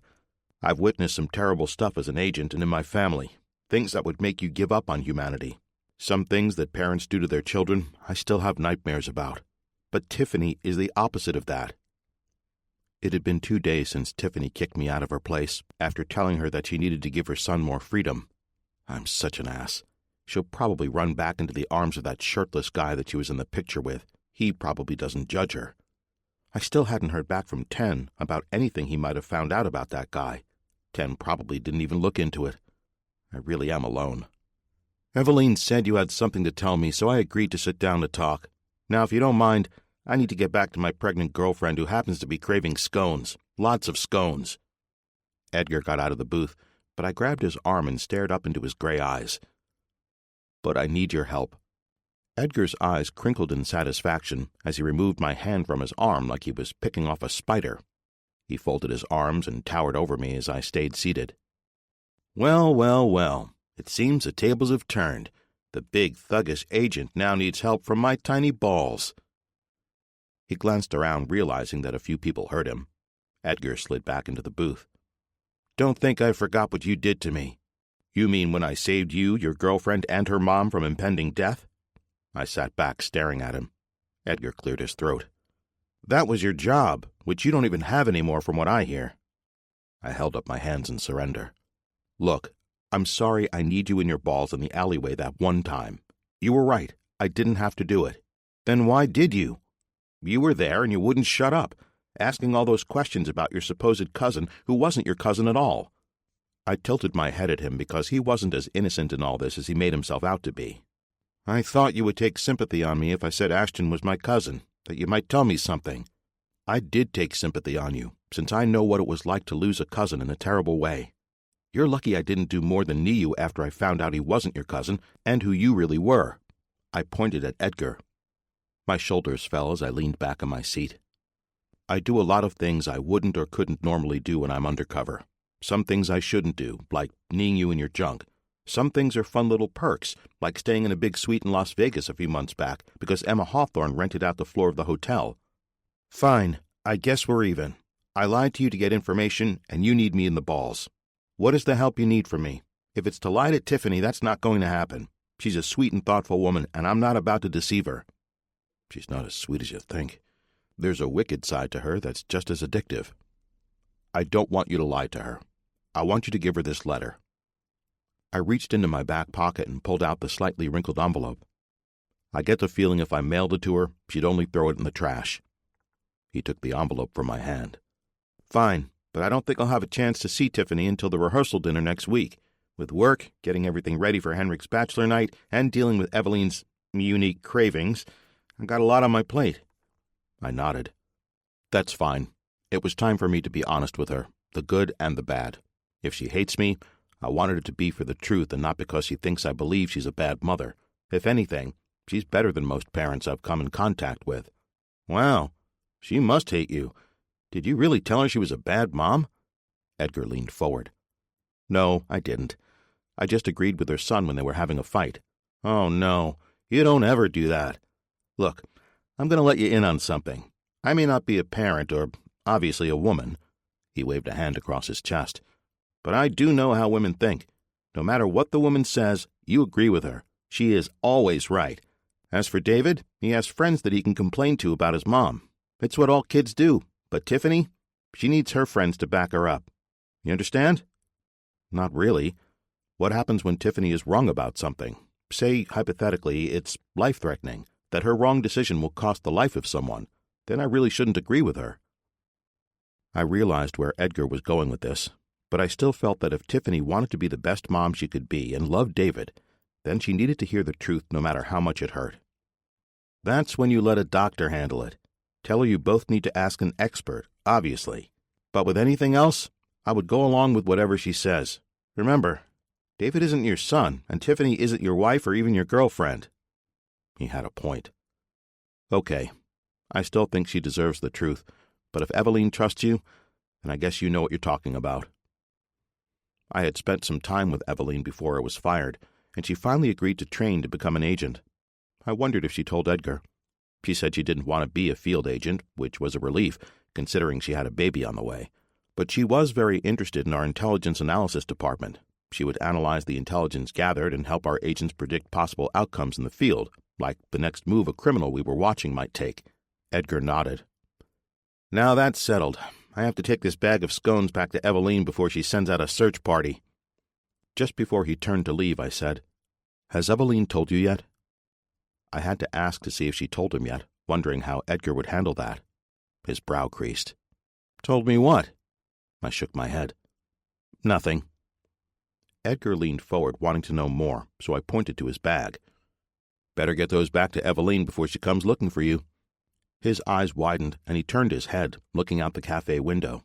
He grabbed the paper bag that was on the table and my letter before rushing out the door. I decided it was time to head out of here and sulk in my crappy apartment. Taking a few last sips of coffee, I threw it in the trash before I left. It took a bus ride and a 10-minute walk, but I made it to my place. Just as I entered my apartment door and threw my keys on the television console that was 3 feet from the door, my buzzer rang. Groaning, I pressed the talk button, expecting to hear a food delivery guy that got the wrong apartment number. It happened on occasion here. But the voice I heard crackling back from the speaker surprised me. Hi, it's Tiffany. Can I talk to you? I hit the open button for the door and wondered how she got my address. Opening the door to my apartment, I waited for her to appear at the top of the stairs. When she did, my heart picked up its pace, as if I was the one winded from climbing the stairs. Top floor? She said, pulling at the collar of her pink dress, letting a light breeze underneath. Nothing but the best, I smirked, stepping inside my place and holding the door as she walked past. It's, quaint. Her eyes surveyed my small living room and the window that gave a sprawling view of the train tracks. I waved her over to my brown leather couch, which took up half the length of the room. She sat, giving me a small smile. Her thick, gorgeous hair was pulled back into a braid, and the loosened pieces that fell stuck to her face. Would you like some ice water? I asked. Yes, please. Don't you have air conditioning? I got up and went behind the wall to my small galley kitchen to retrieve a glass. Yes, I have wall units, but when I turn them on, it's too loud to hear anything, so I save it for the night when I'm sleeping. After I filled her cup with ice and water, I came back, giving her the refreshing drink. She took a few gulps before pressing the glass to her forehead. It doesn't bother you when you sleep? The noise? I got used to it. Besides, being an agent, I never spent much time here. When I used to be one, anyway. I shrugged. Her eyes glanced around, and it gave me a chance to study her. Even with the muggy heat of the apartment and how uncomfortable she was, Tiffany never let on she was unhappy. In fact, she smiled every chance she could. That's what I kept my eyes on, her lips. Her grin did something to me. The curve of her lips was more than just a turn-on. It was life-giving. Her smile could light the way at night and still have me refreshed by morning.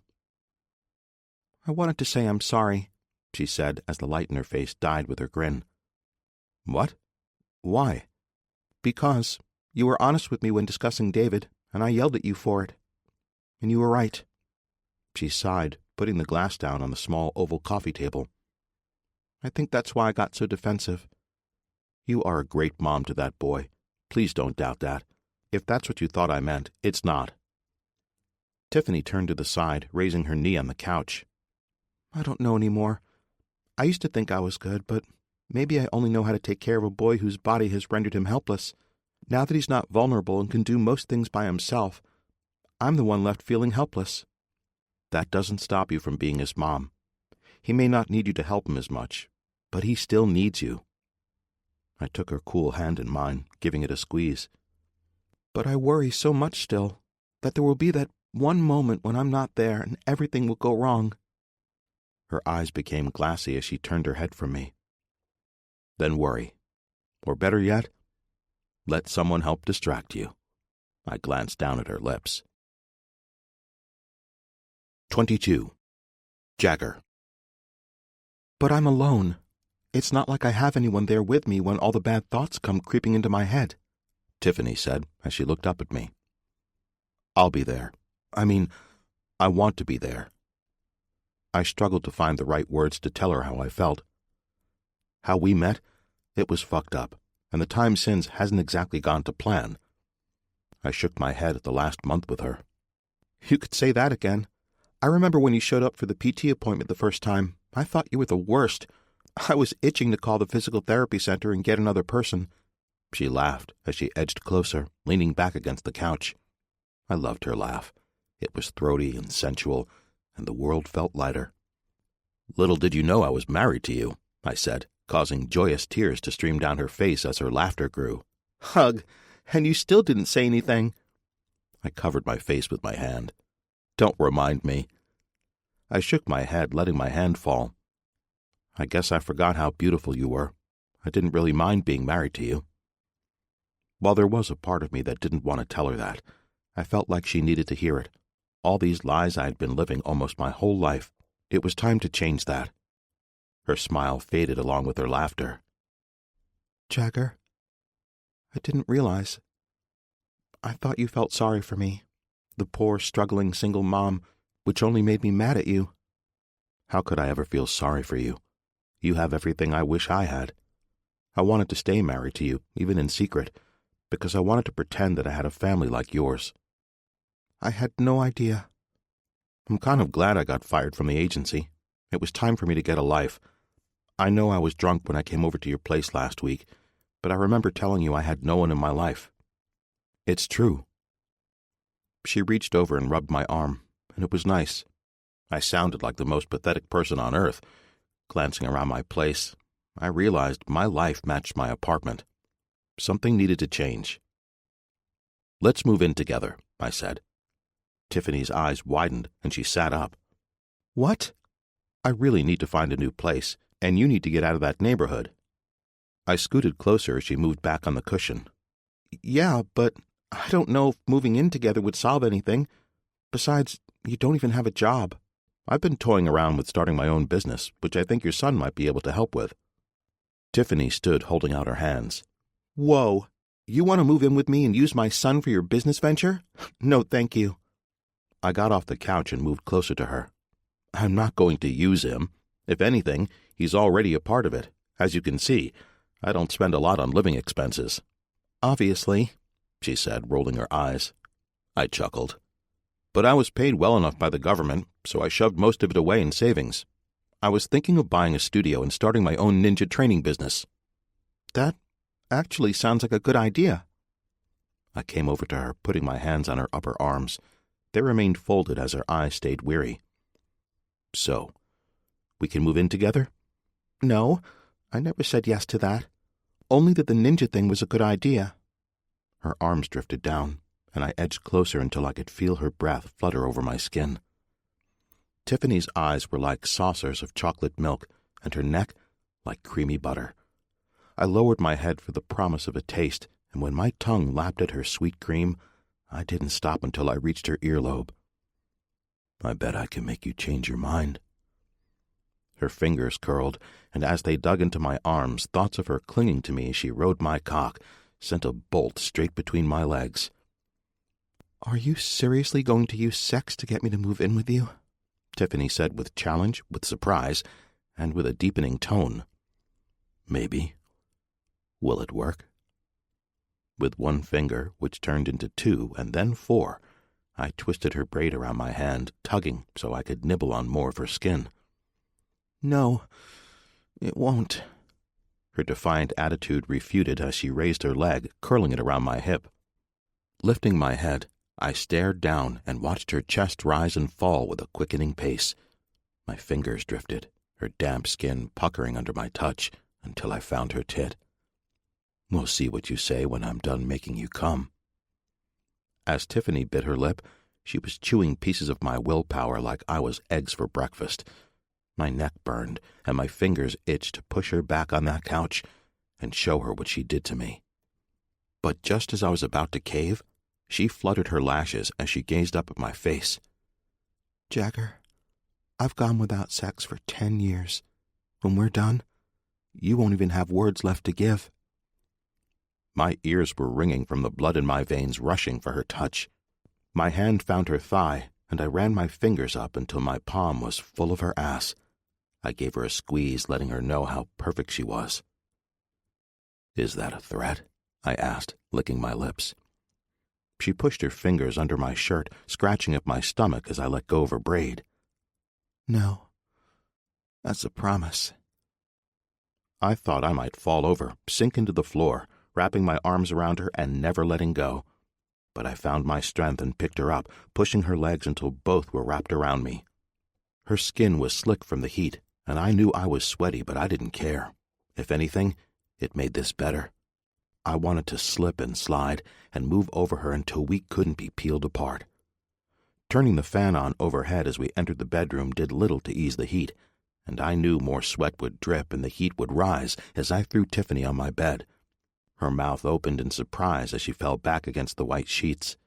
But she recovered and began to peel away her clothes. I followed, refusing to look away as I stripped off my shirt, my khaki shorts, and boxer briefs. The Mona Lisa was art, the Porsche 356 Speedster was sleek on wheels, but Tiffany naked, sprawled out on my bed, was sublime. What are you waiting for? She asked, lifting her arms above her. You're so beautiful. I don't even know where to begin. Tiffany spread her legs and moved her hands to her glistening pussy. When she pushed her fingers to her lips, spreading herself for me, I almost lost it. Why don't you start right here? I groaned, barely able to remain upright. Tiffany, you have got to stop teasing me like this. How am I teasing you? If anything, you're teasing me. I tell you what to do, and you stand there. She lifted up onto her elbow, and I realized she no longer had a bandage on her other arm, only a healing scab remained. All thought evaporated out the window as I fell to my knees. My fingers twisted and curled to watch her bend. Arousal leaked from my hand and hammered at my cock. I forgot. No, that's not right. I didn't want to believe that Tiffany tasted this good, like peach pie melting on my tongue. I savored her heavenly flavor. She tightened as my fingers smoothed over that small rough patch inside her, waiting so long to be played with. I sucked on her clit and savored her as her body struggled under my touch. She screamed a few sounds of agreement and worshipped the Almighty, but when she finally gave in, I knew I was done seeking anyone else. When I nibbled and pumped that climax from her, she admitted only one name that could make her feel this way. Jagger! She cried out as her back arched. I lifted my head, her swollen pussy still twitching around my fingers. When I finally pulled out, I grabbed a condom from my side table, figuring a world record was broken for condom placement speed. Her chest was rising and falling fast, but easing its pace as I settled between her legs. You still want this? There was a moment, as tiny as a millisecond, that I thought I saw doubt ghost her face. But when she moved her hands to my ass and squeezed, I knew I was wrong. Yes, I want your abnormally large penis inside me right now. That was your final warning, I said, before I cupped her tit, pinching her spiked nipple. My lips fell onto her mouth as my cock pushed inside her. She wanted to pull away from my mouth, but I wouldn't let her. My other hand cradled the back of her neck as I kissed her lips and rocked into her tight pussy. If she wanted this, then I was giving her everything. Her legs tightened around my hips, lifting herself to move with me. I plunged my tongue into her mouth as my cock plundered. If I could, I would fall inside her and never come out. Finally, I lifted my head and gulped the air. Her hair was wild. I gazed into her hooded eyes and wondered if her heart stumbled in her chest like mine. Her nails trailed down my back as she threw back her head. "You feel so good, Jagger." That wasn't nearly enough. I wanted to give her laughter and smiles and everything wonderful in one moment. I needed the world to explode behind her eyes and drift warmly over her slick body. I rolled off her and turned her onto her side, pulling up behind her. Lifting her leg, I pushed back inside between her thighs while my hand pulled at her braid. "Do you like that?" I asked. "Yes. God, yes." I reached over with my free hand, grazing my finger over her clit. She tightened and we both groaned. I wanted her to come again, but I didn't know how much longer I was going to last. "Jagger, oh yeah, I'm coming," Tiffany moaned. I let go of her hair as I curled around her body, my own orgasm causing me to shudder. Burying my head in the back of her neck, the waves kept coming. We stayed like that for a minute before I finally rolled away. I got up and went into the bathroom to remove the condom and clean up. When I came back out, I had a damp cloth. I settled between her thighs and started to wipe. I may have kissed the side of her knee a few times before I was done. After I tossed the cloth toward my dirty clothes hamper in the corner of the room, I relaxed back next to Tiffany. She curled around me. "You didn't have to do that." "What, wash you?" I asked. "Yeah. I could have gotten up and done it myself after you came out of the bathroom." I turned to face her, trailing my finger down her cheek. "But I wanted to take care of you. I will always want to take care of you." My finger made it to her lips and I smirked. "Unless I fuck you, then I only want to ruin you."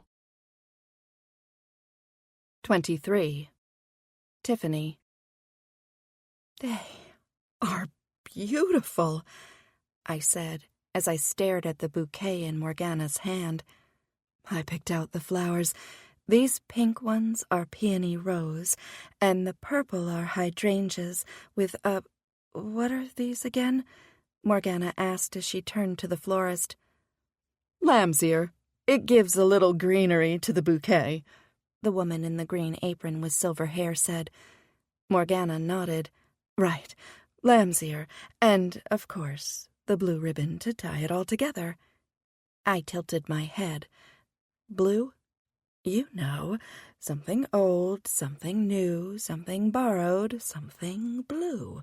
Oh, right, of course. Well, I love it." The florist smiled at Morgana. "It's not the final one. This is just a sample to give you an idea of what it'll look like. Yours will be much bigger for the wedding in 3 days." It had been a week since I finally had sex. I thought my vagina might fall out if I didn't get something soon. It was so worth it, the wait, and his cock. I smiled and strolled around the small shop called the Bloom Room, running my fingers over the tips of petals. Their soft texture reminded me of Jagger's big dick. Just about everything was reminding me of his cock. Like when Eveline took me to Chuck's Sausage Shack for lunch on Friday, or when I went to the grocery store and passed the cucumbers. Then I stopped and gazed at the cucumbers, after which I grabbed a couple so I could lie next to one in bed at night and dream about Jagger's cock. "I bet I know what's on your mind," Morgana said as she slid beside me. "What?" I felt my face heat, knowing she could see the blush on my cheeks. Then I snorted. "The cake. Well, it's a surprise, but let me tell you, it will be the best thing you ever tasted." Her eyes glazed over as she stared off into the distance. "I've already tasted the best thing," I mumbled. "Huh?" Morgana said, coming out of her cake fantasy. "Nothing. I bet it will be delicious." The bell over the door rang, and when I looked up, the current jacked-up porn scene that was playing in my head appeared to be coming to life. "Jagger!" I said, with too much enthusiasm to be dismissed as a simple surprise. We met up again Saturday night after David went to bed, but I didn't want Jagger to spend the night. this was just sex. I didn't want David to think the thing between Jagger and me was more than friendship. But that's the last time we were together. We had been sexting each other the past several nights as he's been busy trying to make his ninja studio happen.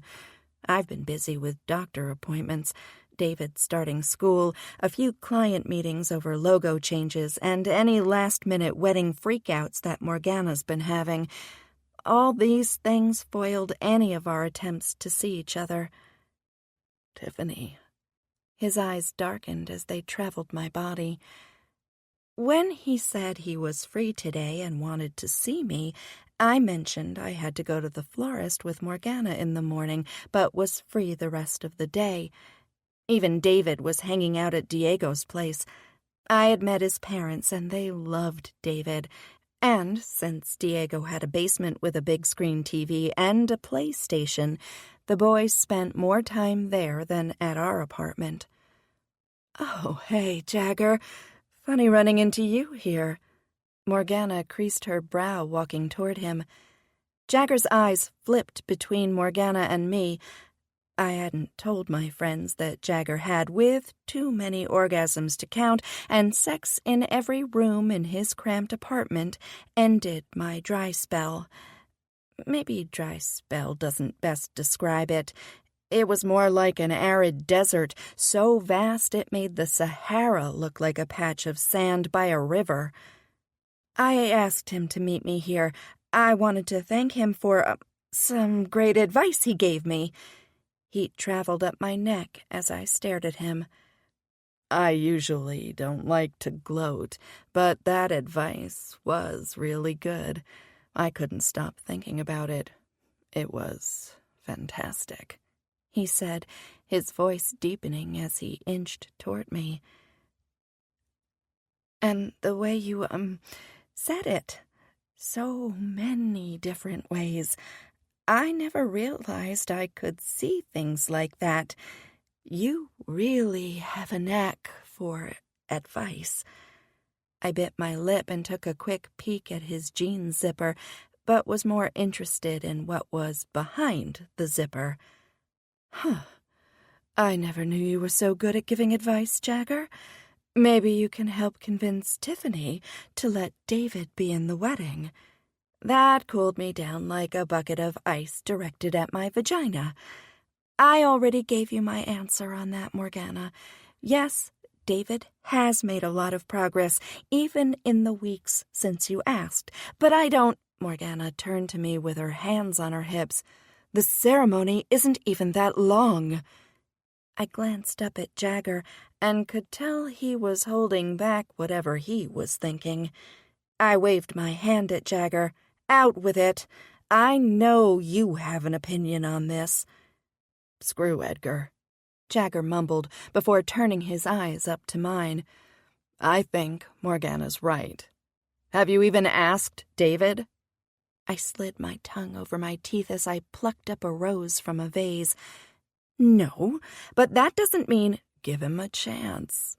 Jagger walked over and placed his hand on my shoulder. He was right.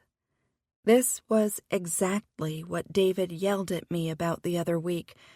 As much as I feared it would be too much for David, I had to at least ask if he wanted to be a groomsman. This was his decision, not mine. I will. I turned to Morgana as a smile took over her face. "I'm sorry. David may be getting bigger and stronger with each day, but I can't help but still worry about him. I'll ask him tonight when he gets home from Diego's house." Morgana jumped up and down, clapping her hands. "Yay! I promise that we will have a chair nearby if he needs to take a rest. Oh, Henrik will be so happy." Morgana wrapped her arms around me for a big squeeze.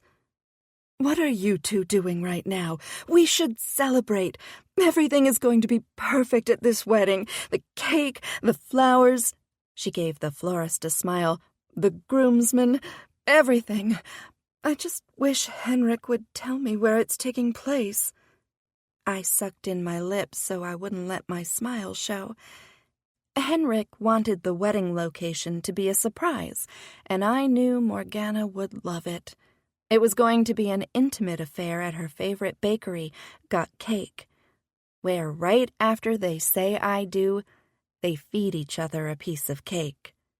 She really was having the best wedding. Actually, I wanted to show Jagger something back at my place. Okay, we'll all head over there, and then I'll take you both to lunch. My treat. Morgana's eyes bounced between us. I gazed at Jagger. He wasn't happy. With a tightening jaw, I knew what he wanted me to say, but I didn't really want to tell everyone yet. It was just sex. What if it got back to David? He cared for Jagger. It would break his heart if the thing between us fizzled out. I really need to show Jagger in private. I frowned, unable to come up with a better excuse. That's weird. Why would you need to show him something in private? Morgana said, before chuckling.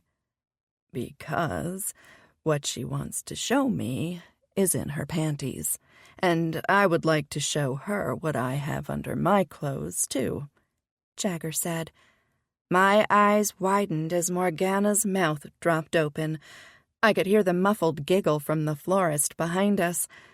My cheeks heated, and I narrowed my eyes at him. Jagger! Oh, I get it now, Morgana said.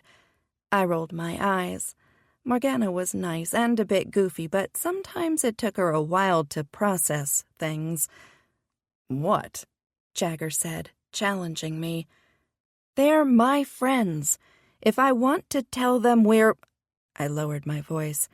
Having sex, then I'll do it myself. Fine. I forgot how embarrassed you are of me, Jagger said, before turning and walking out the door. Men are the worst, I growled as I balled my hands at my side. Excuse me, Morgana. I'll take a rain check on that lunch celebration. Of course, I heard Morgana say as I marched out the door. When I was outside the shop, I noticed he was about to step into a taxi. I scurried over before he could close the door. Jagger, where are you going? I said, slightly winded. To your place. He turned to me with the door between us. Without me? I figured you would end up there. We need to talk, and I'm not about to do that in a flower shop. He pushed the door open to allow me to climb inside. I turned to him once we were seated and gave the address to the driver. Okay, so let's talk. His eyes remained focused on the driver. Okay, so let's talk. Okay, I said through clenched teeth. It was a silent and stuffy trip back to my building. What was only a 10-minute drive felt like hours with Jagger's irritable silence. When we finally made it inside my apartment and I shut the door, all the words Jagger had pent up came rushing out.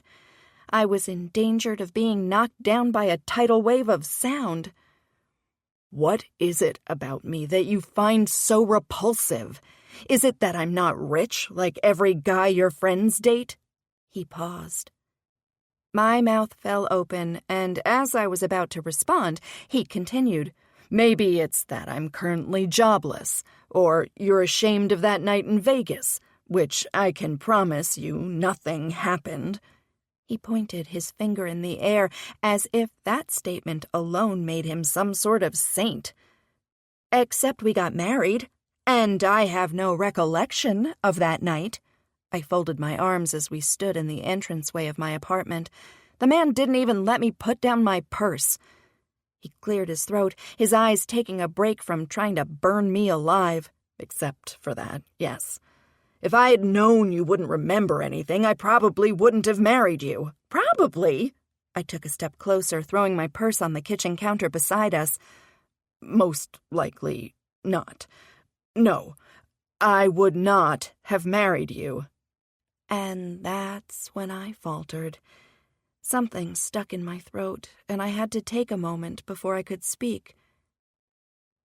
"Then you regret it?" I asked. He rubbed the back of his neck and shook his head. "No, I don't regret marrying you.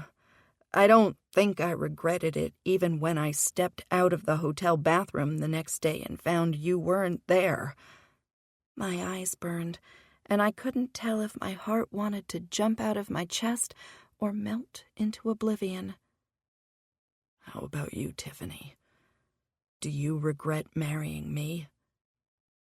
Of all the uncertainty I had about Jagger, this was the one answer I knew for certain.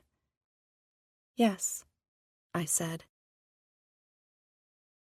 24. Jagger.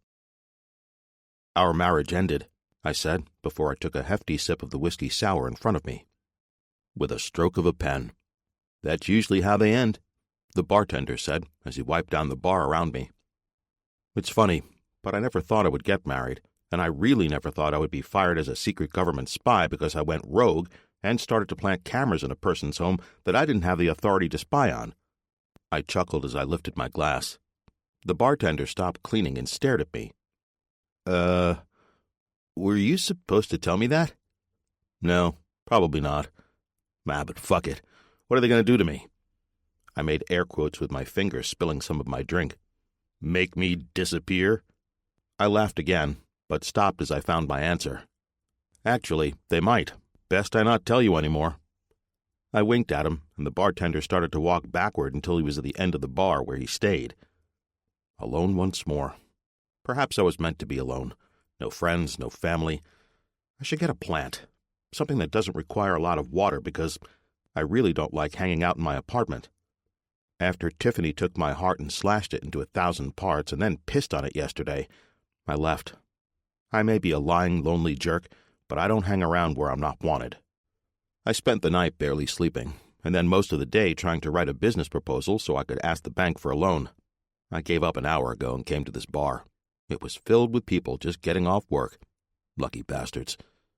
I felt a slap on my back, and without much thought as adrenaline kicked in, I grabbed the hand, turned, and twisted the man's arm until he was pinned to the bar. "Oh, Henrik, it's you. How's it going?" I asked. "Fine," he moaned, and I realized I still had him pushed against the bar, so I let him go. "Sorry, you surprised me." He rubbed his arm and nodded. "I could tell. Where's Morgana?" I asked as my eyes scanned the room. I zeroed in on 2 other guys I recognized, Edgar and Alexander. They were seated at a table. Edgar pretended he didn't see me while Alex smiled and waved. "She's having her bachelorette party, so I decided tonight was a good night to do the bachelor night with the guys." He glanced at my glass. "Is that a whiskey sour?" I frowned. "Yeah." We stood there in silence for a minute. It was nice to drink in peace and not feel like I had to talk, but just as I was getting used to Henrik being there, he opened his mouth. "You want to join us? I don't think the guys would mind." I turned back to look at the table Henrik was pointing toward. The table was small, seated 4 at most. There was a candle in the middle, as if it was meant for a romantic evening and not for a bunch of guys wanting to get drunk. I nodded at Alex, who began to wave again.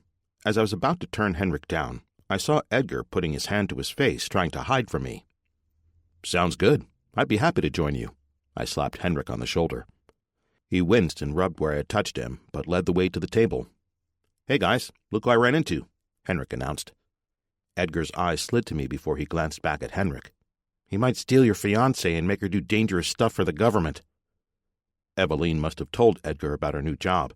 No wonder he's acting extra icy toward me. "What?" Henrik tilted his head, trying to make sense of his friend. "Nothing."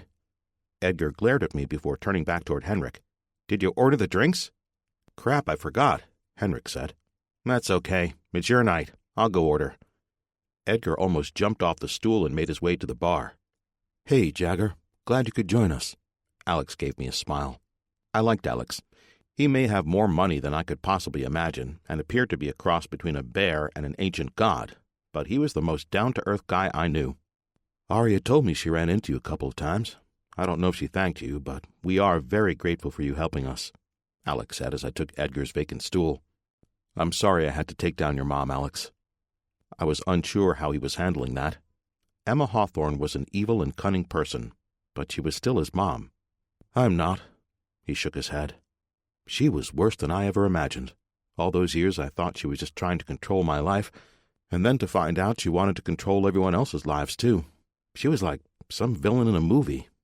But she was the woman who raised me. We were all silent for a moment. You don't have to worry about her anymore. She's on tape admitting everything. There isn't a judge in this country that would let her off. I slapped his back. Edgar arrived with a tray filled with a pitcher of beer and 3 glasses. Help yourselves, gentlemen. Except for you, Jagger. I assumed you had your own drink. Edgar stared at my almost empty tumbler. I stood and grabbed my glass. You're right, Edgar. I'll go grab a refill, and then we can all get to know each other a little better. Maybe talk about how we all met. The color drained from Edgar's face, and he was about to say something when Henrik spoke up. Sounds like a great idea. I'd love to hear how everyone met Jagger. With a chuckle still on my lips, I moved toward the bar. As I waited for the bartender to finish with someone else, I felt a vibration on my ass. Reaching back, I pulled my phone out of my back pocket. Hello? Jagger, it's 10. I put the glass down on the bar. I was surprised to hear from him since I was no longer an agent. Then I remembered asking him to look into that guy Tiffany was in that picture with. Did you find out about the man in the photo? I asked. What? Oh, not yet. Other things have come up, so I haven't had time to look him up. How quickly Ten forgot I worked with him for 2 years. His too busy at work excuse was code for not going to happen. Any belief that Ten might have had my back was gone. I was nobody to him now. Then why are you calling? I've got things to do, I said, as I tried to keep the bitterness out of my voice.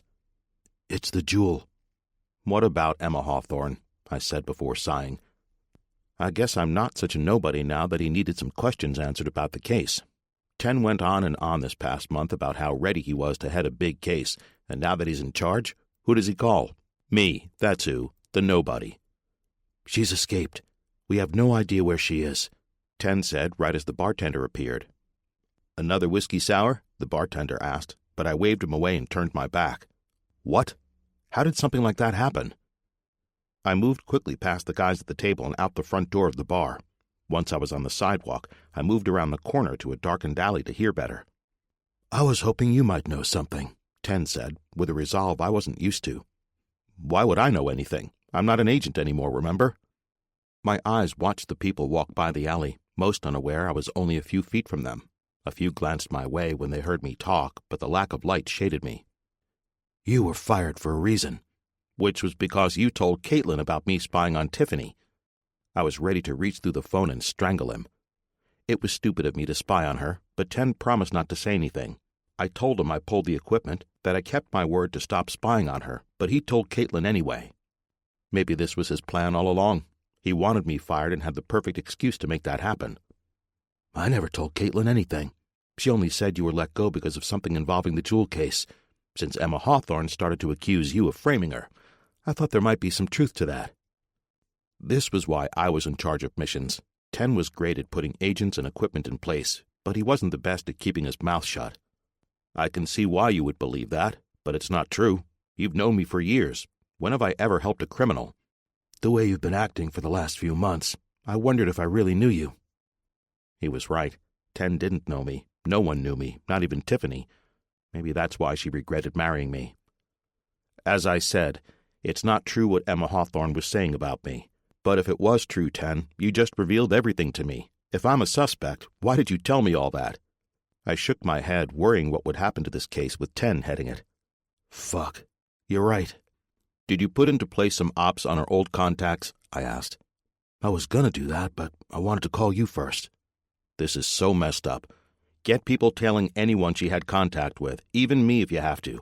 But I have to warn you, I'll figure out who's tailing me before they even get a chance to put their car in park outside my building. I know, Ten said, and I heard a loud sigh from the other end. I wish you still worked here. For the first time, I realized I was happy not being an agent. Well, I don't. You wanted to head a mission? You got it. Find the jewel. Right.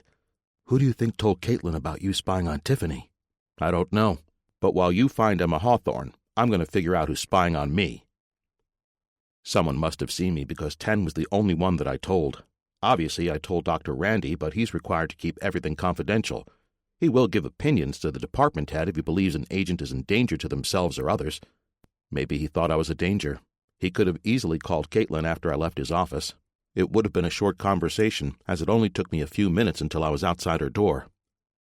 I hung up the phone as the realization hit me. Emma could be coming after Arya. Arya was at the bachelorette party. Tiffany was at that party. I had to get to them right away. Once I made it back inside the bar, I ran up to Henrik's table. "You need to tell me where the ladies are." "I don't think they want you spying on them, Jagger," Edgar mumbled loud enough for me to hear as he lifted his beard to his lips.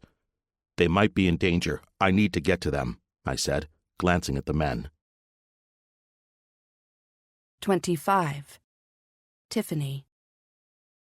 "It's really loud," Morgana yelled as Arya and Morgana's mom guided her to our table. The place had more lighting than I expected, but Morgana was right. It was loud. She still didn't know where we were, as her grandma insisted on keeping her blindfolded. "Just one more step. There, you can take your blindfold off," Morgana's mom said as she let go of her daughter's hand. Morgana slipped off the pink bandana and glanced around. Her brow furrowed. "There's a stage. Is this one of those dinner theaters?" Her grandmother took her seat on the long white couch and waved over a shirtless man wearing leather pants and a bow tie. "In a way, except we already had dinner. This is more drinks with a show, and they do show everything here, don't they, sweetie?" Her grandmother's hand slid over the man's bicep before drifting down his arm. "Yes, tonight is the Full Monty show. Now, what drinks would you like to start with?" he asked. I knew when I saw the sign out front that it was a strip club. Who would mistake Hunkorama Male Review as anything other than a male strip club? Any other time I would be a little thrilled to come to a place like this, something different and fun, but looking around at the half-naked men made me miss Jagger, especially his chest. He had a better chest than all these men. The first thought I had when I saw the strip club was making Jagger put on a show of his own for me. Then I frowned as I remembered how brooding and silent he was when he left yesterday.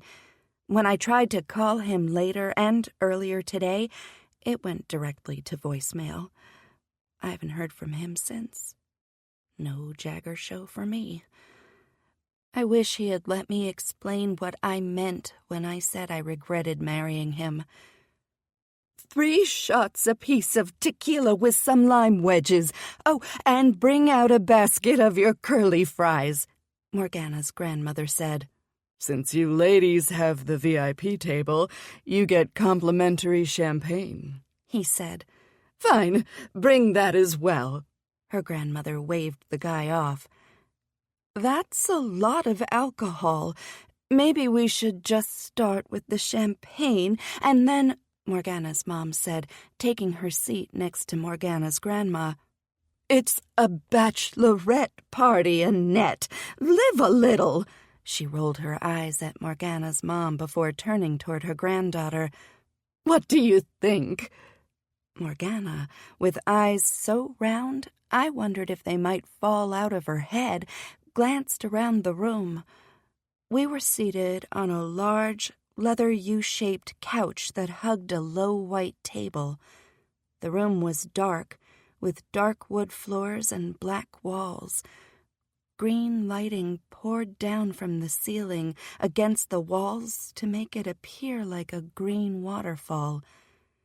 It's a bachelorette party, all right, Morgana said with a frown on her face. I love it.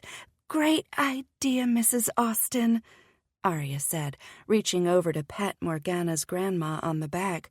Please, call me Denise. I'm just one of the ladies tonight, and if I'm lucky enough, I'll be hanging with the guys after.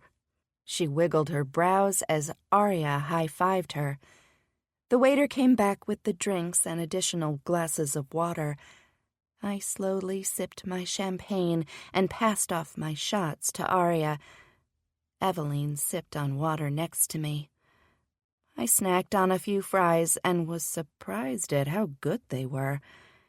After we had been there about 20 minutes, the white lights lowered and colorful strobe lights began to wildly flash around the stage. Welcome, ladies, to the special Full Monty show here at the Hunko-Rama Mail Review. In a moment, some of our seasoned pros are sure to make you sweat with our pre-show. Right after the pre-show, you will be in for a treat. All the way from our New York venue, 4 of the hottest men will let you see it all, the announcer said overhead. It was fun to see the guys dance around the stage, taking off their clothes. They were quite talented, and I wondered if they were professional dancers during the day. Even the light show was impressive. When the limousine drove up to the strip club, I thought it was going to be seedy, but they put on an entertaining show. Morgana's grandma got grabby with a few of the dancers and had to be led back to her seat. After a while, the men left the stage and the lighting changed. I heard the announcer come back on. You ladies ready for the Full Monty? The crowd, along with Arya, Morgana, Mrs. Austen, and Annette, shouted that they were indeed ready for the men to strip all their clothes off. Welcome to the stage. There was a muffled sound where the announcer was asking for the guys' names. I don't care if you're not really from New York. What are your names? Everyone at the table looked at each other in confusion. The curtain swung open, and I thought my mouth was going to hit the table. Welcome to the stage, Alex, Edgar, Henrik, and Jagger. Mrs. Austen and Annette jumped to their feet and began waving dollar bills at the men. I glanced at Arya, Morgana, and Eveline as they seemed to be in shock at seeing their men up on stage. Is this part of the surprise? Morgana asked. No, Eveline and Arya said at the same time. The men stood in the middle of the stage, gazing out into the crowd, wearing nothing but their jeans. Jagger was the only one whose head moved as his eyes drifted over the crowd. Help these guys feel welcome, ladies, the announcer said. The crowd roared and Annette stopped jumping. Slowly, she sat back down as she must have recognized her future son-in-law. Don't we have a bride-to-be in the crowd? Let's get her up here so these men can take care of her. I could hear the frustration in the announcer's voice as the men didn't move. Our waiter showed up and offered Morgana a hand. Still a bit stunned, she got up and let the waiter guide her to the stairs. Once on stage, Morgana sat on a single white chair in the middle of the stage. Okay, guys, the announcer's voice was laced with irritation. Show the lady a good time. The men started to move toward Morgana, but Henrik widened his arms, stopping them in their tracks. It was like a car wreck. I knew what would unfold would be horrible, well, horribly embarrassing, but I couldn't look away. And as I had a quick glance around the table, neither could any of the other ladies. Henrik shifted his feet from side to side like he was line dancing. Oh, God, I think I'm going to be sick, Eveline mumbled beside me. There were insults from the crowd. One woman shouted, if he's going to dance that badly, the least he could do was show everyone his dick. Come on, ladies, we have to save them. I finally came to my senses. You're right. Morgana can take care of her own man, but I'll be damned if these savages will be ogling Edgar." Eveline stood and began to move in the direction of the 3 steps that led to the stairs. "Arya, are you going to let Alex strip for everyone?" I asked as I stood. "Fine, I guess not," Arya said, more disappointed than mad. As we approached the stage, a large bald man with a black T-shirt that said security in big white letters on the front stopped us. "Where do you 3 think you're going?" "Those are our boyfriends up there. There has to be some sort of mistake," Eveline said, folding her arms over her chest. "Lucky you. The only way onto the stage is if you are a dancer or you paid for a dance," he said. Eveline leaned forward until she was whispering into the man's ear. His eyes widened after a few moments as she reached into her pocket, pulled something out, and showed it to him. He quickly moved to the side to let us pass. "What did you say to him?" I asked Eveline. "Just that I could make one phone call and have this entire venue raided? I had a feeling there were just a few things that weren't necessarily up to code, and I was right," Eveline said. I wanted to ask why he would believe her, as any woman could make that claim. I had a feeling it was what she showed him that had him changing his mind. The ladies ran over to their men. Jagger strolled to me, and we all ran off stage. Jagger pulled me toward the exit, and I thought everyone followed. When I glanced back after hearing another uproar from the crowd as they realized we were taking the men, I saw Henrik still up on stage, dancing for Morgana. "What happened in there?" I asked Jagger once we were standing in the parking lot. We were gathered in a group near a yellow Volkswagen Carmen Ghia. "They mistook us for strippers." Jagger ran his hand through his disheveled hair. With his mussed-up hair and naked chest, I couldn't help but stare at his body. Even out here, in the dark parking lot, Jagger looked hot.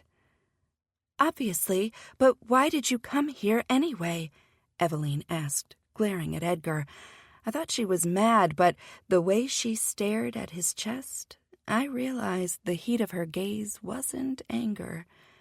I glanced over at Arya, who was already making out with Alex. "Emma Hawthorne has escaped," Jagger said. Arya and Alex stopped kissing. "What? But how?" Arya said as she walked up to Jagger.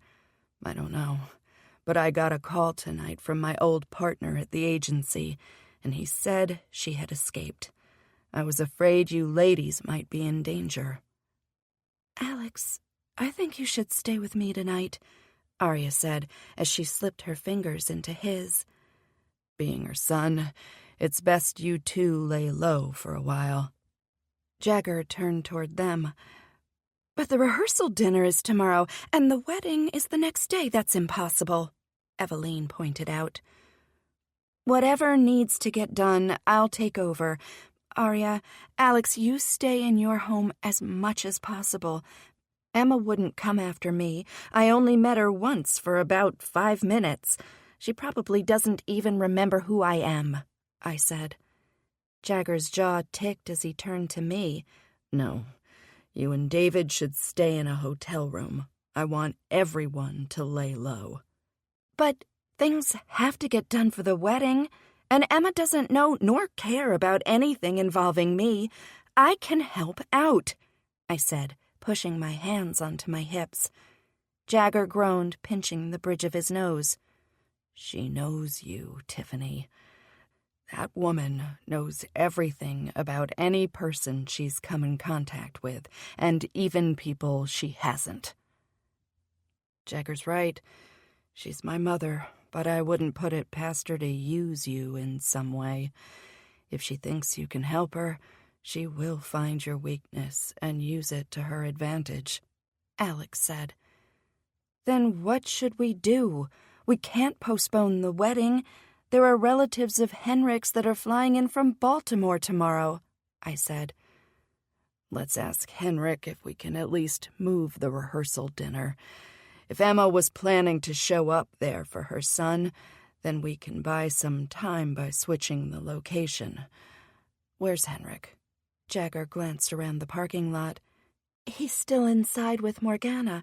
I think Morgana's mom and grandma are in there too. I'll go get them, Arya said.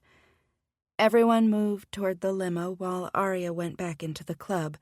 It wasn't long before she was back out without Henrik, Morgana, Annette, and Morgana's grandma.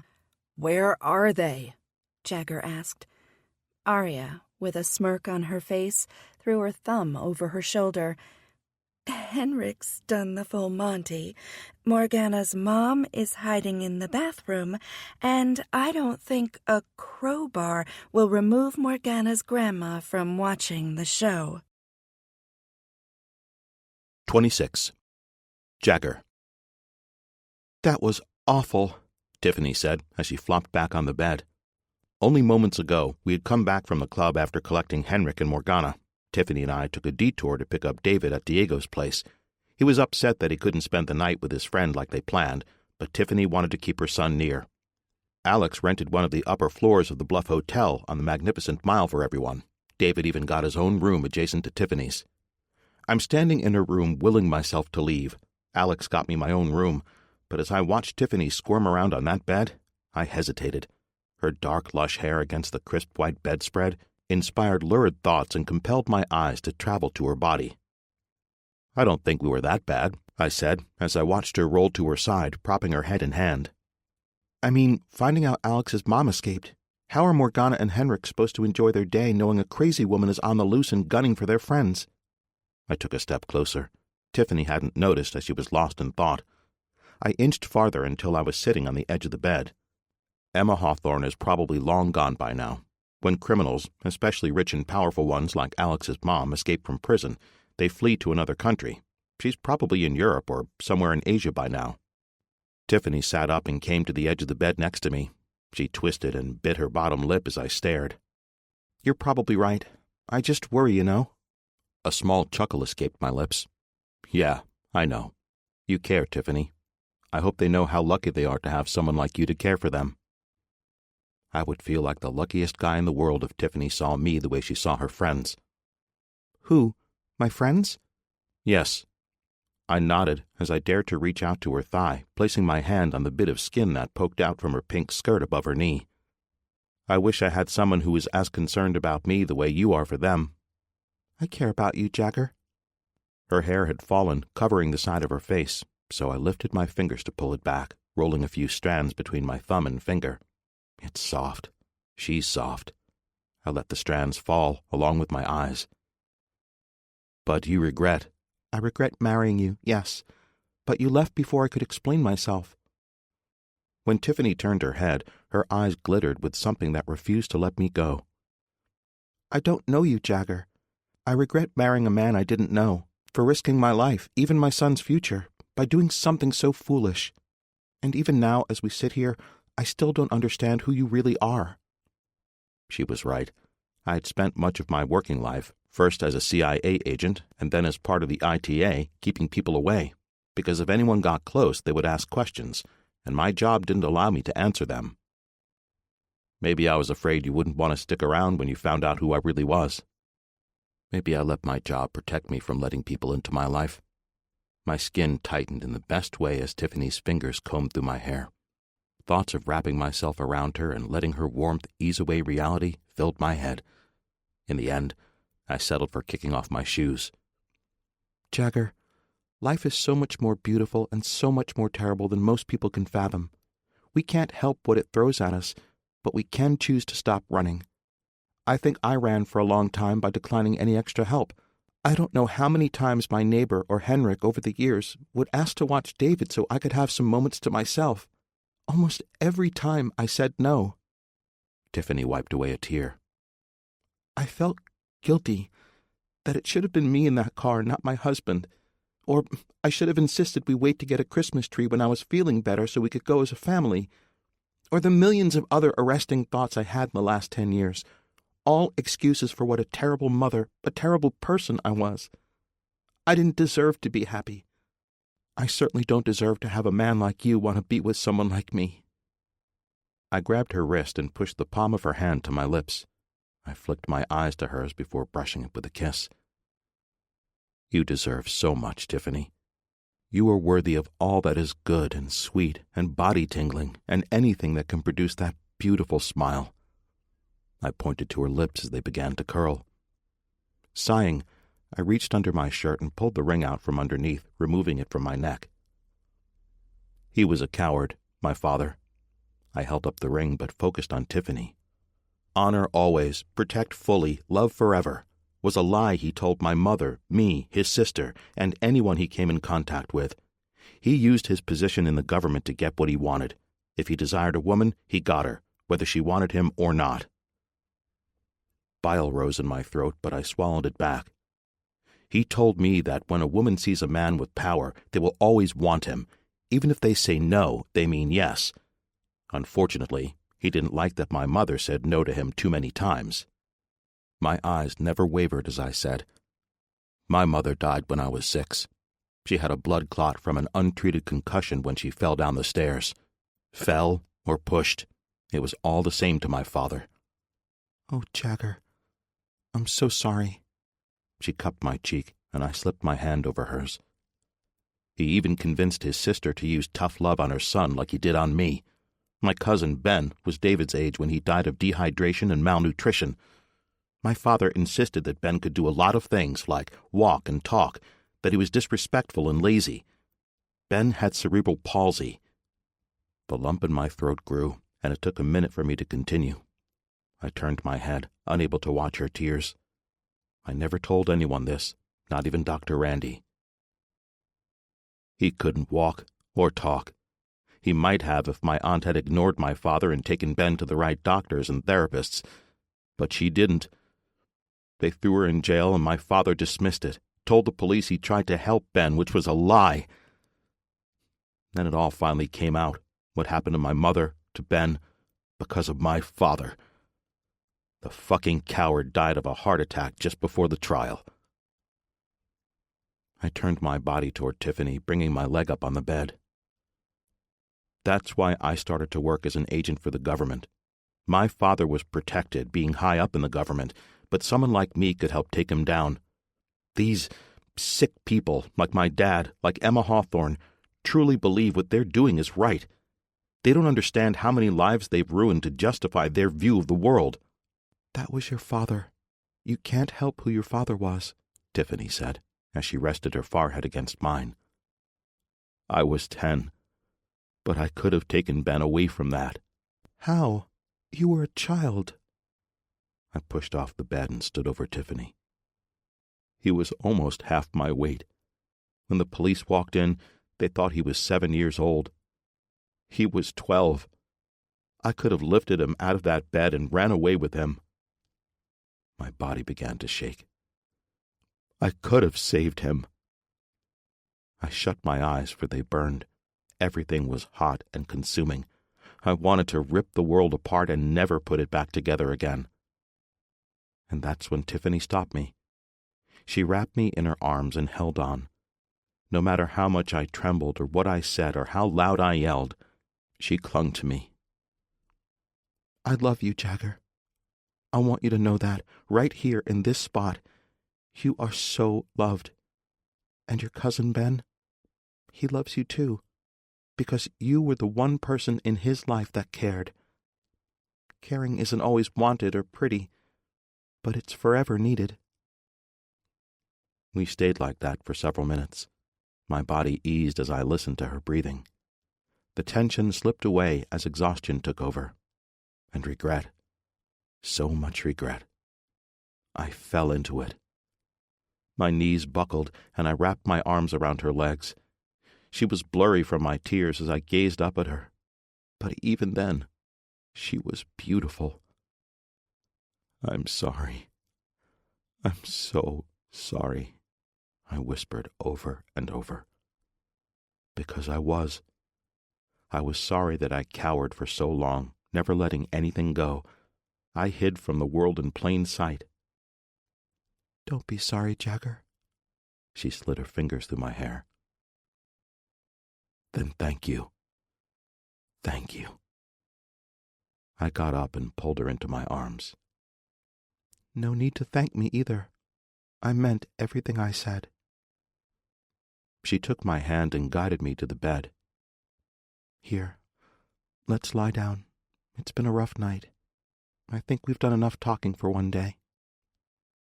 She pulled back the covers and we slid in next to each other. Tiffany put her back to me, curling into my body. This was all I needed, to feel her warmth, smell her sweet scent, and hear the soothing rhythm of her breath. It didn't take long for the both of us to drift off to sleep. For the first time in many years, I fell into a deep, restful slumber. 27. Tiffany. Love?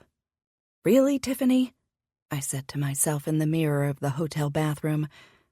I was naked, having just taken a shower. I felt it the perfect time to dissect the night before when I told Jagger that I loved him. You must have been high on strip club fumes, I said to the mirror as I grabbed the tiny complimentary toothbrush and swiped on some toothpaste. Shoving the brush into my mouth, I pointed my finger in the air. 1, you have known him for just over a month. I scrubbed my teeth before spitting and putting up another finger.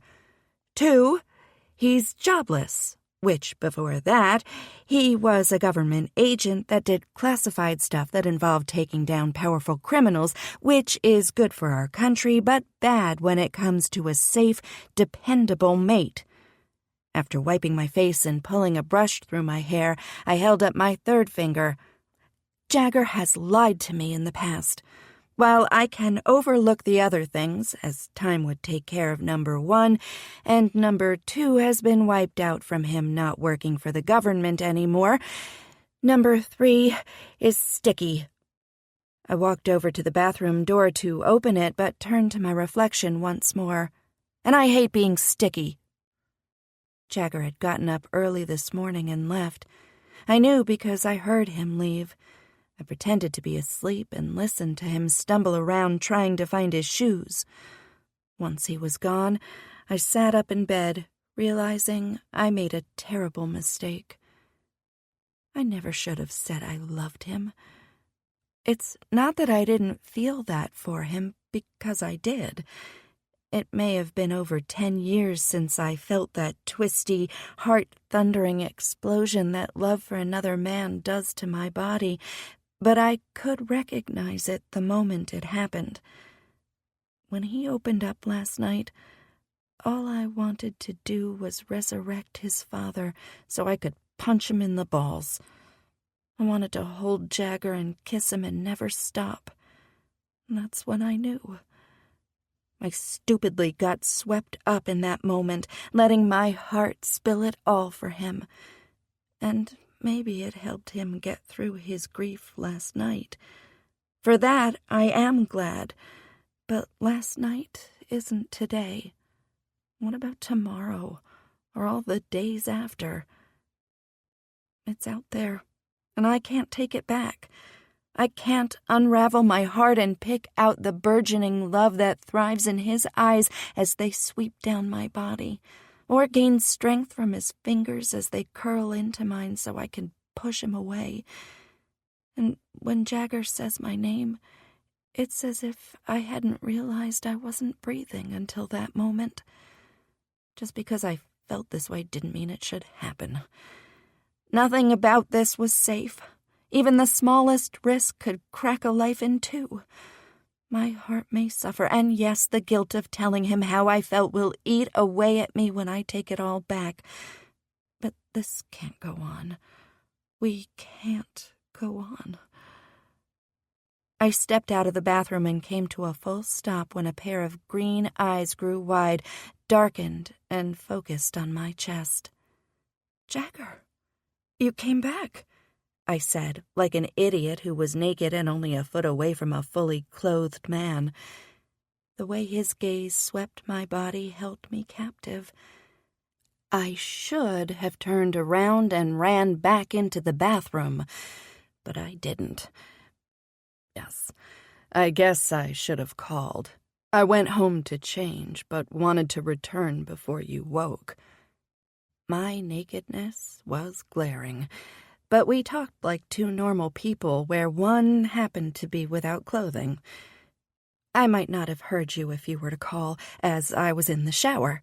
I nodded and thought putting my hand on my hip would make the situation less awkward. It didn't. "Are you cold?" he asked. Not at all.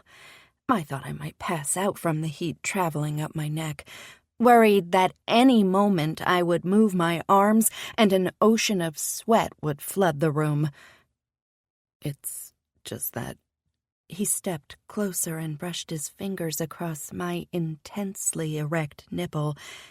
I shook my head, trying to ward off the flood of pleasure that came from his touch.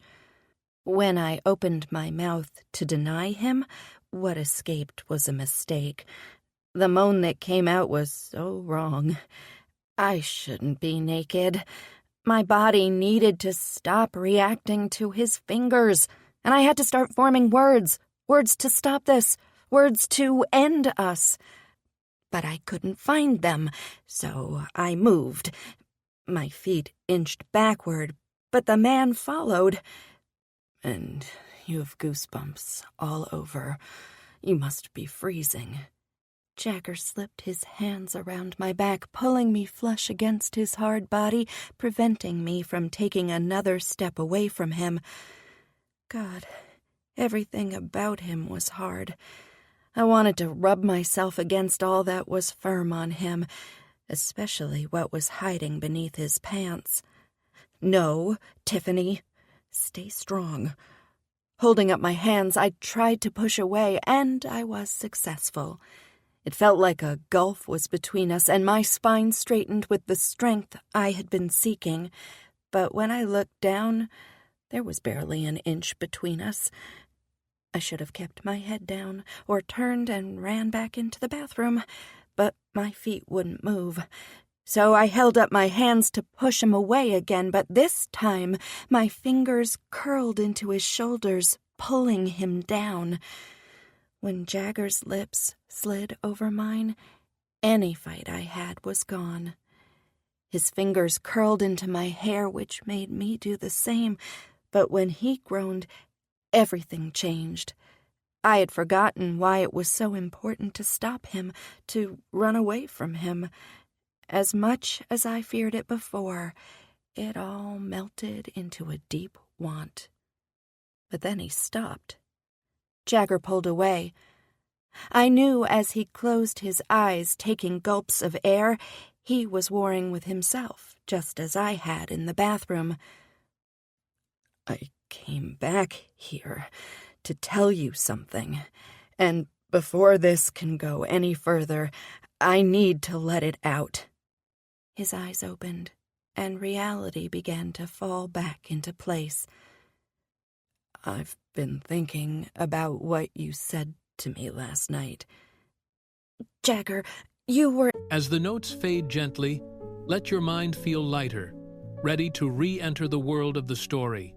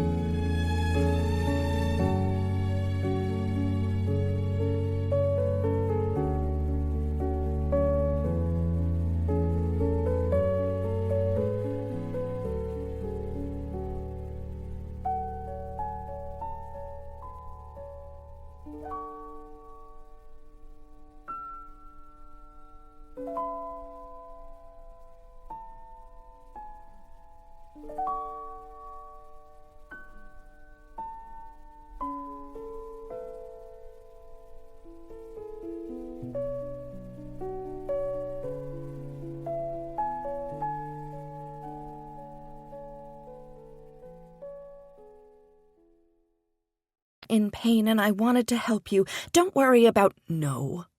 He cupped my head, and with a deep breath, he continued. I was in love. Tears were prickling at the corner of my eyes, and I didn't know whether to push my lips back onto his or run back into the bathroom and lock the door. I had been falling for you from the first moment I met you back in Vegas. Maybe that's why I didn't immediately track you down and get a divorce. The way you looked at me, it was different. He stood a little taller and swallowed. I wasn't the relationship type, and maybe women could sense that because I never had trouble finding a woman who wanted anything more from me than sex. And then you took my hand, and we danced, and you proposed. He chuckled before continuing, and I wanted that. I think I was lonely at first, but the more we talked, the more you wanted me. I told you my real name that night. I even mentioned a few things about my father, but nothing I said stopped you from gazing at me as if you only wanted to know even more about me. You saw me as fascinating, and I saw you as the best thing that could have ever happened to me. Please, whatever happens, know that I love you, he said. I do. I love you, I whispered, kissing his cheeks and his neck and pulling at his shirt. It didn't take long for him to take his clothes off, but it felt like forever. His fingers slipped between my legs after he pushed me back onto the bed, and I wondered why he hadn't done this the moment I walked out of the bathroom. When his head slipped down until I could only see his shaggy brown hair, I gasped and prayed David was sound asleep. My mouth was going to wake him. I knew it. I pressed my teeth onto my fist, fighting Jagger's tongue. That was his secret weapon. That tongue, when it slipped and flicked my clit while his fingers pumped into me, it had to be magic. Because I came. Was it seconds or minutes? I had no idea because time seemed to melt over on itself. I need you, I said as I sat up and pulled his arm. He grabbed his jeans and managed to find a condom, but he was taking too long. I pushed him back and ripped that foil apart like a pro, even though it had been a long time since I opened one. When I rolled the latex over his dripping cock, I pushed my legs to either side of him, ready to mount.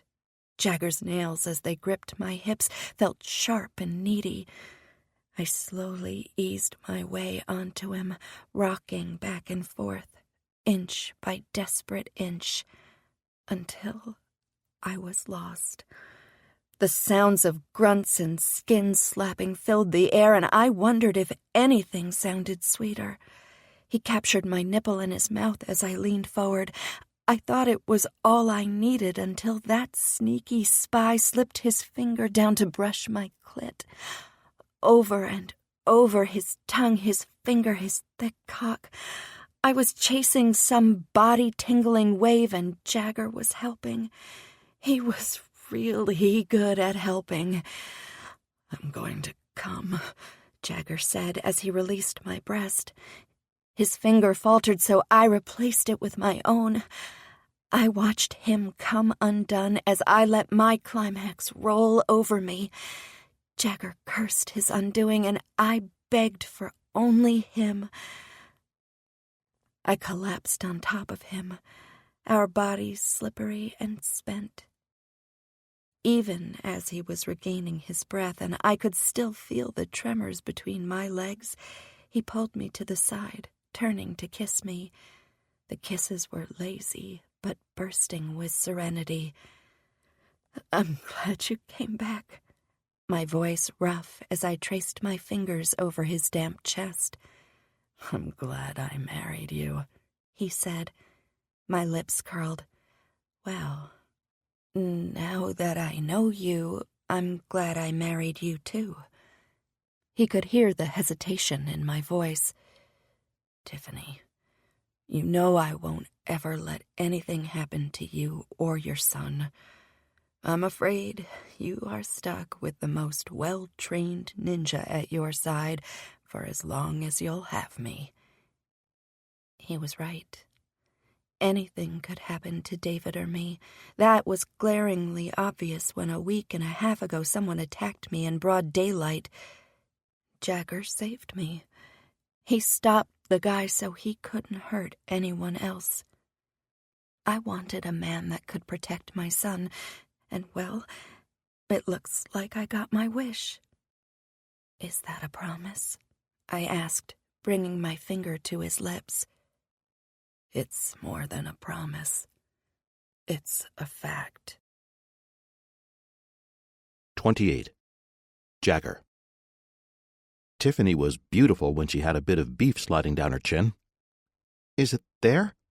She pointed to the opposite side of her chin where no beef could be found. No, maybe I should lick it off. Seems a waste to wipe away perfectly good steak, I said, dabbing my white cloth napkin to the corner of my mouth. Her eyes widened as she glanced around the restaurant. We sat at the end of a long table. Next to us was Henrik's cousin and his wife. His wife leaned over to Tiffany. He does have a point. This meat is tender. The woman with the long black hair winked at Tiffany. Joss, maybe you let her decide, her husband said, shaking his head. Pierce, I'm just helping with their problem, and the food is really good. When we visit Chicago in the future, we'll have to come back here. The steak suffered the most in all this as Tiffany tackled it with a napkin to her chin. There, it's gone. Problem solved. Tiffany turned slightly in her chair, giving Joss more of her back. And what a beautiful back it was. Creamy, and having licked it earlier today, I knew it was the perfect mix of sweet and salty. Tiffany's jade dress was almost backless, giving everyone a view of her flawless skin. You're beautiful. I put my elbow on the table and rested my chin on my hand, gazing over at her. The meat is now on your cheek, Joss said, pointing to her own cheek for location. Excuse me. Tiffany got up and walked toward the restrooms in the back while cupping her cheek. I watched her hips twist as she danced around the tables on her way toward the back. She's so graceful, I said. You're a lucky man, Joss said. I smiled at the woman. I am. They seemed nice. We had talked earlier just before the food was served at the rehearsal dinner. Me, along with Alex, managed to find a restaurant in Humboldt Park. Alex arranged to close the restaurant for the night, and I scoped out the place until I was sure it was safe. I glanced over at the table close to the door where David sat with some little kids, one being Pierce and Joss's little boy. I thought David wouldn't want to hang with small kids, but he's having fun making them laugh. It felt like for the first time in my life, everything was falling into place. Even the white lie I told Tiffany this morning was for a surprise I wanted to show her on Monday. I told her I went home to change, which was true, but I also had a meeting to sign a lease for a building I'm renting. It's perfect. There are 2 floors. The bottom floor has a large window facing the street, which can be used for my ninja gym, and the top floor is a small 2-bedroom apartment. When I asked her to move in with me, I meant it. Even though we haven't known each other long, I can't imagine not being with Tiffany. My phone vibrated in my pants. Lifting it, I noticed it was from Ten. Hey, Ten. Any news on Emma? I'm outside, he said. What? The restaurant. I'm in the alley next to the restaurant you're in, he said. How did he know I was here? Then I remembered that he still worked for ITA. I'm sure I was being followed from the moment I left that job. I'll be right there. I ended the call, shoved the phone back into my pocket, and made my way toward the front door. As I passed one of the tables, I felt something sharp dig into my ass. Turning, I noticed Morgana's grandmother smirk at me. I had to check to see if the buns were warm. She winked. The only reason the woman was getting away with that was because she's related to the bride. I picked up my pace to get to 10 quickly and away from lecherous hands. He was just on the other side of the building, leaning against the brick. She's here, 10 said. I turned around in a circle, taking in our surroundings. Where? No, in the city. I thought Emma would have left Chicago. I'm surprised she didn't leave the country, but she's here. Why would she stay here? 10's jaw tightened. What aren't you telling me, 10? My throat tensed, my hands fisted, and I knew what Ten was about to share wasn't going to put a smile on my face. She mentioned, when I asked her a few questions last week, something about a wedding. I thought she was talking about how she tried to force her son to marry the Dorton woman, but I think she might be talking about Payne's wedding. He pointed at the brick wall that separated us from the rehearsal dinner party inside. Rubbing my forehead, I fought like hell to stop myself from punching that brick wall, because that would be stupid, not to mention it would require a trip to the emergency room. But I felt like being stupid. I wanted to run around the city like a madman and search every crevasse for the deranged Emma Hawthorne. The venue will have to be changed, I said as I lowered my hands and leaned against the wall. Can you make that happen in such a short period of time? Ten crossed his arms, challenging me. I may be a disgraced ex-agent, but I could still help take down a wanted criminal. Of course. I'll go back inside and get Henrik. He may not like this, but I don't think he would want to endanger his guests. It's either that or cancel the wedding. My heart hammered in my ears, and I tried to suppress the bubbling excitement from showing on my face as I asked Henrik to follow me outside. This felt like old times. Perhaps I gave up the spy thing too easily. Maybe walking away from it for a short time was just what I needed. "Where are you two going?" I heard Tiffany's voice from behind me. Turning, I remembered why I wanted to stay away from the government. The one thing that was always missing from my life and made each day harder to do without was love. I was lost in a sea of adventure. That can be dazzling, although it can't last. But Tiffany? She would always be in my heart. I need to discuss the wedding tomorrow with Henrik, outside, I said, and turned to go. It wasn't until we were on the sidewalk that I realized Tiffany had followed me. I need to discuss this alone with Henrik. Totally ignoring me, Tiffany pointed at Ten. "Who's that?" "My old partner. He has news about Emma. I'm afraid we need to discuss this." I threw my arms in the air as I wondered why I even bothered to open my mouth. Tiffany walked around me and stuck out her hand. "Hi, I'm Tiffany." "Hello, Tiffany. It's nice to meet you. I'm Ten. I used to work with Jagger." She nodded and glanced at me for a second before turning back to Ten. "Did you know about what he did? About the whole—" She made a circular motion with her finger. "At my place?" Ten's eyes flickered to me before gazing down at the ground. Did he know what she was talking about? Because I didn't. "Yes, but I told him to get rid of the listening devices at your place, and, as I told Jagger, I didn't tell our boss that he spied on you. Someone else must have said something," Ten said with a glimmer of something in his eyes. Did he think he was helping me with that? Because he wasn't. My eyes widened, and it was like slow motion. I tried to reach out for Tiffany and tell Ten to shut up, but my body was too slow for me. "Spy on me." Tiffany turned, and it was painful to see the hurt and confusion that filled her eyes. "You actually planted spy equipment inside my apartment?" "Oh, shit," Ten said. Oh, shit was right. When I was done groveling to Tiffany, I was going to kill Ten. I waved my hands around. "It was my fault." "Damn right it was your fault." She pushed her hands onto her hips. "You're a flippin' spy, for gosh darn sake. Even I know it's against the law to spy on someone without a warrant. Or did you get that? Maybe made up another lie. Something about me being a bad mother and you needed to make sure I wasn't spreading my terrible parenting skills to the rest of the country." "You are not a terrible mother." I took a deep breath as I prepared to put myself in a position to get thrown in jail. And no, I didn't have a warrant. What I did was completely illegal.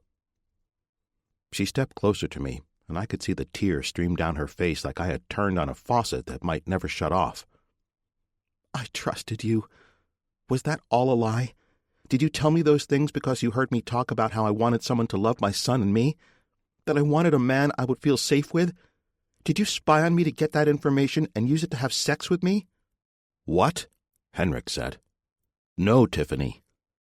I gazed around to see one man with guilt in his eyes and another with venom. "Can we go somewhere to discuss this in private?" "Are you kidding me?" Tiffany said with an octave that could shatter glass. "I don't ever want to be alone with you again. How can I trust you? Don't come near me again." My heart felt like a million knives were slicing it away, sliver by agonizing sliver, as I watched the woman I love walk away. She stopped just before she turned out of the alley, gazing back with thunder in her eyes. "I made a mistake with you. A scary mistake that once this divorce comes through, I will never repeat again." Within a second, she was gone. I took a step forward, but fingers curling around my shoulder stopped me. "Don't," he said, and I was too far removed to know if it was Henrik or Ten. For I was floating, hovering with my senses so raw there was a hum. A vibration in my eyes and my skin felt like it would fly away. Nothing made sense until something hard hit my jaw. I fell back to earth with a pain exploding up my face and into my eyes. I looked over to find Henrik gritting his teeth and shaking his head. "You stay the fuck away from her." "Come on, man. We have more important things to discuss, like the safety of your wedding," Ten said, turning to Henrik and pushing him back. I got up and shook off the hit, knowing I deserved it. I almost wanted to thank Henrik. That blow finally made everything so clear. "You do need to talk about the wedding. You need to focus on your fiancé and your guests. Talk to Ten to figure out if you can come up with a different venue. Don't worry about me. You won't be seeing me anymore," I said, and made my way up the alley, across the street, and toward the L train to go home. I was foolish to think that I deserved love, that I earned someone that was like a quake to my heart and shone brighter than any sun. 29. Tiffany. "What a view," Eveline said, standing next to me as we looked out over Lake Michigan. The water was a beautiful tropical blue and dotted with white sailboats. I frowned. Gorgeous, but Henrik always did have great taste. Too bad he doesn't live here anymore. But Dixon does. She nudged my shoulder with hers. I nodded. It should be a happy day, full of smiles, yet everything felt like dry toast. Henrik managed to find another place for the wedding, which happened to be his old condo that had a spectacular view of Lake Michigan. Aria was more than happy to help out, as she was the one who currently owned his old place. "Yep, she sure does. Kudos to her," I said, leaning my head on the glass before taking a deep breath. "Hey, what's wrong?" Eveline placed her hand on my back. "Jagger, I made a mistake. He wasn't the man I thought he was. Not that I knew much about him until 2 days ago. That should have been clue number 1. A man who refuses to let you inside until after you've fooled around with him. That's not a good sign. I drunkenly married him in Vegas, and he took a month and a half to inform me about it. Then he lied about being a physical therapist, taking advantage of me and my son. As if that wasn't enough, Jagger spied on me. Like, he actually planted listening devices inside of my apartment, all to gather information so he could lure me into bed. I rubbed my neck. Eveline sighed. "You found out about him spying on you." With tremendous surprise, my breath caught, and for a moment I couldn't speak. I lifted my head, shaking out a cough. "You knew?" She nodded. "I can't tell you much, but just know that I've spoken to his old partner a few times. Jagger is a good guy. He really is. But he fucked up. He knows it, I know it, and everyone can agree to that." "What do you mean you can't tell me? Did he swear you to secrecy?" My ears burned with anger and wonder that so many people, friends I trusted, were deceiving me. "No, it's not that. He doesn't even know that I found out about it." She took a deep breath, glancing around the room before leaning into me. "I took a job recently. Nothing super secret like Jagger, but it is with the government." My head went back as I let her words sink in. "Does Edgar know?" She nodded. "Okay, I won't ask you any more about it. But you are right about Jagger. He did fuck up." I groaned. Fear is a powerful thing. It can cloud judgment and make people do crazy things, believing that what they're doing is for the best. Eveline stared out at the view for a moment as she pursed her lips. "I guess that's true.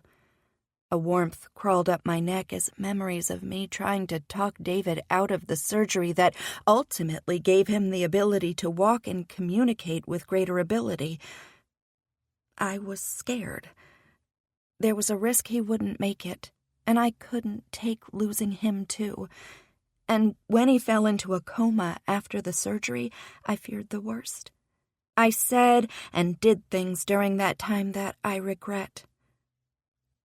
Glancing over at Edgar fixing Henrik's bow tie, I can't help but think how I almost ruined Henrik's chance with Morgana, all because my fear allowed me to assume the worst in everything. This is your life, and you have David to think about, but I really wanted you to know that one bad action doesn't make the man, Eveline said. She was right, but Jagger went too far. What he did wasn't just creepy, it was an invasion of privacy. I was about to explain that to Eveline when Arya came up behind us. "I think Morgana needs you, Eveline," Arya said. They went off to the back bedroom where Morgana was finishing getting ready, or, as Arya put it, being held. I turned toward the guys and smiled at the skinny one with a mop of brown hair sitting on one of the white fold-out chairs in the front row. His long fingers fidgeted with something in his hand. The place was cleared of Arya's furniture and filled with people sitting in folding chairs, excited chatter and flowers. Henrik, Edgar, and the minister stood in front of the massive stone fireplace that was in the corner of the room. I moved closer and sat next to David. My breath caught in my throat at how handsome my son looked. "What do you have there?" I asked, and fought the urge to run my fingers through his hair to get it under control. He was nervous about today. David wanted to make Henrik proud and not have to sit during the ceremony. I told him Henrik would be proud of him no matter what, but David insisted he do this. He also insisted on shaving despite not having a bit of scruff on his chin. "Just something I found at home a few weeks ago. It must have fallen off that old blender you threw away. I've been keeping it in my pocket as something to fidget with, and it has a sleek design. I might draw it." David sighed, examining the small object. "I figured I'd need as much help today as possible. It's sort of soothing, at least for me, to play with it." I still couldn't help but be impressed with how far he's come with communication. What he just said to me came out as clear as day and without any delay. My mind wondered how he would be this time next year. Would he even need his therapists anymore? That would be cool. Maybe you could add it to your comic. Some special device the hero has to use to catch the bad guys. David groaned. "Bad guys? Come on, Mom. I write about cyber-mutated creatures that are both good and bad. It's the 21st century. Nothing is black and white anymore." "Sorry, I was just trying to help. Oh, wait." I looked around as I heard the music begin. "I think the wedding's about to start. You better get up there." I offered a hand to David, but he waved it away, determined to do everything by himself. Once he stood, he took his phone out of his pocket, and my eyes widened. "Shut that thing off! Here, give it to me." I tried to reach for it, but he held it away. "No, I'll shut it off. But I want to get pics after the ceremony." "Fine, but put it away." He shoved everything in his suit pockets. I was thankful for once that my boy was as skinny as a beanpole and his tuxedo trousers hung off him. At least all the stuff in his pockets wouldn't be obvious. David got into place, and I snuck out my phone from my clutch and snapped a few pictures of him standing proud next to Edgar and Henrik. I turned in my seat and watched Arya and Eveline in a tentative stride walk down the middle of the aisle of chairs. They looked beautiful in matching, long, pale pink dresses. But when Morgana entered, everyone went quiet. As she began to move with her arm intertwined with her father's, we all stood. Morgana looked radiant, and I placed my hand over my heart as I watched the smile on her face. She glowed in that dress, with its plunging V-neck and white lace ball gown. It seemed to be made for her and accentuated her beauty. She didn't wear a veil, and I didn't blame her. It would have covered the pretty flowers in her striking red hair. When I glanced up at Henrik, I had to hold back a giggle. He looked to be in some sort of trance as he watched her. They really were perfect for each other.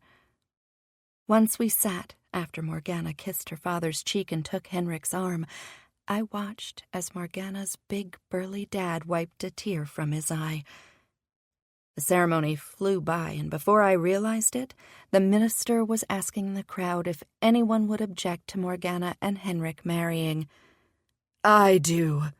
A woman's deep voice rose from the crowd. There were gasps, and my eyes flew to Morgana's grandmother. In fact, everyone was looking at her. "I swear, I didn't say a word."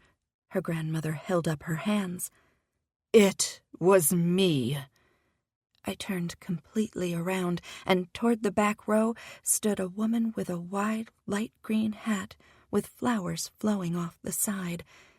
She seemed familiar, and then I realized too late who she was. She walked toward the front, but as the men stood to block her path down the center aisle, she turned and came up the side until she was standing next to my son. "It's time for my son to finally get married to the right woman," Emma Hawthorne said. I stood and tried to move toward David, but Emma Hawthorne had other plans. She took a gun from her purse, and as she wrapped her arm around David, she pointed it to his head. No, please, don't!" I screamed and held out my hands. "Stop this, Mother. If you want me to go with you, then here I am. Let the boy go." Alex's voice came from behind me, but I refused to turn my attention away from my son. "Of course you'll come with me, Alex. But to make sure no one follows us, I'll be taking this kid as protection." Alex leaned over and whispered in my ear, "I'll make sure nothing happens to him. I promise." My body trembled as I helplessly watched the woman push my son down the aisle and toward the elevator in the back. I broke through the crowd to follow, but stopped a few feet away. "I would advise no one follow us. That includes you too, Mommy dearest," Emma said, turning toward me with my son in her arms. Just as they got on the elevator, my son looked up at me and said, "It's okay, Mom. Don't worry about me." The doors closed, and I crumbled to the ground. I think I screamed, but everything felt like a horrible nightmare with parts missing, cleaved from my soul, because if I could feel everything, remember it all, it would destroy me. I knew I was sobbing, but I wasn't conscious of the words coming out of my mouth. Tiffany, let's get you up." Eveline was helping me up onto a chair. "We have to stop her. Where's 10?" I said as I glanced around the room. "We're on this. Don't worry. I promise to get your son back safely," Eveline said, and glanced up at Edgar. He came over to the other side, taking off his tuxedo jacket and wrapping it around my shoulders. "But how can you help?" I reached out and grabbed her hands. "You're pregnant. It's not safe. Edgar, tell her it's not safe here." "Tiffany is right. Once you make the call, I want you to leave, Eveline. Who knows what that crazy woman has planned?" Eveline stood and folded her arms. "I will go, but I want to make sure everyone is here that can help." I gazed around, only now realizing a wedding was ruined and other people were affected by that woman. "Where's Arya?" I asked. "Henrik took her back to one of the bedrooms and is helping her. I think Morgana's in the bathroom, probably grabbing tissues, Edgar said as he eyed the room. Jagger? Eveline asked, and my eyes shot up to her as she held her phone to her ear. Where are you? She paused for a moment. You're needed here, at Arya's place. There's a wedding that's been interrupted by a jewel. Yes, that jewel. I didn't realize I was squeezing Edgar's hands until I heard him groan. Sorry. I let go as he winced. I don't care if you aren't an agent anymore. You are needed here. Ten obviously botched this up and she got in. Jagger, you have to come here. Yes, you are wanted. I stood and took the phone away from Eveline and pushed it to my ear. Jagger, please. She took David. It was all I could get out before my throat tightened and a sob took over. But I heard him before I dropped the phone. 30. Jagger. Fuck the sun, I said, just before I moved a thin sheet of plywood in front of my grimy window. It was a bright day with low humidity, some would say a flawless late summer Chicago day. People were out walking and enjoying the beautiful weather. A perfect day to crash a wedding. I think I ended up coming home to my old apartment around 3 a.m. I would have stayed out all night, walking each street until I found Emma Hawthorne, if I hadn't tripped and fallen. My knee hurt, but not enough to quit. But the blood gushing from it made me realize it was wiser to start again once the sun came up, and after I bandaged up my leg. When I got up this morning, I had some coffee, punched a few holes in my old apartment's wall. I got my old tuxedo on with the full intention of inviting myself to Henrik and Morgana's wedding. If Emma was still in Chicago, I knew she would be near that ceremony, and I wasn't about to let her get away. But then I realized I didn't even know where the new location for the ceremony was being held, and I had no way of finding out. I wasn't an agent anymore. Perhaps I could head over to the original location of the ceremony to see if Emma Hawthorne was around. But first, I came to my new place to drop off a few boxes. That's when Tiffany moved into my head and refused to leave. Seeing all those happy people walking on the sidewalk, especially the couples, just heightened the fact of how much I messed up. I could be at that wedding with her, protecting her and watching David with pride. Instead, I let my fear plant little devices in her place which caused me to get fired and lose her. I chuckled to myself. It's like I wanted to fuck up my life so bad that no one would be left in it. It's not like I could help my mom when I was little, and I still had some guilt for Ben. Maybe I wasn't worthy of anyone as wonderful as Tiffany and her son. I moved to the floor, lying back. Perhaps the rigidity of the floorboards was what I needed. I didn't deserve comfort or warmth. My pants vibrated, and I reached in my pocket to take out my phone. I sighed, but answered as I saw who was calling. Hi, Eveline. Jagger, where are you? I pushed up onto my elbows. At my place, why? You're needed here at Arya's place. There's a wedding that's been interrupted by a jewel, she said. That got me to sit up. What? You mean Emma? Yes, that jewel. I was ready to hop to my feet and run when images of Tiffany telling me she never wanted to see me again flickered to light. I don't work for the ITA or anywhere in the government, remember? I said. I don't care if you aren't an agent anymore. You're needed here. Ten obviously botched this up and she got in. Jagger, you have to come here. I gritted my teeth, refusing to jump just because she said so. If Ten fucked up, then that's on him. Everyone has made it quite clear that I'm not wanted. Yes, you are wanted. I stood and began to walk around the room. Did Caitlin tell you to call me? Or maybe Ten got scared and needed someone used to being in the field, because I know that... There was a shuffling sound, and then someone else got on. Jagger, please. She took David. I didn't even blink before responding to Tiffany. I'm on my way. Shoving the phone into my pocket, I ran out the door. Sweat rolled down my neck, but I didn't care as I raced through the streets to find a cab. I offered to pay him more if he got to the wedding location in less than 10 minutes. By the time I made it to the building where Eveline had texted me the address, only 8 minutes had passed. I ran into Ten just outside. He was also dressed up in a dark suit and tie. What happened? I asked. What are you doing here? He grumbled, and I knew he was beating himself up inside. He was angry that Emma got through and was now taking it out on me. Eveline called, said Emma took David. Fuck. Ten ran his fingers through his thick blonde hair. I know. She's still somewhere in there. He pointed to the building. Where's Tiffany? Ten pointed across the street to a coffee shop. I nodded and ran over in no time thanks to the government and police cars blocking the road. When I opened the door, a bell sounded and everyone in the place looked my way. I only cared about a pair of caramel-colored eyes that held mine. When I got to her, I fell to my knees. What happened? She covered her face, and I knew she was crying, the kind of sob that racks a body so no sound can escape. She was seated at the wedding, in the back. No one noticed her, Edgar said from the other side of the table. They haven't left the building, Tiffany. Your boy is still in there. You have to tell me everything you remember from the moment you walked into that building until the moment she took him. I got up, taking the seat next to Tiffany. The small rectangular table wobbled as I leaned in. Edgar pushed a paper cup filled with black coffee toward me, but I waved it off. I had plenty of adrenaline to keep me going. Tiffany started to tell me how she showed up early because David was excited to be the groomsman. She didn't notice anything unusual. The flowers were still being put in place when the first guests arrived. She recognized most of the people from the rehearsal dinner, except for one. Who didn't you recognize? I asked. Grace's date. She mentioned she had a date a few weeks ago, but I didn't expect her to bring him to the wedding.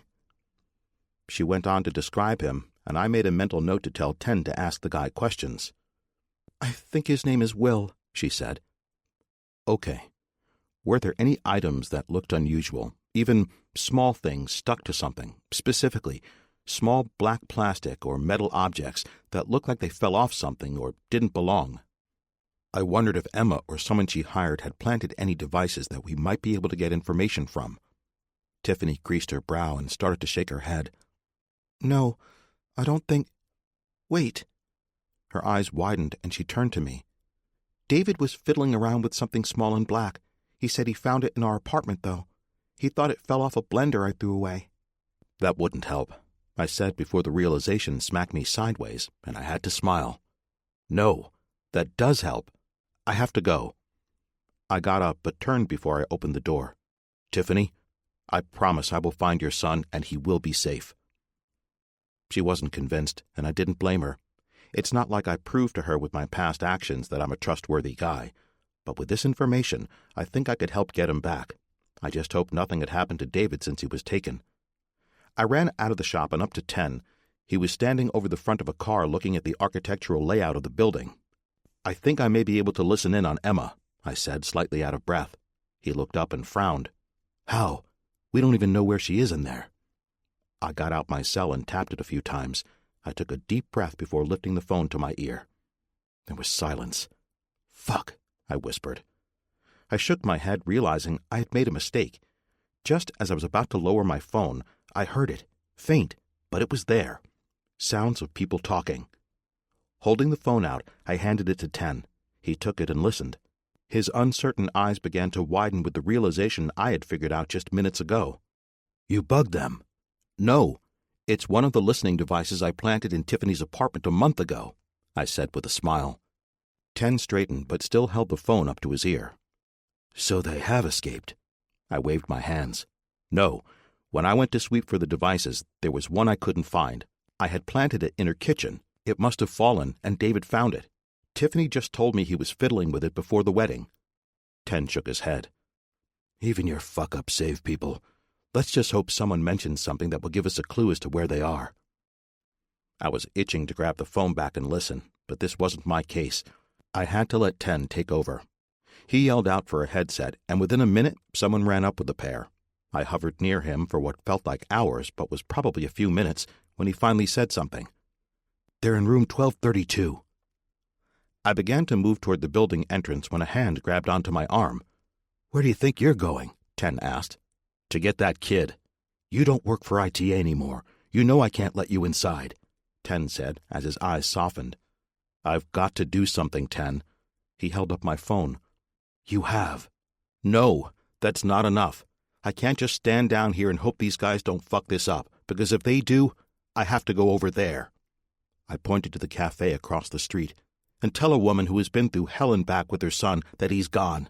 I can't do that. 10 looked down and wrinkled his forehead. After a few seconds, he shook his head. There's a fire escape in the back of the building. It only goes to the second floor. But if you get caught, then I tell them you forbid me from coming in the building, but I didn't listen. Like usual, I said with a wink before I took off. The escape was old and rusted, but once I made it down the alley to the back, it was easy to spot. I had to maneuver a dumpster under it to reach up, but once it opened, I made it to the second floor. The door was locked, but I knew how to pick a lock from my many years going undercover with criminals. "Thanks, Jonesy," I said, with a new appreciation for the best lockpick in the Midwest.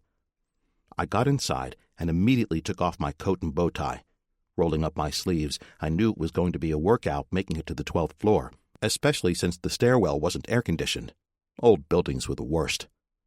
Racing up the stairs until I thought my legs would fall off, I stopped to catch my breath. "I need to work out more," I wheezed. When my breathing regulated, I stepped into the hall. Based on the numbers on the doors, room 1232 was right around the corner. I moved along the wall, and just as I was about to peer around to see if anyone else was there, something hard hit my head. It felt like an explosion inside my brain, and it seemed like I was falling. I saw a pair of black loafers just before I passed out. 31. Jagger. "Is he awake?" A woman's voice filled the room. I tried to open my eyes, but they were heavy, and damn, it felt like someone was attacking my head with a baseball bat from the inside. "He's coming to," a male voice said. I finally opened my eyes and saw I was in a living room, sparsely decorated with only a few chairs and a cheap white coffee table. "What is—" I trailed off, realizing it was harder to speak than open my eyes. "Oh, good. He's awake. Thank you, Will. You've been the most excellent of helpers today." Emma Hawthorne finally came into focus. I glanced over at her as she handed the guy Will an envelope. "Where's David? And Alex?" She smiled, and it seemed painful. "I've had Will retrieve your tuxedo jacket and tie from the stairs. There will be a wedding today, just not the one you were invited to," she said. I looked down and discovered I was once again wearing my jacket and bow tie. My head fell back because it was hard to hold it up, but I laughed. I fucked this all up. I wanted to save David and give Tiffany back her smile, and all I did was get myself caught. I wasn't in the building more than 5 minutes before Emma got me. It's best I wasn't an agent anymore because apparently I'm terrible. "What's so funny about being tied up?" she asked. I lifted my head and smirked. "Because you are so fucking crazy. You still want to marry your son off to that Dorton woman? Do you really believe he's going to get elected to any office with you as his mother?" That woman was delusional. She wanted her son to marry into a political dynasty so he could one day become president and get back at the men who hurt her. She's like a crazy ex-girlfriend times 1,000. "I've given up on the Dortons. Sure, they had some higher-ups in their family, but they're not what they once were. The future is tech, and that's why my son will be marrying a woman who will one day run a very powerful tech company. In fact, the bride is already dressed for her big day." Shaking my head, I tried to get my brain to focus on anything Emma told ITA when she was caught back in June. Nothing came to mind. The only tech company she tried to mess with was Memer. But it's not like Memer is the leader as an internet retailer. They're only the third largest. "Are you talking about Memer?" I asked as my head wasn't working as quickly as I wanted it to. "Of course. Now I know what you're thinking. It's not number one. But that's where you're wrong. They made a deal this past spring that happened to propel the company to number one throughout Europe. And, if their numbers are right, they should be the number one online retailer, package delivery service, and employer in almost every country in the world within 10 years. Except for the United States. But with my help, we'll make that happen too." "But you have money. It's not like you need more." She shook her head. "Jagger, you government people can't ever think outside the box. What influences the government the most?" "Rules? Regulations?" I was seriously lost, and knew if my head wasn't banged up I would have figured this out by now. "Wrong. Wrong, Jagger. It's money. The more money a corporation or organization or association, basically anything that ends with a TION has, then the more they can contribute to politicians, even create special research foundations that make it look like it's trying to do good, but secretly Its only existence is to influence government officials. But that's illegal, I said. She waved her hand at me. Not if you do it right. So many loopholes and red tape. People complain about it, but the government doesn't actually want to do anything to change it. I wonder why. She put her finger on her chin. Money, I said with a groan. Maybe you aren't as stupid as I thought. With my money and this lady by my side, she waved her hand at Morgana being pulled into the room by Will, I will make the world a better place. At least, a world where men like my father-in-law can't destroy lives anymore. Ten didn't tell me Morgana had been taken. You're going to force Morgana to marry Alex? Emma pursed her lips as she began fiddling with Morgana's hair.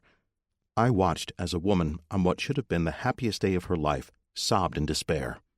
She can see her betrothed in secret if she wishes. It's not the 1500s where she'll have her head chopped off for adultery, or whatever they did to women back then who didn't submit to men. It's the 21st century. It will be an open marriage. Alex can see Arya, and you, my dear, she cupped Morgana's chin, can still see your Henry. Henrik, Morgana said with a hiccup. Doesn't matter. Anyway, we need the others brought in. Emma turned to Will. Once Will left the room, I tried to pull my hands out of whatever I was tied up with, but I soon realized that whoever did it used plastic restraints. I may be good at picking locks, but I wasn't a magician. Emma pushed Morgana down on the chair next to me. Now, wait here. I wouldn't think about escaping. Will isn't the only one I have helping me. As I said, money can pay for anything, even government officials. She winked at me. Even former partners. 10? I said, and shook my head as blood rushed to my ears. You didn't think he kept your little spying secret because he was your partner. The juicy tidbit was perfect. I knew once he told his boss what you did, I would no longer have to worry about you. But he told me where you were, even let me get in the building to save little David. Oh, how sweet you want to save your wife's son. He informed me the moment you ran for the fire escape to keep an eye out for you, which was wonderful because now you won't be in our way anymore. And as for your wife, that was a fun twist I never expected to happen. But when you try to drug your son's girlfriend and her friends get drugged by accident, you just have to chalk it up to bad luck. My brain was starting to work again as all the pieces were falling into place. No wonder Tiffany and Morgana didn't recognize me after Vegas. Emma was trying to drug Arya but got Morgana and Tiffany instead. That was you? But I checked those drinks with my special nail polish that can detect date rape drugs, Morgana said. Not all. Like I keep telling you both, money can buy lots of things, even brand new drugs that haven't gotten FDA approval yet. She patted Morgana on the cheek and then turned to walk down the hall. I glanced over at Morgana as I heard her weep. Morgana, can you see if there are any knives or scissors in that little kitchen? She lifted her head with a sniffle and nodded. Wiping her nose on her arm, she said, That bitch is going to pay for what she's doing. Morgana raced over to open the drawers in the kitchen. Luckily, the kitchen was behind us, so if anyone came strolling down the apartment hallway, they wouldn't see Morgana. It's to cut me loose. Don't try to go after Emma. She has too many people to help her. You wouldn't get very far. But if you get me out, I might be able to help. Fine, she said, and I could hear the irritation in her voice. After a minute, she came back with an old battery and a plastic bag. I'm not MacGyver, I said. There's nothing there. This is all I found. Shit. I scanned the room and realized anything sharp or anything that could be broken to be used as a sharp object was removed from the room. I'll try to do something with the ceremony. Wait, your earrings, I said. Her hands went up to the diamond studs that sparkled on her ears. What about them? I shook my arms. Try to poke a bunch of holes through the plastic at my wrists. Maybe you can make enough holes that I can pull the restraint apart. She immediately took off her earrings and got behind me. I remained still as possible to listen for anyone coming down the hall. I think I almost got it, she said, but when I pulled my wrists apart, it still wouldn't break away. Then I heard something. Get back up here. Someone's coming, I said. Just as Morgana sat back in her seat, Emma strolled into the room with Alex and Will holding a gun to David's head. Let the boy go, I said through gritted teeth. A part of me was relieved David didn't appear hurt. The other part was pissed that I couldn't save him. Emma pointed to David. He's to make sure you don't try anything. I felt helpless.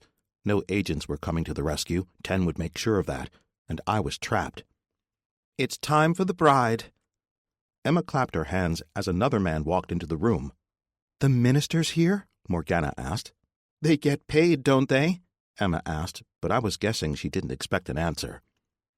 Emma arranged her son and Morgana like dolls she was playing with. Will stood closer to the front door with his arm wrapped around David, fingers curled onto his shoulder. The gun never wavered. I stared into David's eyes, trying to will thoughts of comfort to him.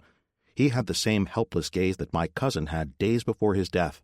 Anger welled up inside of me, and I decided I couldn't do anything. I was trapped, but if I was in David's position, I could easily get out of that hold. And then I realized I had taught David one thing that could get him out of that hole during one of our sessions. Emma was arguing with the minister when I nodded at David. He creased his brow, but I directed my eyes to where Will was grasping his shoulder. I held my breath, hoping David would know what I was trying to tell him. David gazed around the room, but after a few seconds, his eyes widened. He quickly reached up and grabbed Will's pinky finger, twisting it completely back. My mouth dropped open in shock and pride as I wondered if that boy had broken the man's finger. Will screamed and fell to his knees. I don't know how it happened, but when I pulled my arms apart this time, the restraint snapped. I jumped to my feet and ran over to David, but Emma was running too. I dove for the gun and we wrestled, but she's a spoiled rich woman who probably hadn't lifted anything heavier than 2 pounds of caviar in her life. I easily took the gun from her. She made a break for the door, and I shot. What I hadn't realized was David was next to her. I thought he was behind me, and I had pulled the trigger too soon. His eyes widened as I ran to him. Both of them fell, but I only cared about one, the young man that had blood on his shirt. 32. Tiffany. Where are they? I pleaded for answers for the 20th time in the last hour.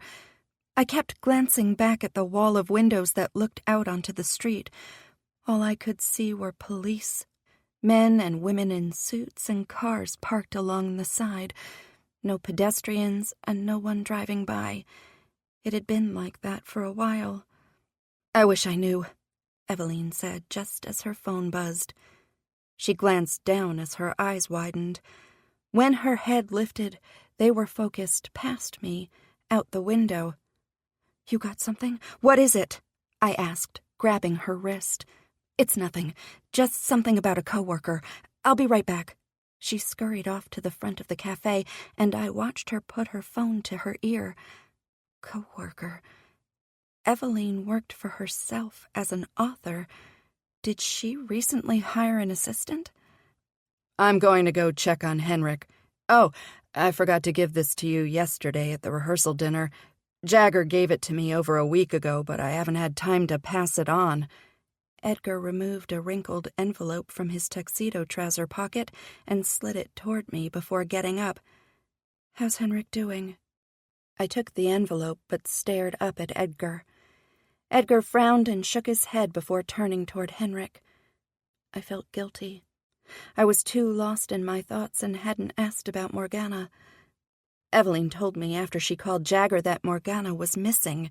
She tried to get as much information as possible from Ten, but was having a tough time. She wasn't happy about that, and neither was I. But when Eveline set her mind to something, she made things happen. Henrik was huddled in the corner by himself, his fingers curled in his hair. As Edgar approached, Henrik seemed to shrink. Sighing, I glanced down at the envelope and decided to open it. Much had changed in over a week, and I wondered if what he had to say was even relevant anymore. Dear Tiffany, I know you hate me and I don't blame you.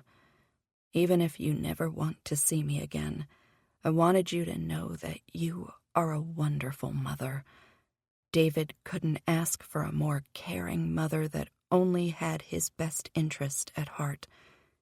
I brought my hand to my mouth, forcing the cry back as I continued to read. It's me that's a terrible friend. I assumed the worst in you when I first met you. I thought you would reveal all my secrets, so I kept them hidden. I spied on you like a coward. assuming you needed me to protect you and your son when it's clear how intelligent and strong you already are." The tears ran down my face as it was hard to believe he saw me this way. Would Jagger say the same right now, as I allowed a deranged woman to take my son at gunpoint? Probably not. "That's right. I spied on you. You see, I was too spineless to tell you that I planted listening devices in your apartment because you were the best person I had ever had the chance to fall in love with. I was afraid you would get hurt because I let you into my fucked up world. And then I was too afraid to tell you I removed those devices. If you are going to hate me, I wanted you to know that I love you. I may not know how to give you my heart without breaking a few pieces first, but I wanted to write you so that if you should ever need some comfort, some help, and anyone to fall at your feet, then I will be there. I promise to love you always. I will be there to protect you if you should ever give me the chance, and I will always admire your quiet strength. Forever yours, Jagger Chance." I stared at the paper, rereading it a few times.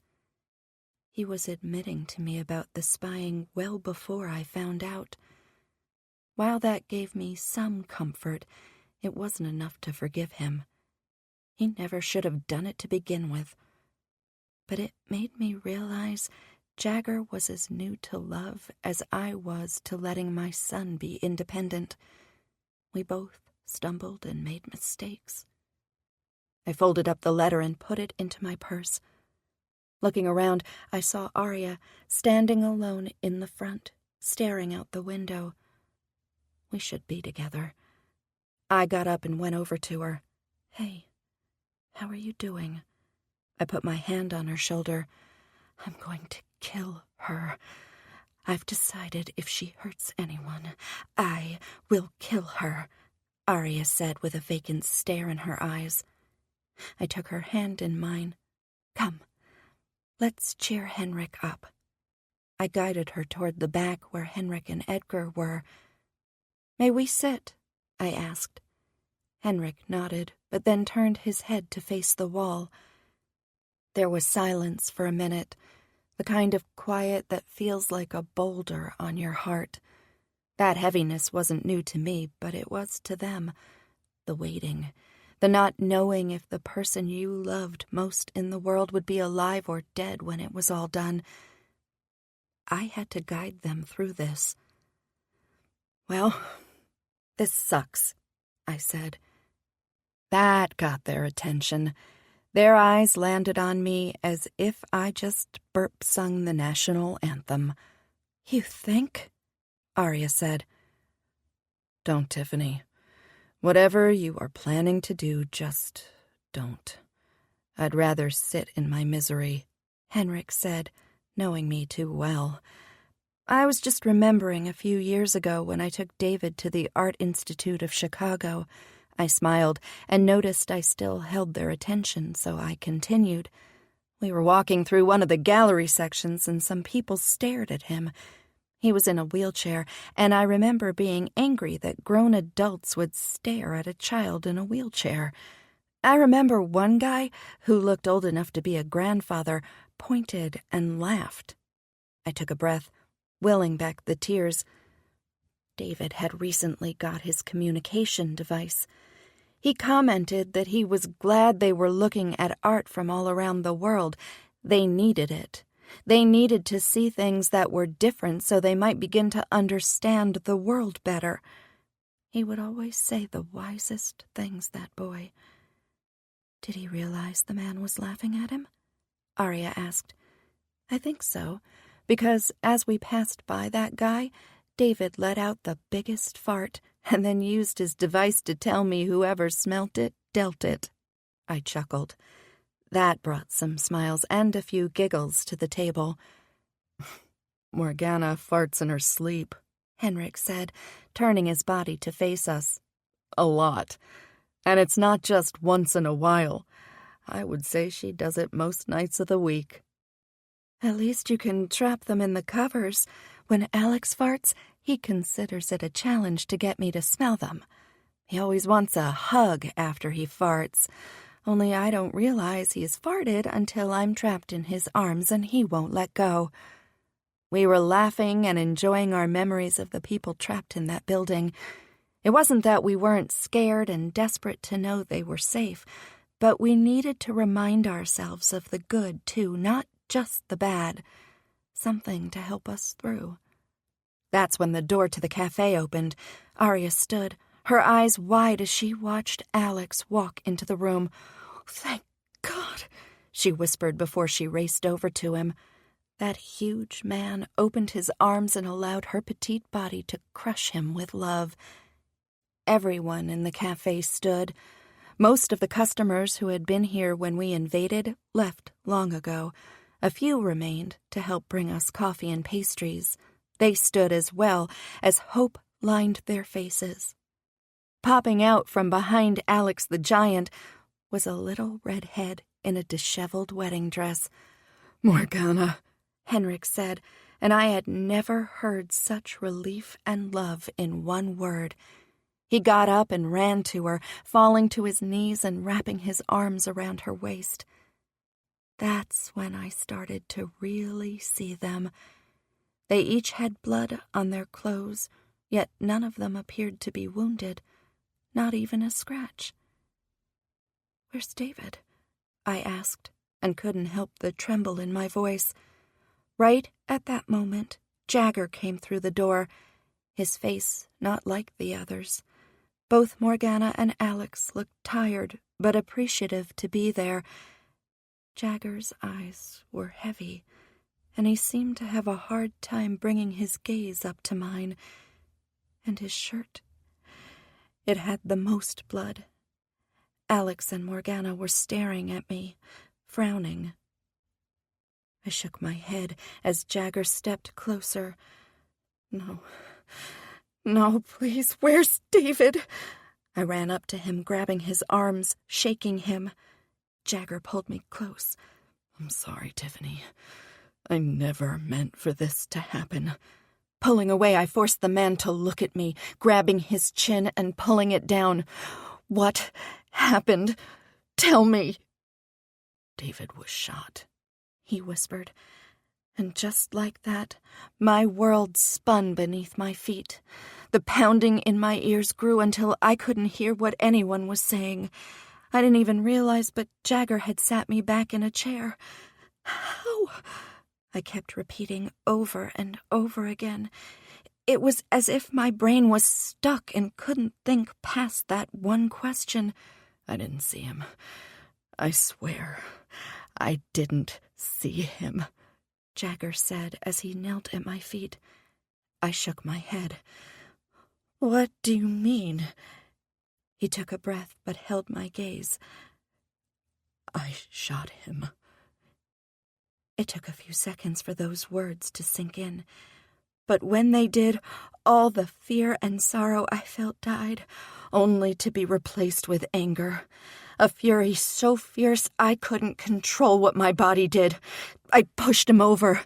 "You piece of fucking shit!" The words flew from my mouth without thought as I stood. Jagger scurried to his feet and held up his hands. "Tiffany, I don't think..." Then I punched him in the stomach. "You shot my son? The one thing in this world you knew I loved more than anything. You took him from me?" My words wobbled with tears but deepened, being fed by anger. I felt a hand on my shoulder but shrugged it off. "Tiffany," Henrik said from behind. "No, God damn it, no! You got the woman you love back. What do I have? I have nothing now." "Well, fuck that." "Tiffany, language," Henrik whispered. "That doesn't matter anymore. I worked hard to raise that boy and even made sure no one cursed around him." I shook my head as a jagged laugh made it past the tears. Joke's on me! All the hard work, all the not cursing, and he's still dead. They don't know if... Jagger tried to speak, but he didn't deserve to say anything right now. Shut the fuck up! Haven't you done enough? You lie and you spy, and now you take a little boy's life. I was so busy screaming that I didn't hear the bell over the door chime as someone entered the cafe. It was only when a warm hand came to rest on my arm that I turned with total expectation to halt any sympathy someone wanted to send my way. I needed to be angry. It was time for me to have my say. But when I turned, the fury, the sorrow, it melted into overwhelming relief. Like 1,000 pounds had been lifted and I could breathe again. David! I choked out the word. He didn't have time to respond as I pulled my boy into my arms. David lifted his arm to wrap around me. I held him even when he tried to pull away. No, just a little longer, I said, and knew the blanket he was wrapped in was drenched with my tears. Please, Mom, I need to sit, he said, and that was the only thing that took me away from my son, his comfort. Of course. I pulled out a chair and helped him into it. I thought you'd been shot, Henrik said as he took a seat next to David. I pulled a chair to the other side of David and ran my fingers through his hair. I could see blood on his clothes that peeked out from beneath the blanket. Yeah, that was cool. David smiled and glanced over at Jagger. Not really cool when I thought you were dead. I didn't really gaze over at Jagger in the same admiring way as my son did. My look was more like throwing knives, most likely knives dipped in poison. I tried to tell you that the medics were out there looking at him to see how bad the wound was. I came in here to tell you so you could go to the hospital with him if need be, but you didn't let you speak. I sighed and bit my lower lip. How about next time you start your speech with my son is alive before you tell me he's been shot? Jagger nodded. Noted. So, if you'd been shot, shouldn't they be taking you to the hospital? I asked and gazed around David's body, trying to find the wound. David pulled off the blanket and winced as it fell from his arm. There, on his left upper arm, the sleeve had been ripped off. A large white bandage was taped to his upper forearm and shoulder. Streaks of dried blood ran down his arm. The bullet just grazed my skin. It only had to be cleaned out and bandaged. I don't think Emma Hawthorne was as lucky, David said as he glanced over at Alex. Yeah, they took my mother to the hospital, Alex said. I'm sorry, Alex, I said. He shrugged. She's still my mother, and I don't want to see her hurt, but she kind of brought all this on herself. Truer words had never been spoken. I think it's time to head home, David. It's been a long day, I said. Can Jagger come? He saved us, David said. I wouldn't have been able to do it without my ninja in training. Jagger smiled and put his hand on David's shoulder once David stood. Hey, Henrik, can you walk David out? I need to discuss something with Jagger for a second. Henrik nodded, and I watched the love of my life regale Henrik with all the tales of the day. Once they were out the door, I turned to Jagger. He stood tall, and I knew he was bracing himself for my wrath. I knew he wasn't going to like what he heard, but I wasn't about to rip him apart. Thank you for helping everyone get away from that monster. I know it isn't your job, but I want to thank you anyway for coming when I asked.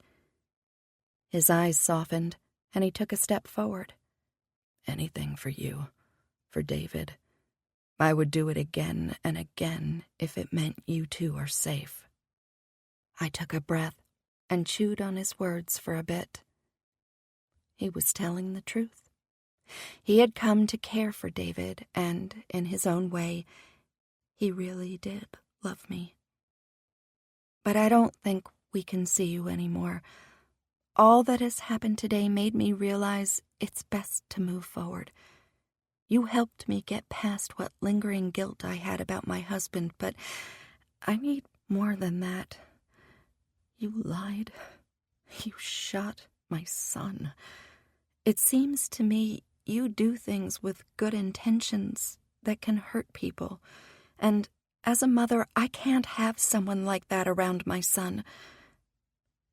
Goodbye, Jagger."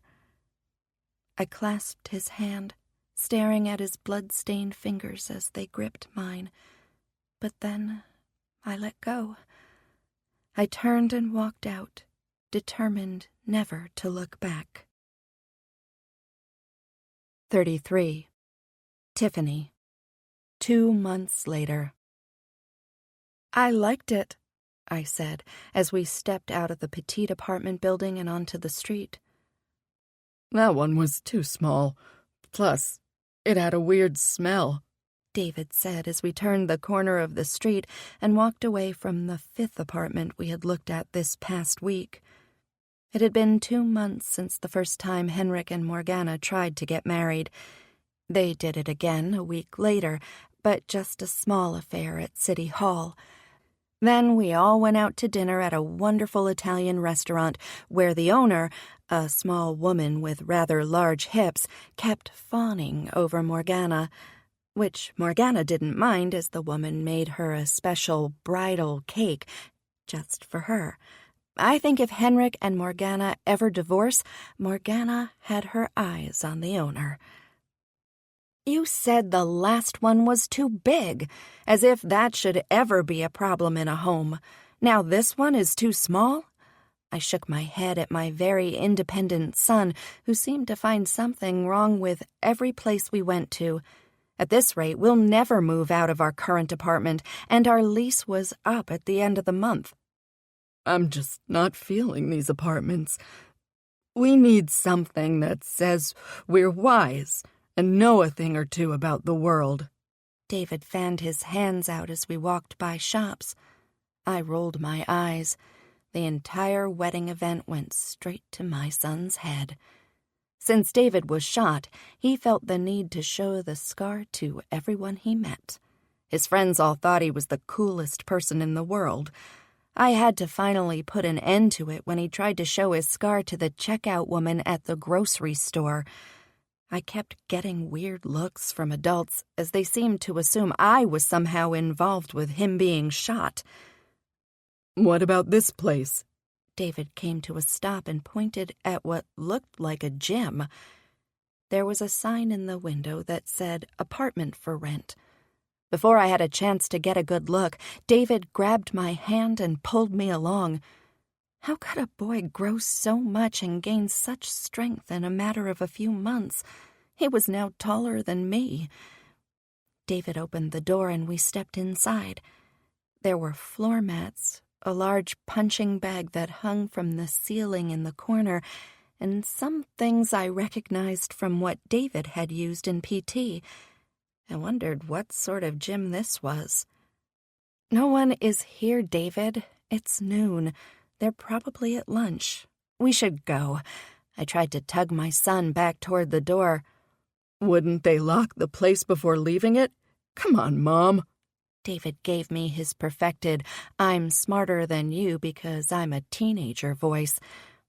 That's true, but I stopped talking and perhaps stopped breathing as a man walked through a door from the back and into the room. "Jagger." I found my breath and voice once his green eyes found me. He stopped the moment he saw me. The man hadn't changed. His body still firm and thick like a tree trunk. It suddenly seemed hot in the gym as I stared at the black t-shirt that hugged his chest. I had to take off my red scarf and navy wool coat for fear I might pass out. Tiffany, David, what are you two doing here? He asked, and I had to glance away at the flicker of hope I saw in his eyes. We're here for the apartment for rent, David said before I could stop him. Actually, I think we should look somewhere else. I turned to my son to indicate we were leaving. David? I want to see it. I think it would be cool to live over a gym. David pulled away and stepped closer to Jagger. Jagger's eyes bounced between me and my son. Maybe your mom is right. I've told you before, David. Your mom wouldn't like this. Before? I tilted my head to my son, whose cheeks turned crimson and eyes fell to the floor. What does he mean by that, David? Nothing. David shook his head and tried to walk toward the door before my arm reached out to stop him. No, it's something. Tell me. Fine. David's head fell back as he groaned. I found out Jagger opened his ninja gym, and I came here to sign up for classes.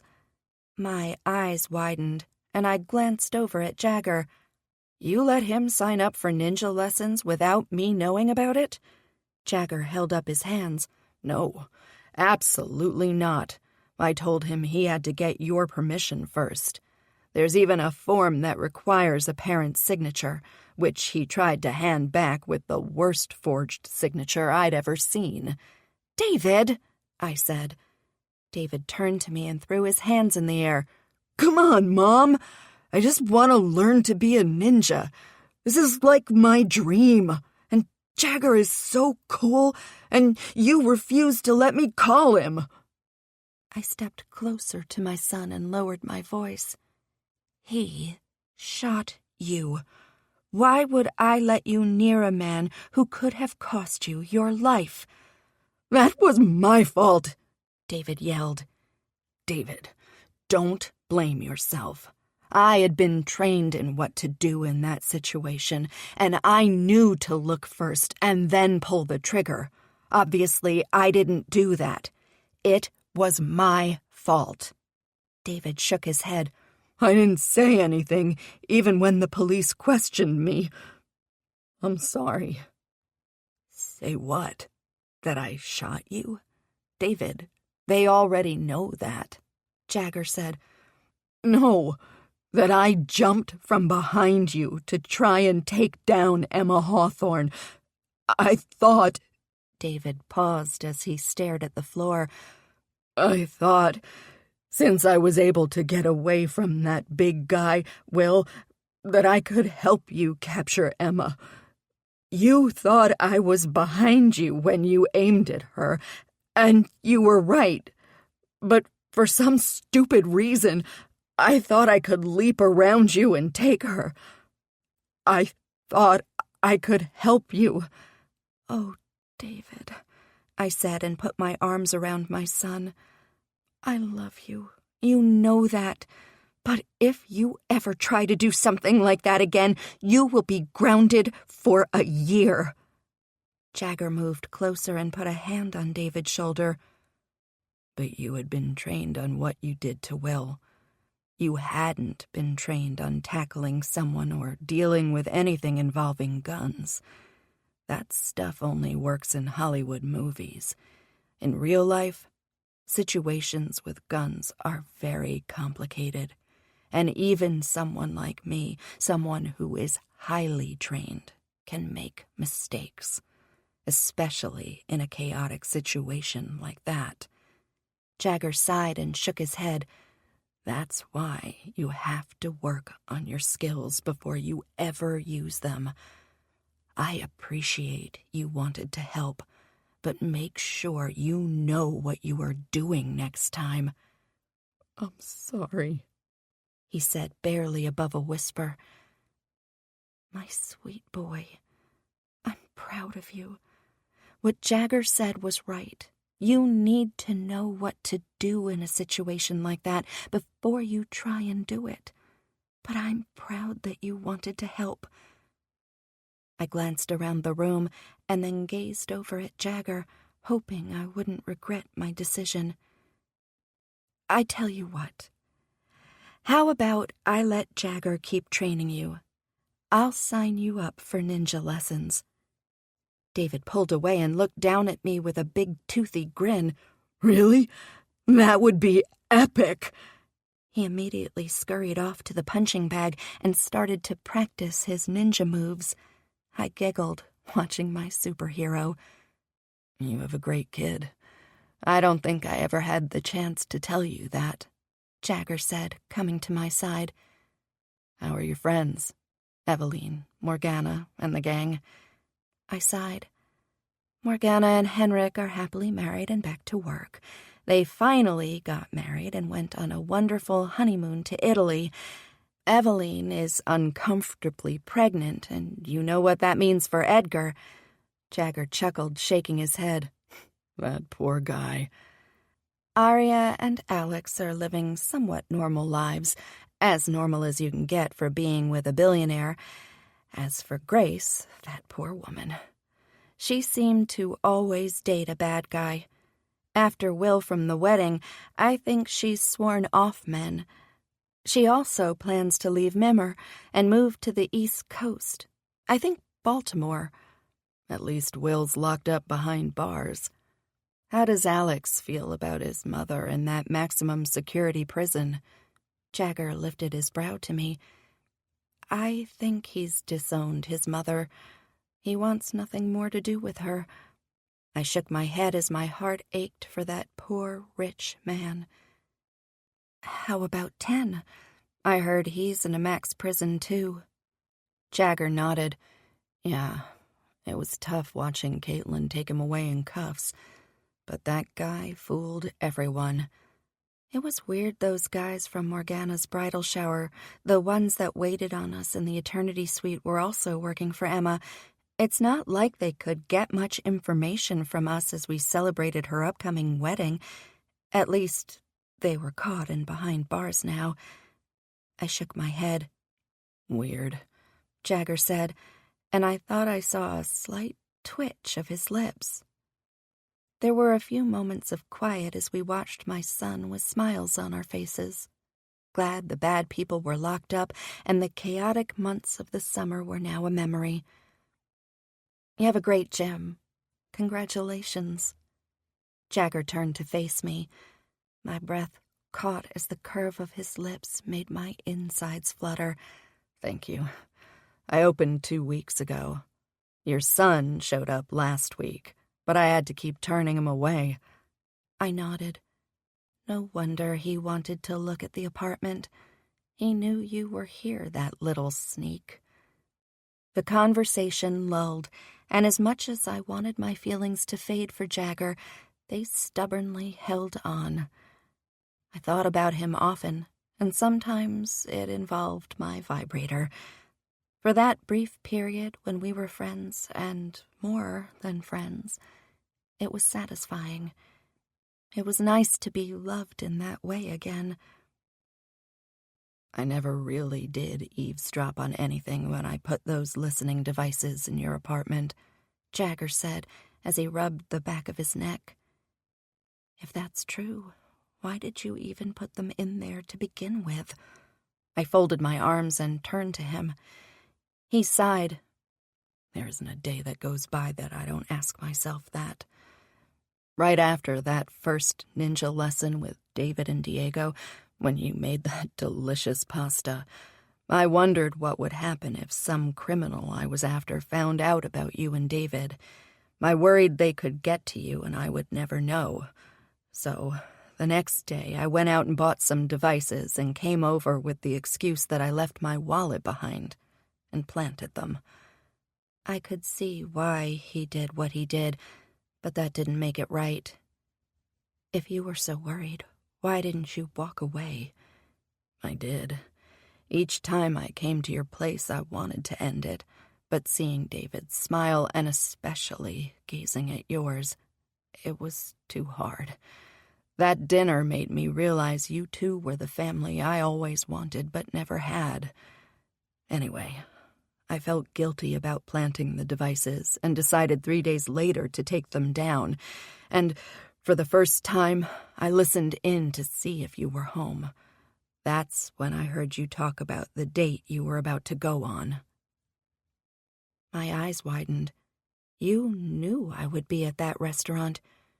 You spied on my date." He held up his hand. "Guilty. I admit I did come to that restaurant with the intention of interrupting your date." I smacked him lightly on his upper arm. "You bastard!" But I didn't have to do anything. He pulled a perfectly good Gregor doing all the work for me. He chuckled. I folded my arms and huffed, but eventually a giggle made its way to my lip. "He was a dumbass," I said, and we both chuckled. My heart felt a little empty since I said goodbye to him. "I can show you the apartment if you want," Jagger said. Did I even want to? I was tired of looking at apartments for rent, but there was a slight buzz in my chest and definitely between my legs that wanted to be alone with him. "Okay." I blushed as I said it and wanted to hide my face. Why did I feel like a schoolgirl going to see a boy's bedroom?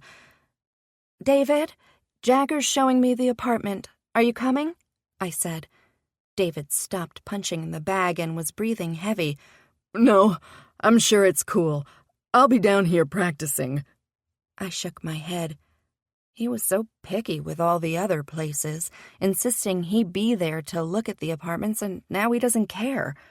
Go figure. There was a door on the side of the wall that Jagger unlocked with a key. It led to a set of stairs. At the top, Jagger took another key to open the door to the apartment.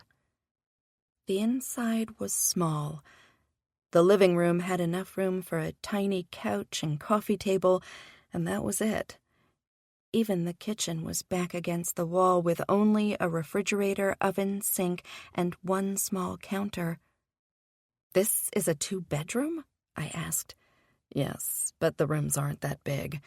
There's only one main bathroom, and it's shared." He walked me back to the 2 tiny bedrooms.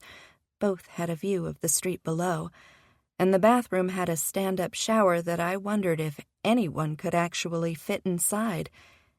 If David thought that last place was small, I'm sure he'll hate this place. No offense. I frowned.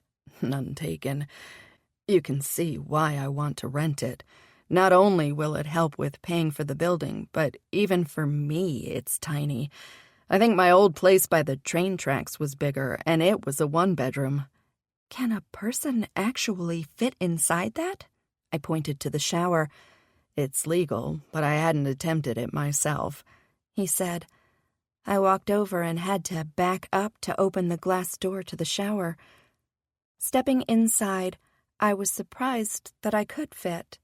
But when I turned to step out, my sweater got caught on the entry. "Here, let me help you." Jagger came over and tried to work the material out of the hinge. It was awkward because of the tight space. He had to push his stomach to mine and lean over until his breath fell down my neck. I watched as the tiny wrinkles around his eyes deepened as he concentrated on the task. "There, it's fixed," he said, and turned his head, catching me watching him. His smile fell, and those creases by the corner of his eyes smoothed out. Jagger didn't move. He was an inch from my lips, and as stuffy as this tight space became, I didn't want him to step away. His eyes stayed on my mouth. "I miss you." I bit my lip, willing myself not to lean toward him, but I couldn't stop myself from saying what I felt. "I miss you too. But..." "No, but. I just miss you." The divorce papers had been finalized a month ago, and I didn't think my heart would hurt as much as it did. One blustery Thursday evening, I opened a thick piece of mail, and there it was, all typed out, the end of my second marriage. Something in my chest tore, and I swear it had yet to heal. "I want to kiss you," he said as he grabbed my waist and pushed me back against the wall of the small shower. "But I want to say something first."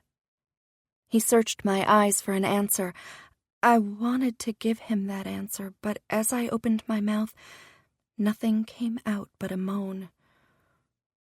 "We aren't perfect, Tiffany," he said as he began to dot kisses over my cheeks, my throat, and into my hair. "I'm so rough around the edges. I should come with a warning sign. But you're sweet and so caring that you're like syrup, sugary and addictive and messy, very messy." He pushed my hair into his face, or maybe it was he pushed his face into my head. It didn't matter. I only noticed that when he inhaled, it was the sexiest thing I had ever heard. But I love that, because when the both of us came together, we weren't any of those things. We weren't rough or sweet. We were somewhere in between. He lifted his head and gazed at me as if I was some fading dream. What we have isn't pretty like a picture. It's the mountains and the valley and the sun that inspired the artist. We are forever like that rock and earth and ball of fire. We may be hot and cold, but we will always be solid because we are the eternal. You are what I had been looking for most in my life, even if I only just met you in June. Then his lips devoured mine, and all his words melted into that kiss, and I knew I would never let him go again. Epilogue. Jagger. 4 months later. She was mine. I leaned my back against the wall as I tried to scale back my smile. It was becoming out of control. As Edgar mentioned a few days ago, it was bordering on creepy. I chuckled as I thought about how Edgar and I first met. Now look at us, friends. Since his wife Eveline started to work for ITA, I had gotten to know them better. Not that I ever went back to the government, but I came to find out that Eveline had a little network of spies she liked to keep in case she needed information. I became part of her network. Can you get me a beer? Tiffany yelled from the bedroom. Of course. I pushed off the wall and headed into her kitchen. Eveline was on maternity leave right now, and Tiffany and I had gone over to help with Lucy, or Little Lamb, as the proud parents have nicknamed her, a few times. Even David wanted to help. That boy got his caregiving side from his mother. I wouldn't be surprised if he grew up to be a nurse or teacher, instead of all his talk about being a ninja. Eveline insisted I didn't have to help her with the baby, but if there was any other woman besides Tiffany I would bend over backward for, it was Eveline. She helped stop Ten before he had time to run off after Henrik and Morgana's first wedding. I texted her just after I shot Emma with Will's phone, as Ten still had mine. I let Eveline know that Ten was working for the Jewel. She immediately contacted Caitlin and ran over to tell the police sergeant who had been helping Ten outside on the street. The sergeant distracted Ten when Caitlin and some agents showed up to take him down. After finding only 2 beer bottles, I searched around in what was left in the kitchen to find some red plastic cups. I poured the beer into 2 cups and decided they needed something extra. I made my way back to her bedroom and held out a cup to her. With a smile that still made my heart stumble, she took it. Thanks. Only a few more boxes and we can start loading the truck. She was mine. Tiffany and David were moving into my apartment, and I felt like the luckiest guy in the world. I had found another, much bigger 2-bedroom closer to downtown just before I opened the ninja gym. It was quiet and in a great neighborhood. There were only 2 things missing, Tiffany and David. Over New Year's, I asked her to move in with me, and she said yes. I wasn't sure if she was saying yes to the moving in, or the fact that my mouth was between her legs and I was giving her an orgasm. But she told me later, after we left the bathroom and returned to the holiday party, that she was saying yes to both. Due to the terrible Chicago winters, I made them wait until it was closer to spring to move in. I raised my cup to her. Happy St. Patrick's Day. She raised hers too, and just before taking a sip, she stopped when she looked in the cup.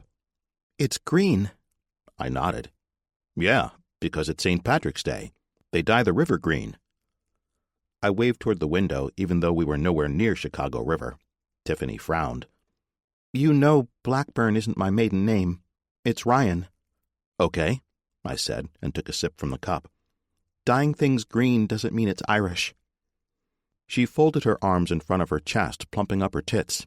It caused me to stare. She was wearing a tank top. It would be impossible for me not to stare. Uh-huh, I nodded, not really listening to what she was saying anymore. I drink this beer because it's beer and I'm thirsty, but no, I do it in protest. She pulled her hair back as she drank from the cup. I watched her chest rise and fall in between sips. She was so sexy, even drinking green beer while packing. Tiffany drained the cup and let out a loud belch, slamming the cup down on the side table. She held up a finger and said, 1 point. I blamed her son. David and Henrik expanded on the fart game they had made up to include burps. Tiffany told me she was grossed out at first by the game, but was gassy one night and decided to play. She's been a champion ever since. You know how sexy I find you when you release bodily gases, I said as I blinked at her. She smirked.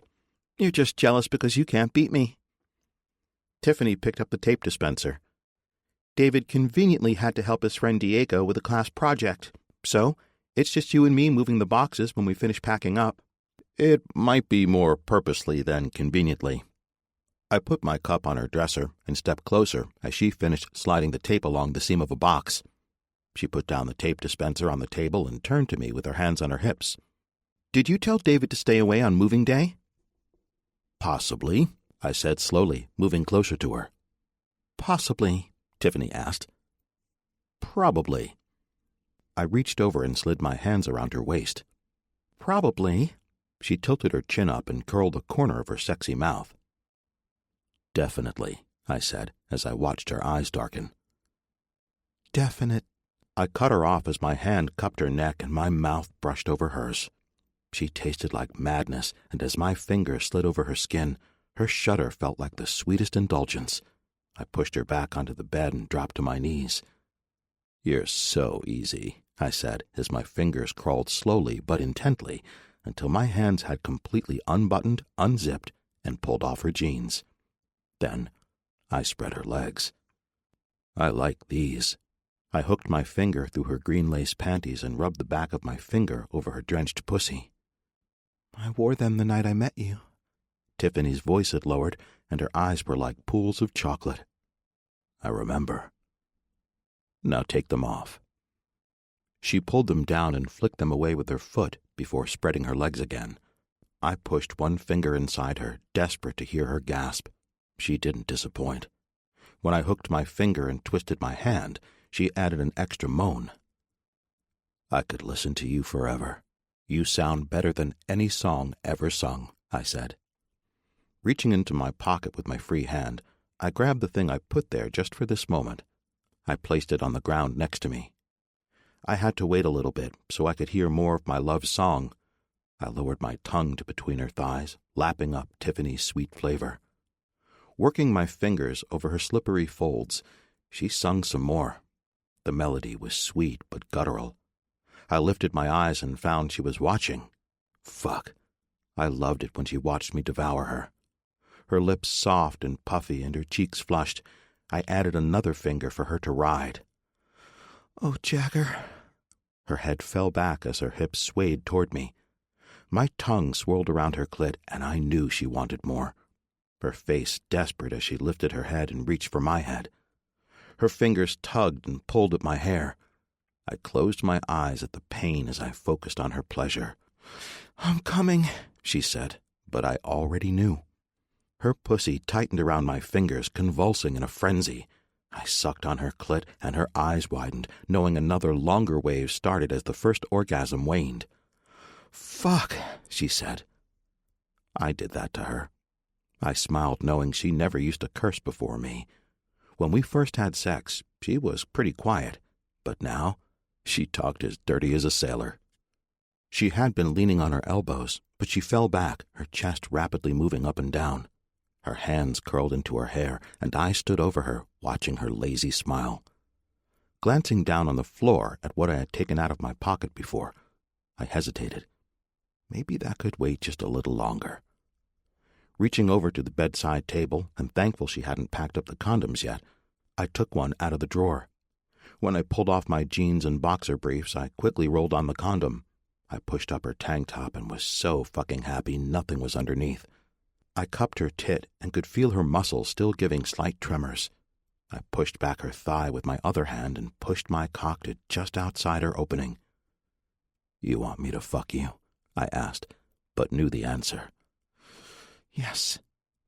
She pulled her other leg up, rising to me, showing me everything. "Look how horny you are for me." I trailed my finger over her drenched folds and back just before I got to her puckered little hole. I watched her lift her ass toward me, gnawing on her lower lip and whimpering. "You're so fucking dirty. I bet you want me to completely fill you. I bet you need it all," I said, trying to hold back from pushing inside her. Tiffany, over the course of the last few months, was like a flower opening for the first time to the sun in the bedroom. If I had known that the more time you spent with a woman in the bedroom, the more open she became to doing things, I would have given up being a spy a long time ago to have a girlfriend. I finally gave Tiffany what she wanted. I pushed my finger inside her and then my cock. My hips gyrated and she trembled as I pumped into her. She was more stunning than a cool, breathless night filled with stars winking in wonder. It didn't take long for her to begin orgasming again, and as she did, I felt my climax creep up and hit me. I collapsed over her, clutching her body. She was everything I had ever dreamed of in a woman, and I couldn't imagine being with anyone else. As I rolled off her and we both lay there, sweaty and gasping for breath, I knew it was time. I got up and went to the bathroom in the hall and washed up. Coming back, I brought a wet cloth and got down on my knees on the floor, opening her legs. I gently wiped her and then threw the rag aside. "Come on up here," she said, lifting to her elbows to glance down at me. "I have something for you." I lifted the box and placed it on the bed. Her eyes crinkled with confusion. "What's this?" "Something I promised you." She shrugged and took the box to open it. At first, she tilted her head, and I knew she had no idea what to make of it. "Put it on," I said. "Okay." Laughter laced her voice. She removed it from the package and slid it down her finger. "Doesn't quite fit. I think it's made for smaller hands. But what do you think?" She held out her hand. "It looks beautiful on you," I said. Tiffany lifted it to her lips and swirled her tongue around it. It's cherry. Ring pops are the best." I smiled and couldn't wait for our life together to begin. She didn't know this yet, but I planned to replace that ring with a real one in May, on her birthday. It's perfect, pretty and sweet, just like you. This concludes The Spy Ring by Elizabeth Lynx, narrated by Robin Verne and Noah Michael Levine. Copyright 2018 by Elizabeth Lynx. This unabridged audiobook is published by arrangement with Elizabeth Lynx and was produced in the year 2019 by Tantor Media Incorporated, a division of Recorded Books which holds the copyright thereto. Please visit tantor.com for more information on our growing library of unabridged audiobooks.